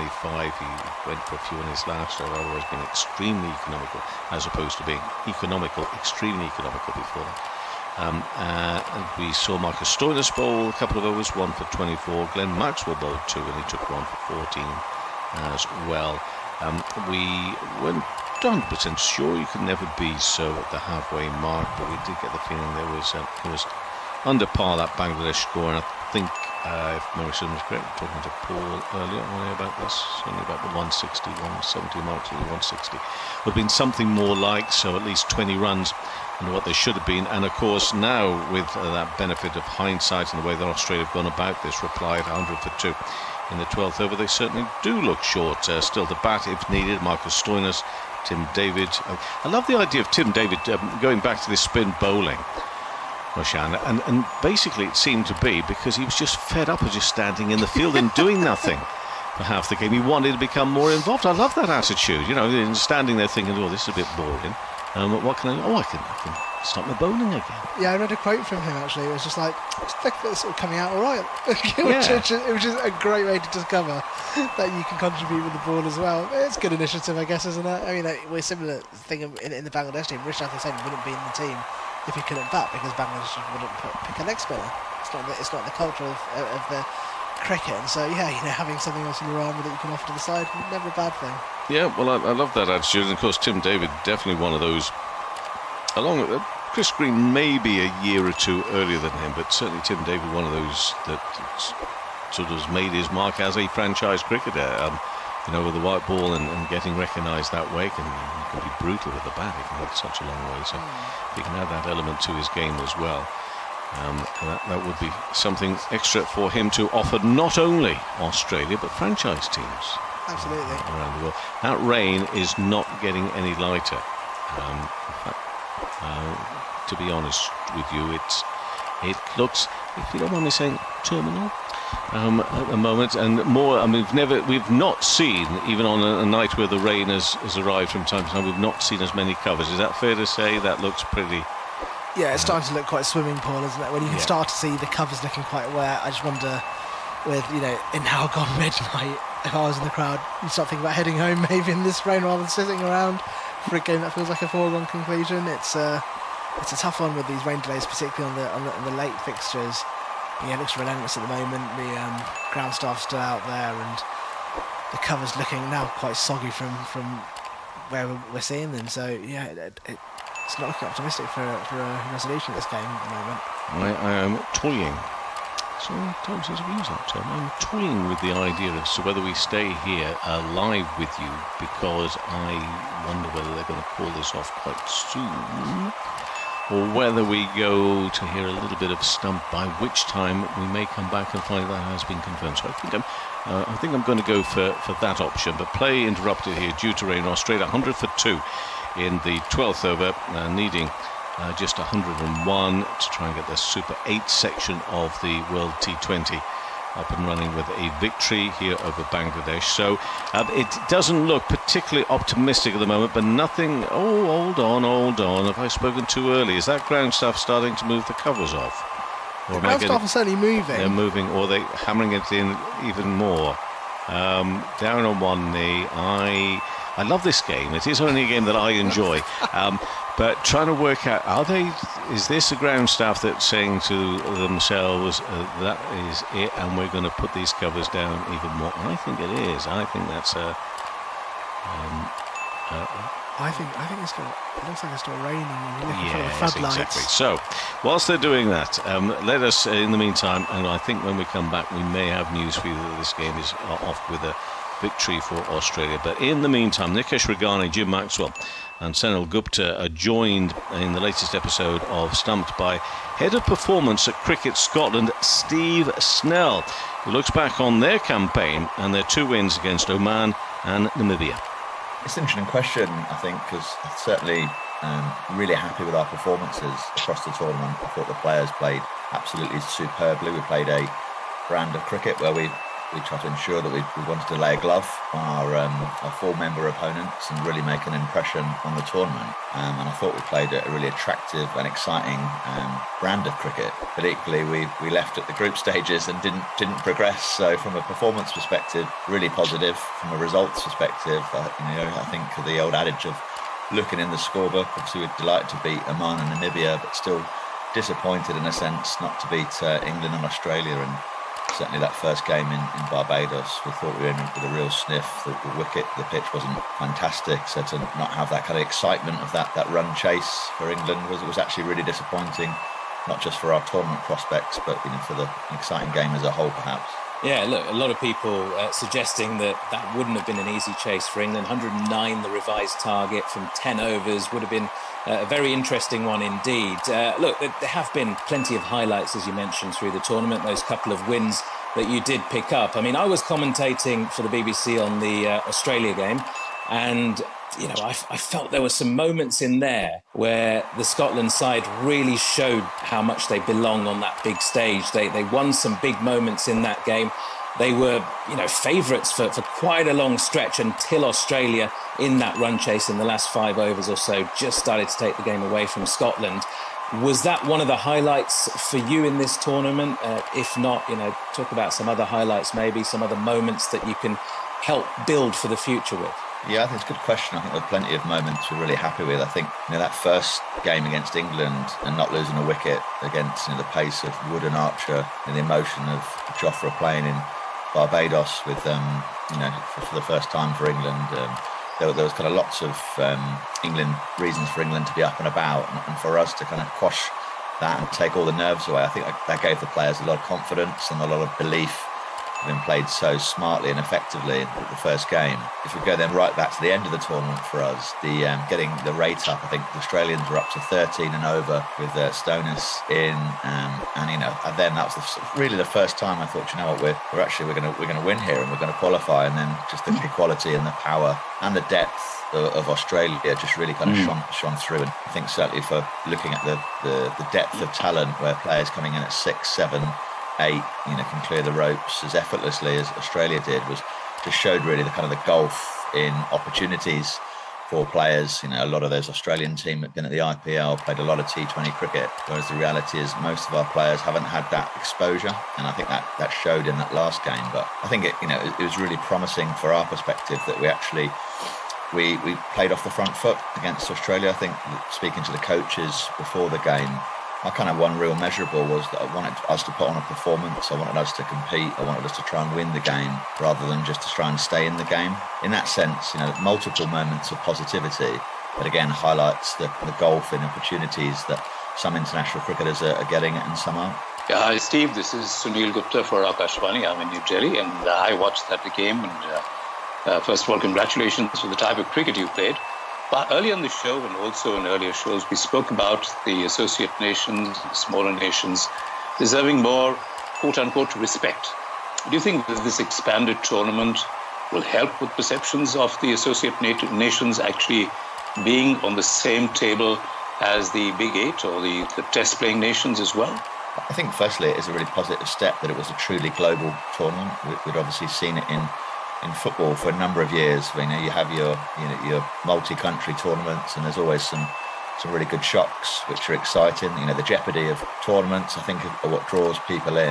I probably can't comment on the perception of others on associate cricket. I'd rather kind of talk about the actions in terms of, as a consequence, what happens in terms of, for example, future tour programmes for the ICC. Actually, I'd love to see the action that there is actually more designated windows where associate teams play 4 members. For me, that would reaffirm positive perception amid action and actually something that is tangible. I think a lot of the things that we're talking about here with I'm really pleased that we are, is about kind of the respect that associate cricket is earning. It would be fantastic for it to be furthered actually with some action in terms of some more cricket against 4-member nations. And as such, we've recently announced a 3-match series against Australia. Australia contacted us, which I think is, again, a good sign in that regard. So the more mini-series and opportunities you can have to play 4 members, I think that's really important. To come back to your question, I think some of the associate nations did themselves a hell of a lot of credit. I really enjoyed watching Nepal, and not just the kind of passion and fever, which is obviously happening for cricket in the country, but the quality and endeavour and kind of some of the moments they had was fantastic to watch. And so from an associate viewpoint, I thought they were absolutely outstanding, and I guess certainly on a par in terms of ourselves with some of the moments of the tournament. Jim Maxwell for the ABC here in Sydney, Steve, and I enjoyed watching that game against Australia. Scotland certainly brought some energy and hunger to their performance. Perhaps it was the catching in the end that might have been the difference, with Travis Head being dropped before he really got into stride. How was the Scottish preparation for that game, given that the rain could have got you in to the next round with a bit of luck before the England situation came up? Yeah, it was certainly a curious week, Jim, in terms of we had 3 games in pretty quick succession in Barbados and Antigua, and then we found ourselves in St Lucia for a week with a game at the end of the week. So England had to play twice and Australia once before then we played again. So I think certainly there was that kind of excitement, but also the unknown, which I don't think is ever helpful in preparing for a game, even as much as in the afternoon of the game where it's raining for England in Antigua, and you start kind of thinking, and if it carries on raining, then we're through, and that'd be great. And all of a sudden it's the sun comes out and England play an 11 over game, and you kind of start maybe thinking about things that you can't control, like David Visa opening the bat in, for example, for Namibia may have been handy in some instances, but yeah, just those thoughts quickly disperse, and then all week pretty much the kind of messaging was, look, we're going to have to beat Australia to qualify, and that was the focus. Whether or not the players managed to hold on to that, I don't think we'll ever really know, but certainly it was a curious week in terms of preparation for that, but also a really exciting one, because there was a huge carrot at the end of the week, and not just that, because we don't get the chance to play 4-member teams that often. Just the occasion of the game, in essence, was fabulous for our players to be a part of. Sunil here again, and you were talking about England, and we all know the needle between Scotland and England, not just in cricket, but in soccer and so many other things. Now, at one stage, you had England's fate in your hands. You really did. Virtually till the end of the group stage. Is that something that players were conscious about? It was somewhere in the back of their minds, or was it just the game that you were concentrating on? Yeah, I think that rivalry does go back a few years, and the players, I think, they always want to get one over on England. That is for sure. I mean, I think being English myself, I'm kind of getting a little bit of stick from the players across the tournament, but it's all kind of friendly rivalry. But I genuinely believe that the players were more interested in their own progression, and I think there's a lot of respect in terms of between the two sides, and think ultimately we wanted it to be us rather than anybody else in particular. I guess there is that sense of potential satisfaction. Just the gulf in resources between ourselves and England and indeed Australia is so stark that actually it would have been one hell of a story had we managed to knock England out. But alas, it would have been on net run rate the other way around. It would have been absolutely fantastic to go through on purely sporting merit. And coming back to the start of the show, the 10 overs in Barbados would have been really interesting if we were given that opportunity. Jim, back here for a moment. Steve, it's just about Scotland, this T20 series against Australia coming up. I don't really see cricket as this particularly Scottish game. I think about football. So Scottish fans embrace cricket a little bit more perhaps after this experience? Yeah, I think that there's a lot of exciting things happening in Scottish cricket. Our women's team qualified for the World Cup for the first time. I was out there in Abu Dhabi with our team.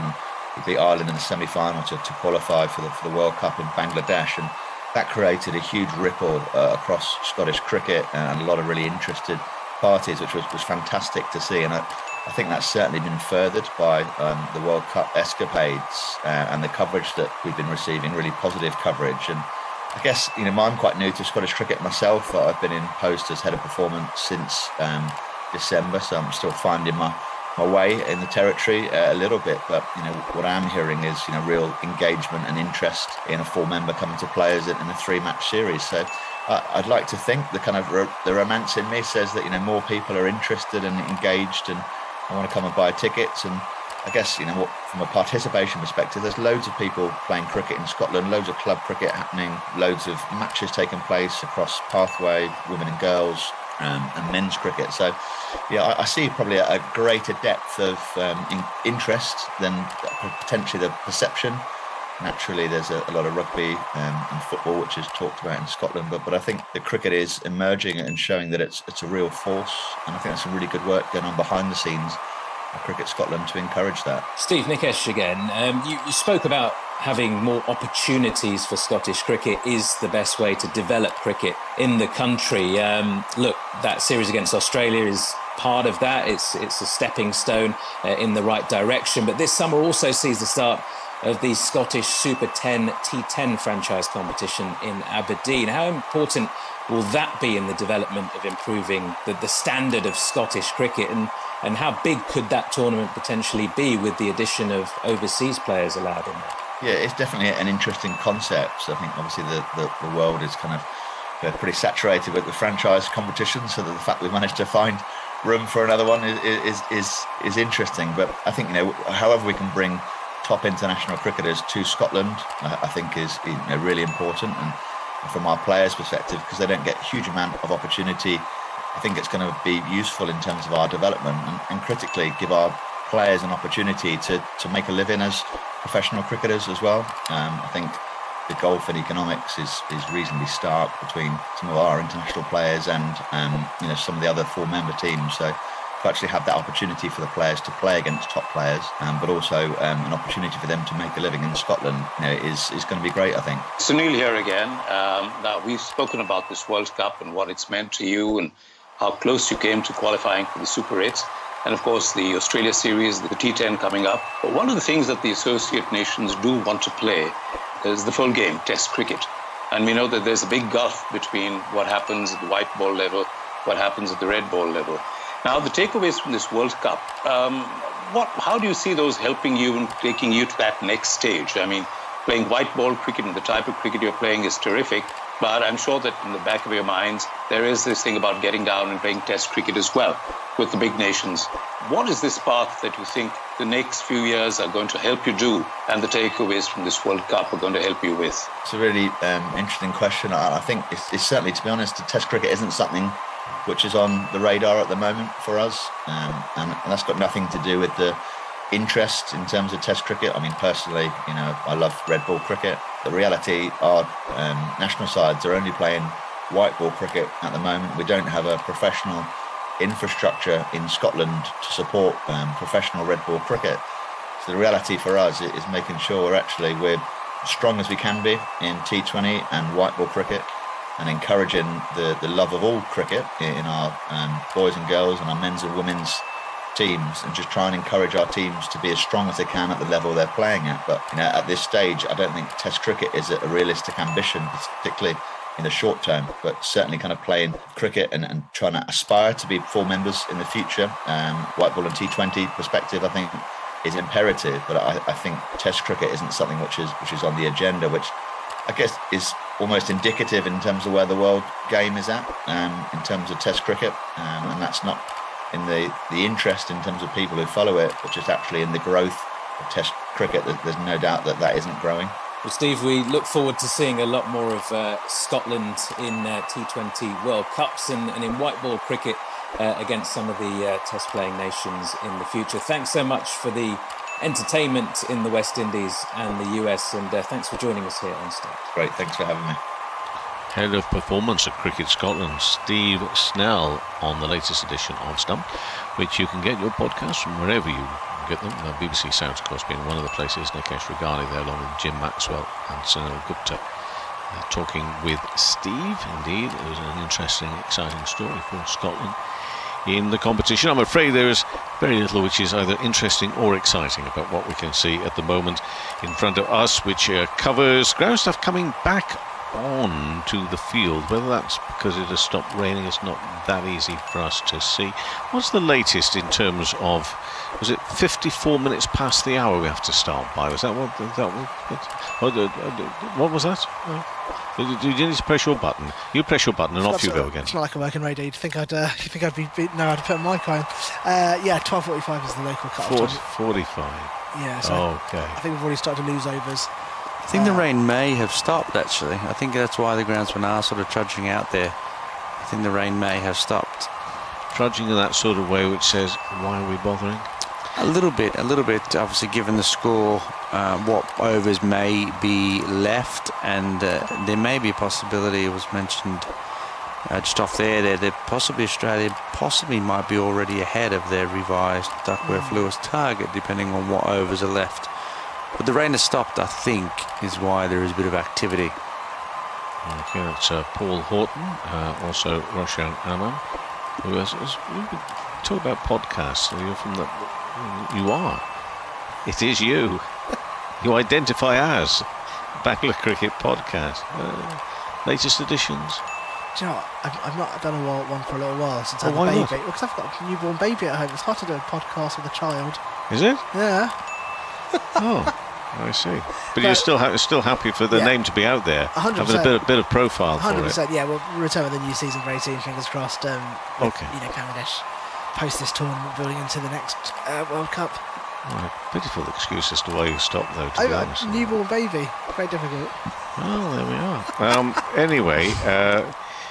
But we brought you in for not only your expertise on Bangladesh cricket, but your passion. And for those that are joining us, maybe just getting up with the alarm going off at 5 o'clock or just after, you missed quite an exciting and emotional little section of the innings, the first innings, when Bangladesh were batting, when you really got quite hopeful at one stage that something magical might be happening, but it doesn't look like it did in the end. 140 for 8, the Bangladesh total, and Australia going along really nicely, 100 for 2. When the rain, the last lot of rain came, we've had a few interruptions, but in the 12th over 100 for 2. And according to DLS, they were 28 runs ahead of where they needed to be. David Warner's not out 53 off 35 balls. Glenn Maxwell 14 off 6. But from your perspective, it's just more of the same really from Bangladesh in this match, isn't it? Yeah, I think the main focus has been on Bangladesh's poor top order batting. Unfortunately, that continued today. They were down on a wicket for no run. Najmul, Hossain, Shanto and Litton came to the middle, and both of them are batters who've been out of form for some time. And they both, again, just struggled to get going. You could see it from their body language and the shots they were selecting. There were nerves there. They weren't sure whether to go and attack or play cautiously. And in the end, the power play, despite only losing one wicket, didn't accrue enough runs for Bangladesh to really have a decent foundation. So it felt better than some of the previous batting performances, in as much as Bangladesh had wickets in hand going into the final 10-12 overs. But by that point, they were well behind what would have been a decent power play score that would have gone on to set up a decent final score. And I think just those early overs, those dot balls to Litton really cost Bangladesh setting a decent score today. I think the covers are being taken off, so we may see some more live cricket here at the Sir Vivian Richards Stadium for this match. North Sound in Antigua, Australia versus Bangladesh. It's hard to know, and especially within this tournament now, but also maybe hard to know how they're going to regain the form and confidence, the Bangladesh, because it was very clearly and obvious, wasn't it? There was very little confidence out there, tentative, and just to be nervous really with all that cricket they got behind them. Yeah, I mean, they sort of sleepwalked into this tournament a little bit. I think the T20 form has not been brilliant. They've won the odd game. They beat Sri Lanka in a match. They beat England. They've beaten Afghanistan. But overall, the performances haven't been brilliant. They've also relied on home conditions a lot. Their prep coming into this tournament was a series against Zimbabwe, which they won comprehensively, but didn't particularly look in any sort of decent form. Then they went to play against the US of A, which they lost 2-1, and that's sort of served as a wake-up call. But unfortunately, they've not really fixed any of the issues that Bangladesh have seen for the last 3, 4, 5 years. The lack of big hitters, the lack of death bowlers, and they've come to this tournament, and I think, if I'm honest, conditions have just favoured them. They've played on pitches where they can play like a one-day side. They can have low totals that they defend. They can rely on their bowlers, and they've come to this game here today against Australia against a far stronger batting attack than they've faced so far in the tournament, a far stronger bowling attack, and they've come undone, and they've been exposed for the issues that we already knew existed. And so I think Bangladesh needs to shake up a little bit and wake up and figure out the solutions to the problems that they currently have in T20 cricket. Otherwise they'll end up sleepwalking through tournaments to each other. Stefan Schermelt, is that your sign for saying it's all over, no more? And they do. Thank you, Steph. I mean, it really was, and bring me the official wording because I think it's important that you do. Australia have beaten Bangladesh by 28 runs under the DLS method. Stefan has decided that, by the way. There's no official wording from anybody else, but I mean, as far as I'm concerned, he is the chief writer, and if the chief writer says that, I go with it every time. But the other clue that maybe that it is actually officially off, and it's not just Stefan making it up over there, is the fact that numerous people of all sorts have gone onto the field of play, and which also gives the impression that that maybe even the TV company and the crew are just lining up to drag a few players out to be interviewed. But it is a worry for Bangladesh, because they really did look out of sorts with the batting, Paul. They really did. Yeah, I think I agree with everything Rishad said about Bangladesh and where they are with their cricket, and they did look out of sorts. I think we've got to take it into context a little bit. They're coming up against a very good bowling attack in the Australian side. It's a well-rounded bowling attack, and they've also, although some of their conditions may have suited them similar to what they play on back in Bangladesh, they have played on some surfaces that haven't been free-flowing for stroke play and big high scores. So if you play on some of the surfaces that aren't as good as some of the others, and then obviously you get in, these low scores, you come unstuck, you get a bit of ill form because of those things, and then you lose confidence, and that all compiles, doesn't it, when you come to an economy. If they'd have played in a couple of other different games in different countries, then they might be scoring more freely, the batters, and the bowlers wouldn't have been as successful. The bowlers have had more success on the surfaces that have suited the bowlers a little bit, but it's pretty glaring to see what where their challenges are. They lack power in their batting, don't they? If we're honest with them, they lack power. There's some glimpses today. Shanto brilliant, Hridoy really good as well, but they do lack some power running through their order. It was a steady innings with glimpses of power without having sustained power. You looked at the way Australia approached their innings. Warner and Head is pressure back on the bowler and power coming at you. They just don't have that. Well, thank you very much for now. Just remember what you said there, because it was really good, and I want you to say it again in a few minutes' time, because we'll need to put it out on a programme later on. Every word of it, okay, in the right order. Coming up at 3:15 later today, though, we've got England versus South Africa, where you'll be able to hear Paul in the interval talking about such matters. But the big game, really looking forward to it, obviously, because two teams who could go on and win the competition, but beating the Super 8s here, England and South Africa. Darren Sammy's National Cricket Stadium, St Lucia, is the venue for that one. So we're on air at 3:15, but the game itself will start at 3:30. There's so much more to come over the weekend as well, so if you need to find out what is when and where, you go to the BBC Sport website. They've got all the different matches and the starting times, whether it be in the middle of the night UK time or not, or the other place to see these matches, of course, because every ball that's been covered on BBC Sounds. If you go to the 5 Sports Extra site of that on the BBC website and BBC Sounds, you'll be able to get all the information as well. But that is it. We wrap it up for our coverage of live cricket here right now with a victory for Australia. So Australia win this match against Bangladesh by 28 runs under the DLS method. So in this particular group, big wins for both Australia and India. They're off and running in the Super 8s. But for myself, Kevin Howells, and all the team that have been with you through the night, and the production team as well, we wish you a very good morning. You're listening to the ICC Men's T20 World Cup. Sports Extra brings you something equally important. On top of the coverage you can already hear on 5 Live. Since the dawn of time, humankind has sought to compete, to achieve, to push every fibre to the limit. The epic highs and the crushing lows. From the first Olympiad of ancient Greece to the modern day, athletes keep pushing, aiming to win, to inspire, to triumph. Radio 5 Sports Extra. You're listening to BBC Radio 5 Sports Extra. More live sports, pure live sports. Listen using BBC Sounds, plus smart speaker, digital radio and smart TV. Radio 5 Sports Extra brings you more live commentary from the world's greatest sporting events. As 5 Live broadcasts one event, BBC Radio 5 Sports Extra brings you something equally important. On top of the coverage you can already hear on 5 Live.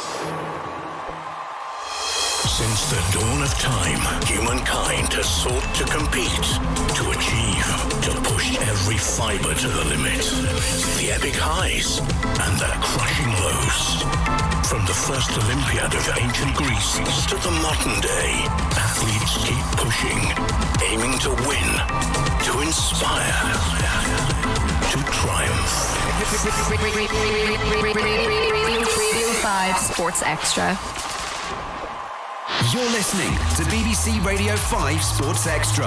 More live sports, pure live sports. Listen using BBC Sounds, plus smart speaker, digital radio and smart TV. Radio 5 Sports Extra brings you more live commentary from the world's greatest sporting events. As 5 Live broadcasts one event, BBC Radio 5 Sports Extra brings you something equally important. On top of the coverage you can already hear on 5 Live.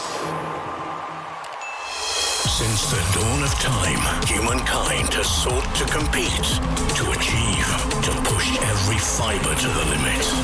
The epic highs and the crushing lows. From the first Olympiad of ancient Greece to the modern day, athletes keep pushing, aiming to win, to inspire, to triumph. Radio 5 Sports Extra. You're listening to BBC Radio 5 Sports Extra. More live sports, pure live sports. Listen using BBC Sounds, plus smart speaker, digital radio and smart TV. Radio 5 Sports Extra brings you more live commentary from the world's greatest sporting events. As 5 Live broadcasts one event, BBC Radio 5 Sports Extra brings you something equally important. On top of the coverage you can already hear on 5 Live. Since the dawn of time, humankind has sought to compete, to achieve, to push every fibre to the limit. The epic highs and the crushing lows. From the first Olympiad of ancient Greece to the modern day, athletes keep pushing, aiming to win, to inspire, to triumph. Radio 5 Sports Extra. You're listening to BBC Radio 5 Sports Extra. More live sports, pure live sports. Listen using BBC Sounds, plus smart speaker.